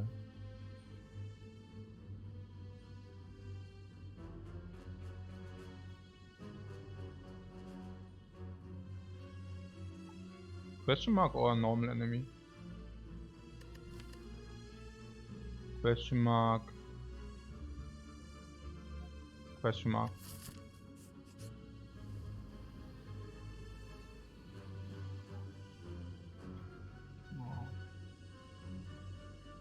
The strike or the defend? Defend is with corruption. But is strike so bad with all this strength scaling? That's okay. The elite? Yeah, we take the elite as well. Okay. So where are we?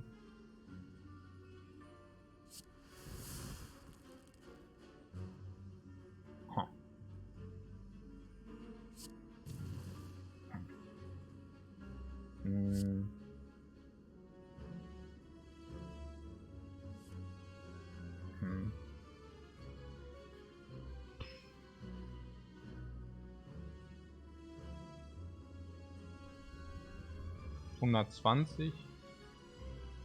We nearly died last time. No, we didn't die. We didn't die last time. But yeah, I hear you.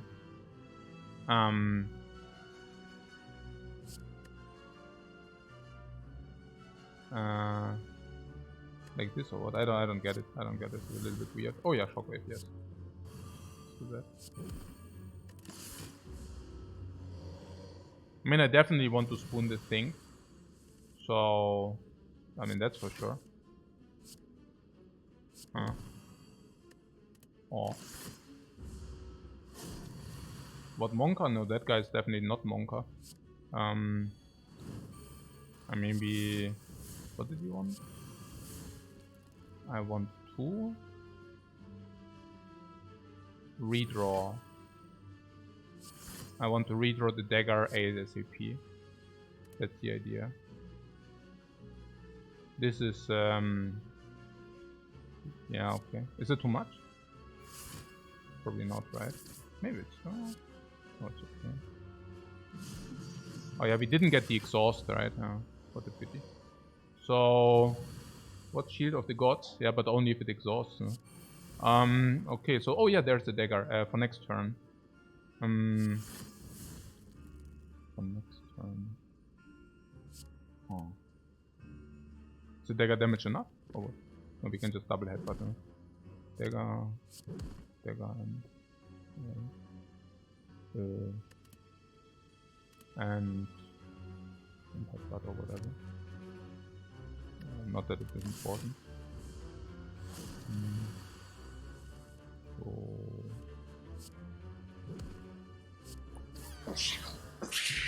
Yeah, the pair! Boom! 10 max HP! Okay, oh.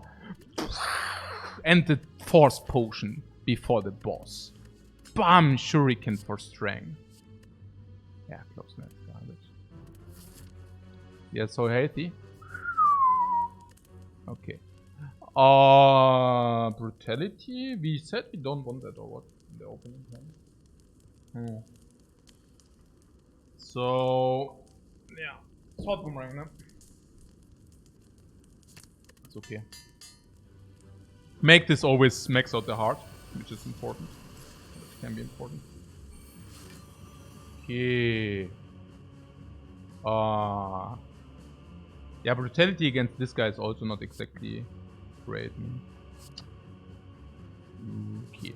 So let's just throw this. Okay. Let's just throw this in, right? And see what happens. And then this too. Yeah, spot weakness, perfect. Disarm, perfect as well, no? Brutality... I don't know. Probably just yes, right? Because we got the disarm back. So this fight is basically solved. Corruption. Yeah, that's... Oh, is the dagger? The dagger is in the deck. Yeah, the corruption is a little bit... I don't know. I mean, creates tempo. But, I don't know. It based the buffer. This one, yeah, it uses the buffer, but it's also not too bad. Yeah, I think we can just play corruption. Yeah. I think it's definitely something which is not a problem. So what is with the headbutt? Headbutt, disarm or what?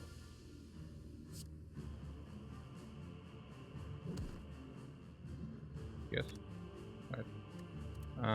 Okay. 6 spoon streak. Yeah, I hope. You mean here, right? Oh. 4 times 12. Holy crap, guys. Okay. So...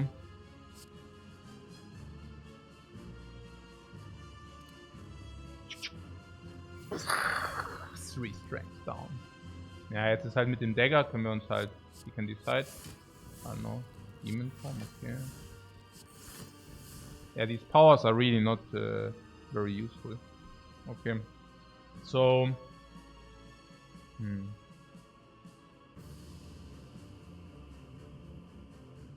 Hmm.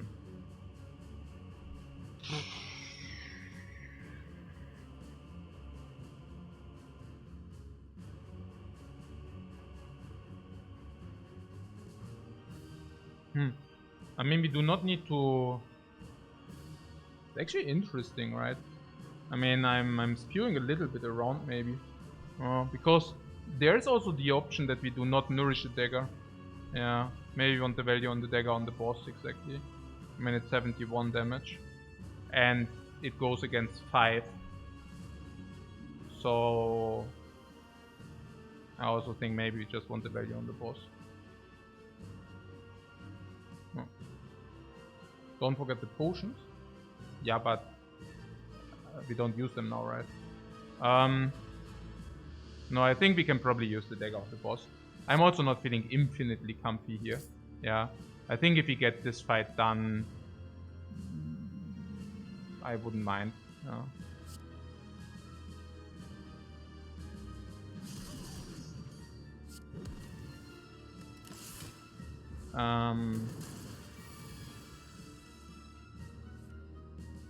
Yeah.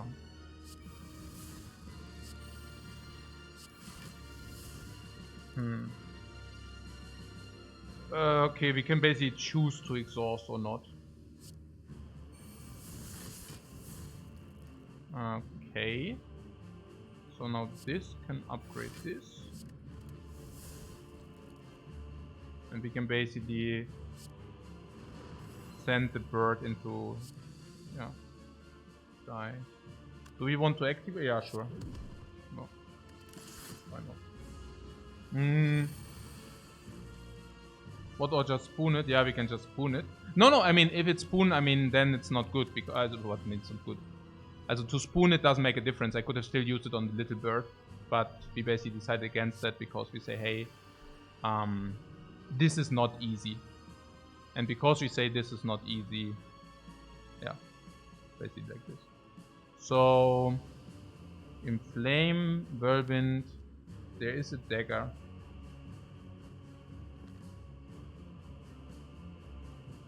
Okay, I don't want to think too much. Let's just play it this way.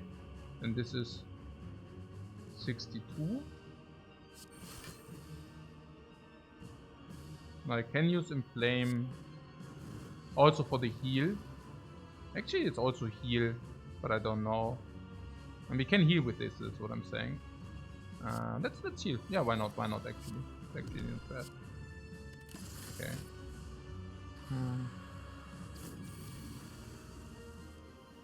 So what is that? 80.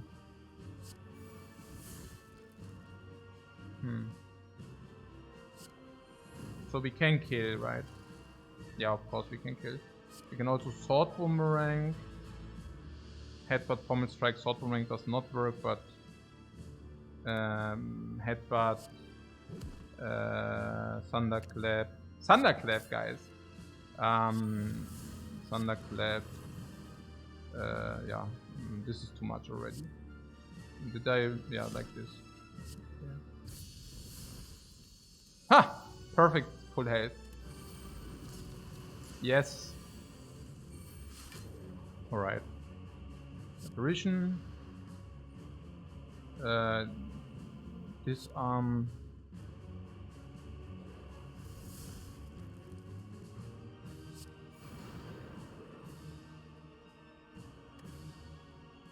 Yeah, like this.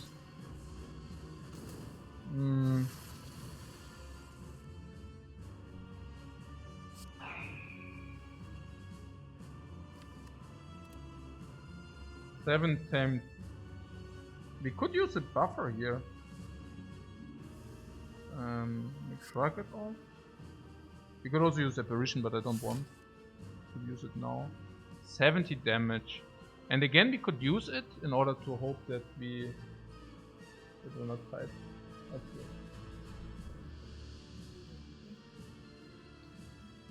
Ist schon erstaunlich, wie anstrengend das war. Nee. Ja, ich glaube schon. Headbutt has been pretty decent. Yeah. That's why we picked it. Do we do another run if this one dies? No, my brain is fried. Yeah, like here, brain fried. So what was with the dagger? Did we say something about the dagger? If the dagger doesn't exhaust, it's pretty sick, right? And so why not use the dagger now, right? Not that something goes really weird. Yeah, and there we spoon it. So if we spoon it, can I put it on top and sometimes kill? Or not? 70 is plenty, right? Yeah, 70 is really good. You think if I put it on top? Or should we just put the apparition on top? 70, yeah. 72. And how much strength do we have? 5. Goes to 7. 7 strength. How often can we kill? Sometimes. Apparition is the safer bet. Right. 70. And this guy has 147. We can reach, we can create a little bit of reach. Actually, we should just play apparition, right? And then... Wait, did I not? Oh my god. Ah, never mind. Okay. Yeah, this is really like brain is fried. Really. I don't know. Nobody saw that, guys. Nobody saw that. Right. So... Reckless charge. Disarm this just in case. Gains back energy. This.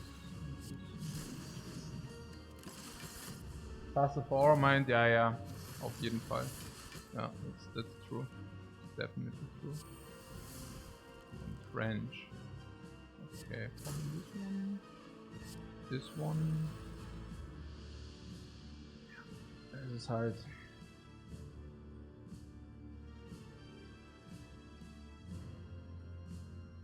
I guess since this guy does not attack next turn, it's probably better to do this into... Do we get the dagger? Maybe like this we hedge, right? Something. I don't know. I mean, I would like to get the dagger again, yeah? But if it's not possible to receive the dagger, I think I wouldn't care. Like, I think I play this and see. And if it actually kills this guy, then that's okay as well. Yeah, I guess like this. Yeah, don't need to set up anything.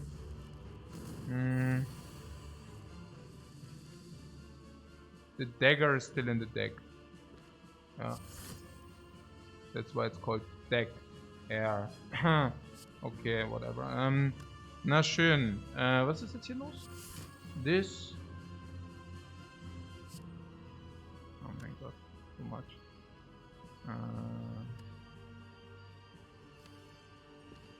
Do you have any risk of dying if I... Not right. No.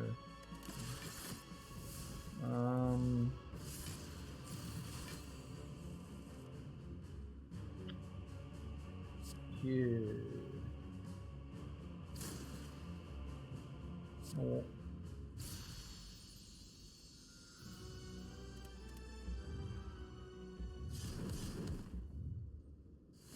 So.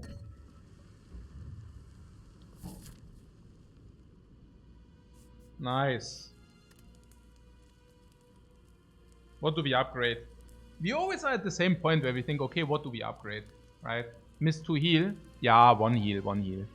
Yeah, I know, guys, I know. Let's cut the hard sound. Let's cut the hard some slack. I will get it back. I will get it back against the elite. 15 feather heal. Yeah, the 15 feather heal. All right, so upgrade. 1 is none. Very good. Okay, I can see that. I don't know. Does upgrade brutality not make some sense? Everything matters in this play. I felt throwing away 1 life is not exactly clever, yeah. Maybe bash because of frog. Yeah, I can see that. I could also see the brutality, but that's a little bit weird because we received the brutality in 1 of 6 cases anyways. Yeah, good, okay, that's not really an argument. But... No, I mean, maybe it is an argument, I don't know. I mean, upgrading the brutality probably gives us an average... +1 to draws.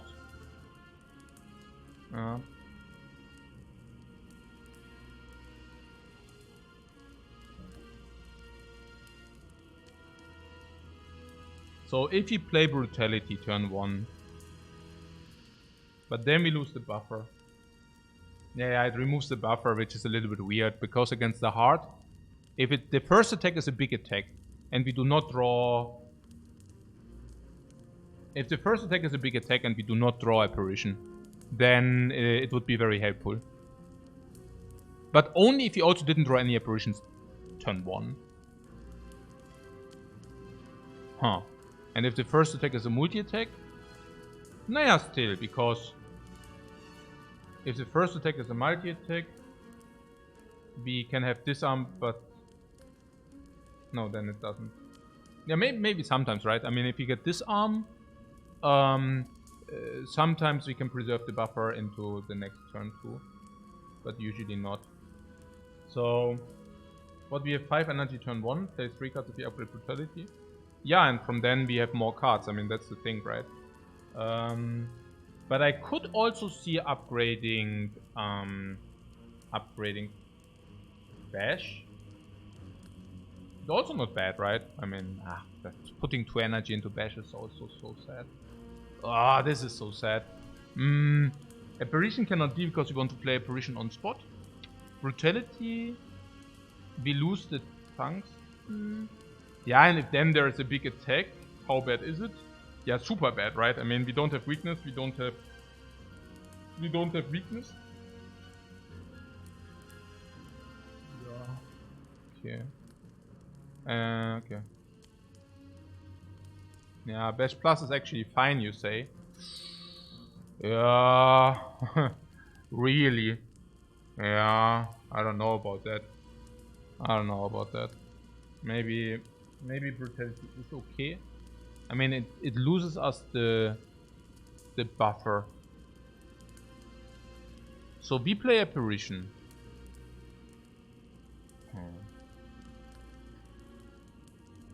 Turn 2 is awkward against the Spire Shield, Spire Spear. Yeah, against Spire Shield, Spire Spear probably brutality helps. But what about the heart? Maybe the vulnerable is also not very important. And we can still decide to play brutality or not, or what? Is that something? Like that we can still decide? Turn 1? Or can we even decide?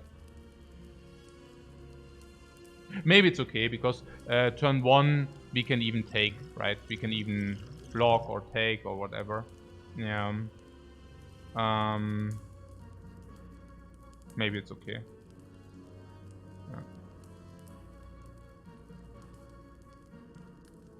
Yeah, I think.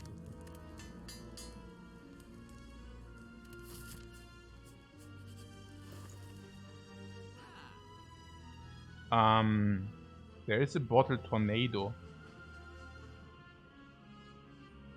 If we take the bottle tornado, we cannot do the card remove though. Huh. Bottle corruption, you say? Yeah, it's pretty good because we only have 3 cards turn 1, right? We can bottle the corruption, and because we already know we have like 2-0, like we have brutality and we have apparition, and both things just speak for corruption. Yeah, let's just bottle the corruption. It's also pretty obvious, right? Because the earlier we have corruption, the more important it is, especially because we have a spoon. Yeah, with the spoon it really becomes a no-brainer. Let's bottle corruption. Oh, we could also bottle brutality, by the way. Okay.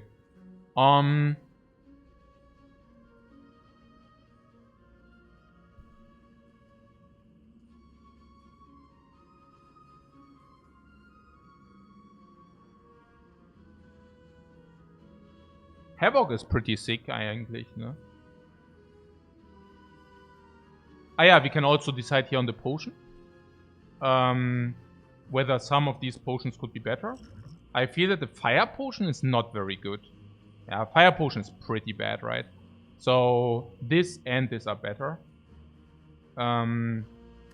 Upgrade is probably weird. Is Armaments good with Corruption? Yeah, Armaments is probably not good enough, I guess. But Havoc is good enough. Havoc is good enough with Corruption. So what I could see is we discard... yeah, like, okay, we discard this. Yeah, I think that's pretty obvious. We buy this because, yeah, I think that's also pretty obvious. Then Havoc, I think it's just positive. Yeah, that's it.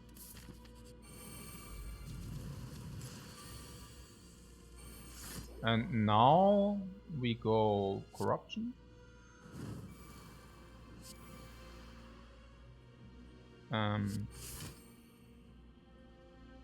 Okay. Huh. Yeah, I actually hope that we might also receive some. This apparition has quite the value here. For those people who think we have 95%, I mean, what do we do if we do not draw the apparition here? Like, how does it look then? Not very pretty, right? Okay, so we can play Carnage. We could also let it exhaust for another card. We can also choose which one to address. But I guess we address the right one first. Why? Or we address the left one.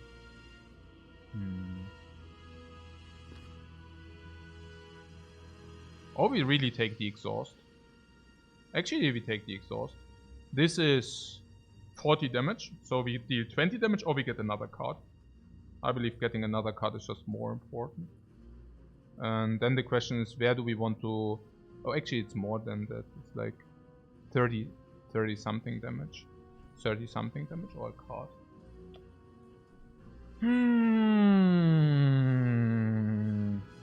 And next time this guy attacks us.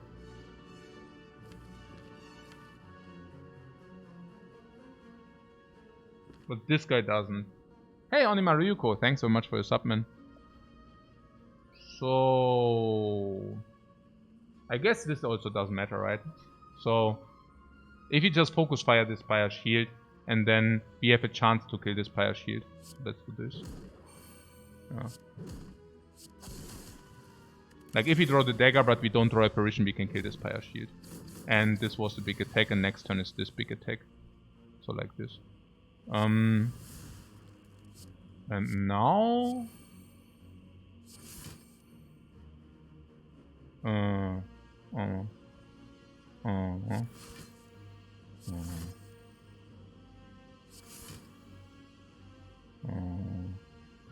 This ritual dagger or what? And then on what? On apparition again. Oh. I mean, it's only one dagger, so yeah, don't. Yeah, it's about 5 damage against the heart. It's really not much, right? We could also just, yeah, I don't know.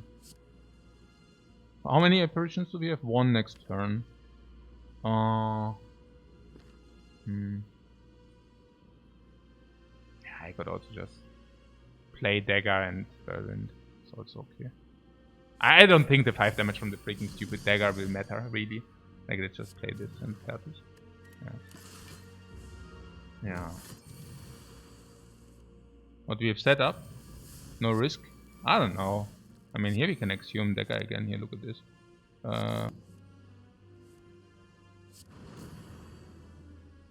Okay. Browser Scales and Mummified Hand. Flamebearer is also pretty sick value.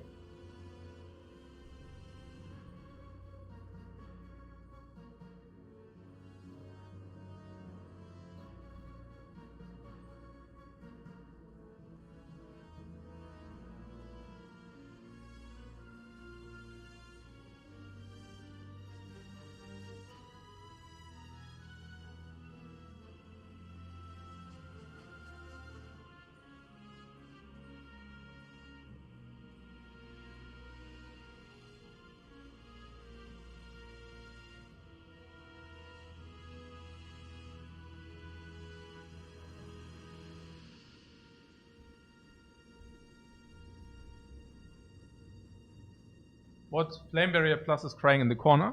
Yeah, but at that point we didn't know that we get a bottle corruption. Yeah, so there's that.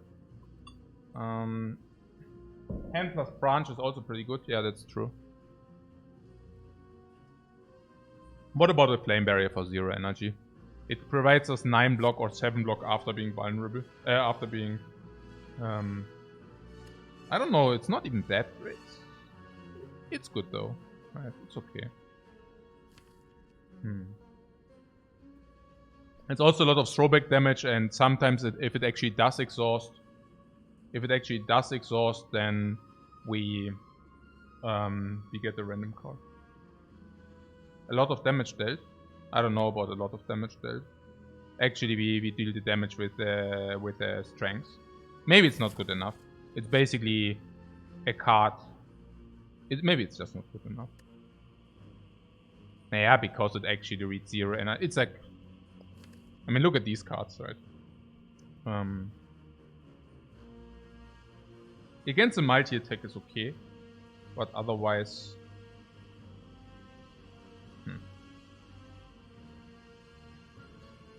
This is really weird. I don't know.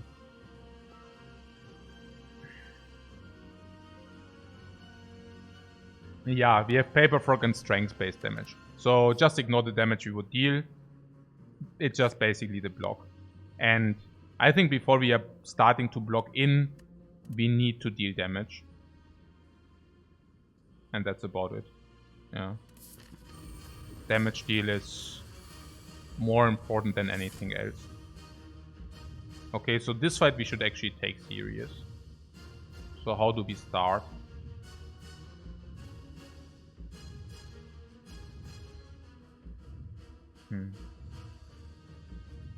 Corruption needs to come down no matter what.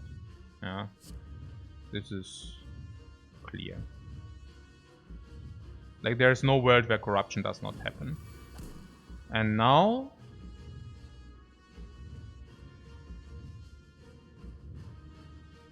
I guess the question is whether the defend... The defend is minus, it cannot be good, right? Like, how likely is this to be good? Or... we play Pommel Strike first. Let's play Pommel Strike first to see maybe another apparition. Then we can still decide. If we receive another apparition, the play is clear. If we do not receive another apparition, we have to think about it. Yeah. So, Shrug It Off is good if it exhausts or if it doesn't exhaust. And probably playing the defend as well, because if you get anything... If you receive anything, we can play it. So doing this, it should be positive as well. Okay, another Thunderclap. Alright, so...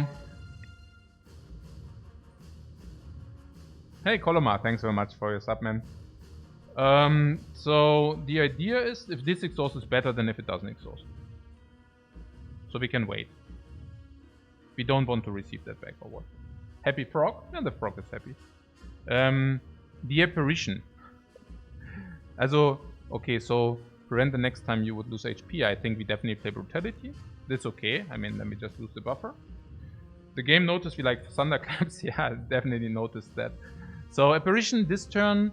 The question is, do we want to exhaust it? And probably not, because if you redraw this or we can headbutt it, is so much better, right?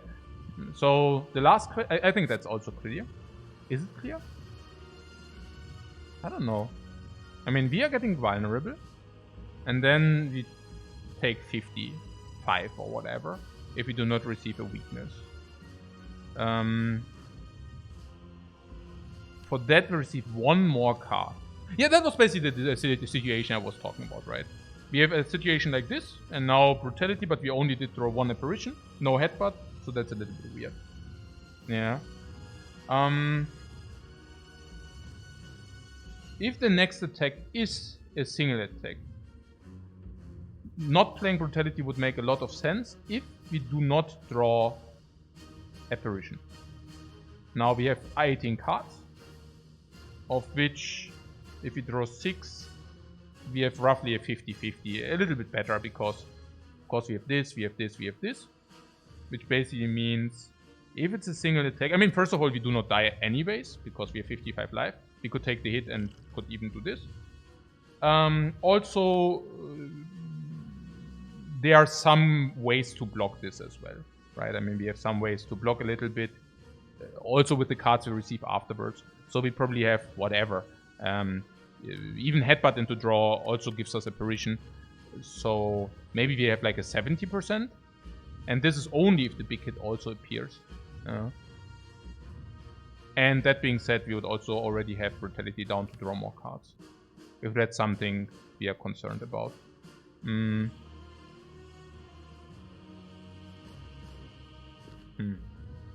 Oh no. You want Red Skull too? Oh, Red Skull is, I think, irrelevant.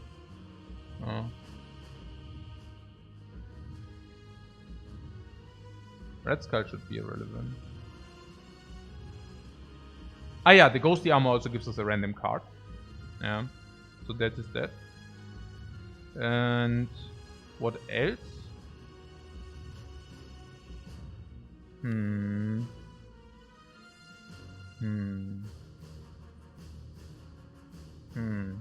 don't know. Yeah, weakness can also happen. This is also the earlier the better, of course. Yeah, let's play Brutality. Yeah, let's play Brutality. Yeah, like this, no? Yeah, Pummel, okay. Oh. It's really the big attack. Wow. But we also got Apparition. I'm not so certain whether this is everything is clean here. But yeah. Okay. So let's play Apparition. I'm not so certain. I don't know. Oh yeah, the force strengths are really important, by the way. Huh? So what is this? Yeah, I'll just play Havoc first and see, no? Okay. What does that tell us? Okay, so we do have 4 energy. What is about the defense? Does it even make any sense to play the defense? Do we want to redraw it? Don't we want to redraw it? If it does exhaust. If it does not exhaust, it doesn't matter. If it does exhaust, yeah, whatever. We should just play it. Then Ritual Dagger we should play now, obviously. Pummel can play now. We should definitely max out the heart. We should definitely max out the heart. So the Ritual Dagger always happens, that's clear. And then this also always happens. And then Rampage also always happens. Then we have this to max out later. Yeah.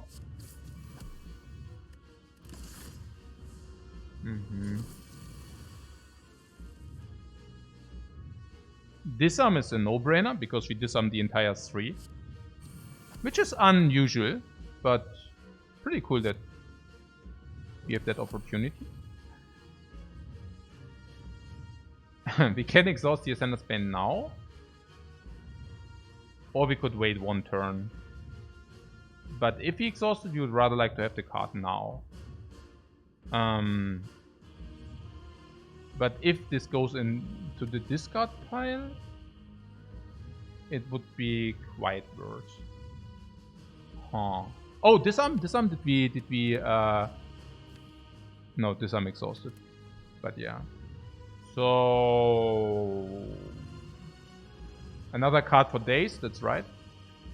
I'm just thinking, like, play or not. If it... Well, okay. If it exhausts, it's pretty cool. Is it? I guess so. And if it doesn't exhaust? Then it's pretty bad.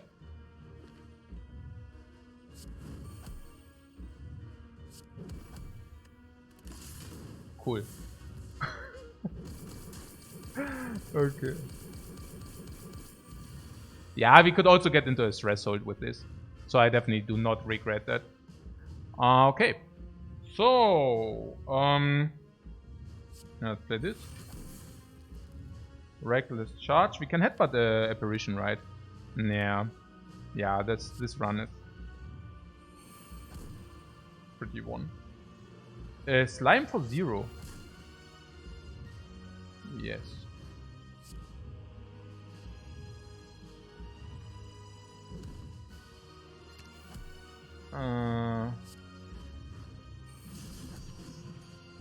Yeah, I know. I could have saved 2 more life. Whatever now. And this gives us days, and that means we do get... Yeah, whatever. Yeah, we can just play this. Okay, cool. Potion? You mean for 3? Nah, I don't think so.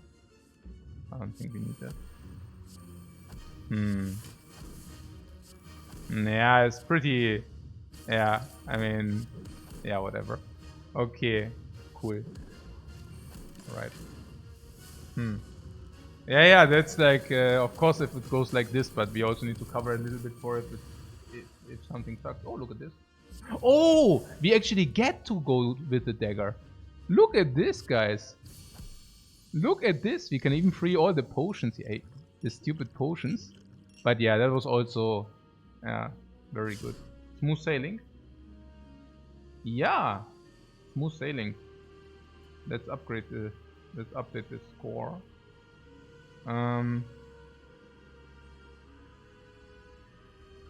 We can talk about the run very quickly. I also need to update. And then we can also make maybe, like whatever, 10 social minutes. Because we only played 4 and 10. Right. So...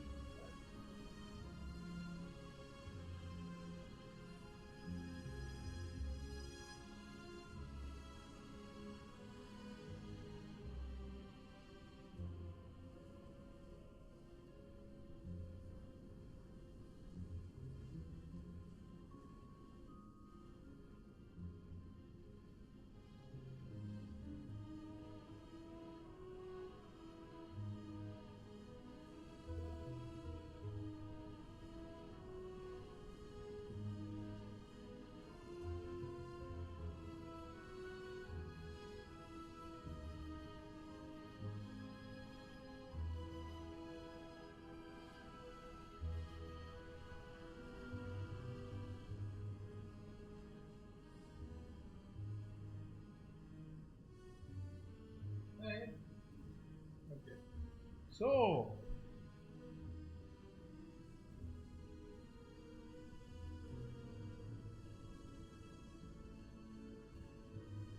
What, another run? No. Guys, for those who missed it, I just came from the airplane. And then, like, I really didn't sleep very well in the airplane. So... I just wanted to put one run in to get back to the... to get back to any kind of routine. I just didn't want to wait so long for the first stream. Also, like for the first round, I just want to get into the routine again, but it also definitely does not mean overdoing it. Definitely does not mean overdoing it. It's also, yeah, Katuris actually says one run per day is healthy, and I actually really wanted to keep it that way, because I really felt if I sometimes play 2 runs, sometimes it's good, you know, but if both runs or even 3 runs in a day are demanding, then it suddenly feels like work. And really, like, I mean, it's not a problem. I can do 2 or 3 runs. But sometimes the second or the third run would feel like work. And honestly, I don't want it to feel like work if I'm playing games. It's also a different thing, like from the streaming aspect, you know. Like if I have fun and I'm not feeling exhausted and it doesn't feel like work, I'm really happy to share. But if it feels like work, it's you don't need to watch me working on Slay the Spire, you know what I'm saying? Like that would be kind of something which would defeat the purpose. So I also really feel that's like very healthy. A different thing would be if I would lose the first run every day, because well, losing a run doesn't feel is not very useful for post happiness, for memorized happiness. The term is memorized happiness. It's basically the last feeling you have of something. And if you had a run 2-3 hours and we are losing that run, it would feel bad. So I guess there would be some reasoning to play another one then, if that makes sense. So, hallo mein Schatz, kann ich noch meinen Spielplan machen? Lass mich noch, was bist du überhaupt hier voll beklebt hier mit den ganzen Sachen? So, yeah.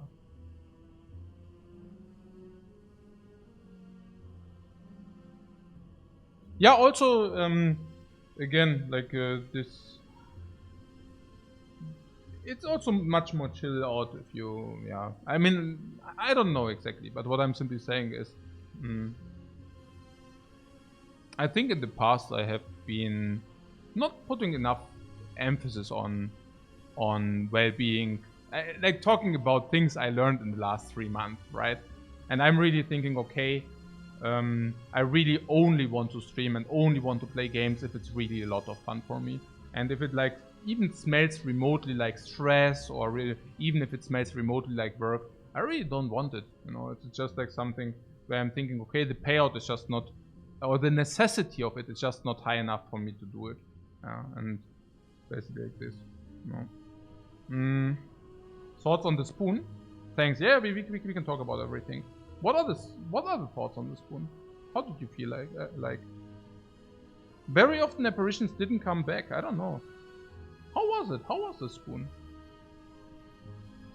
I don't know. It was really borderline, right? Really borderline. Or did you have the feeling that some fights we were... I mean, very often the spoon sabotaged us, right? Where we just didn't get the exhaust in, and because we didn't get the exhaust in, we didn't get that branch value. Yeah, and did we really get often to a point where apparition? I don't know. Oh yeah, Dankeschön. Oh, perfect. Okay. A moment. What's this update? This core.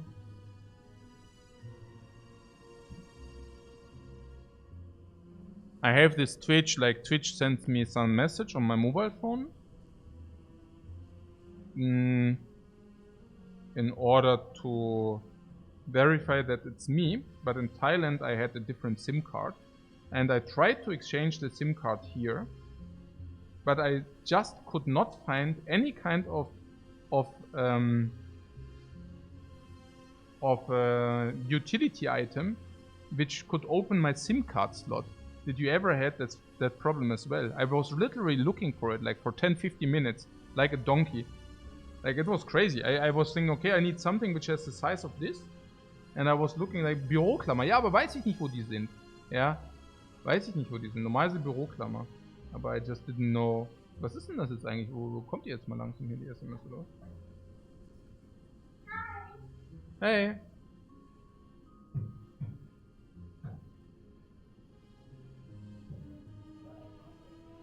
Ja, ich bin... JJ is visiting. Very nice. Hey, warum funktioniert denn das nicht? Okay, teilweise? Ja, okay, I probably need to up... Achso, doch, check ich schon.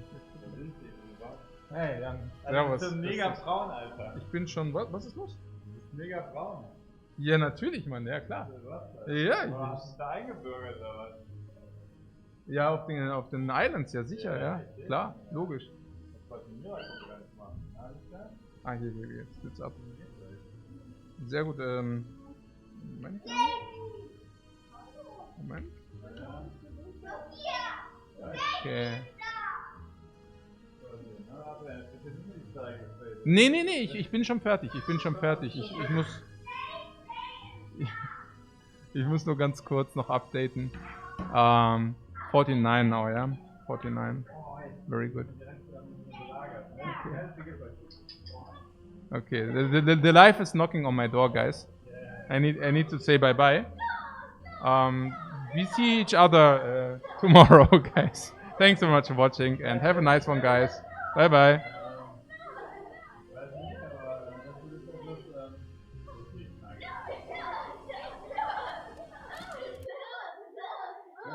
Okay. Kriegen Kinder ihre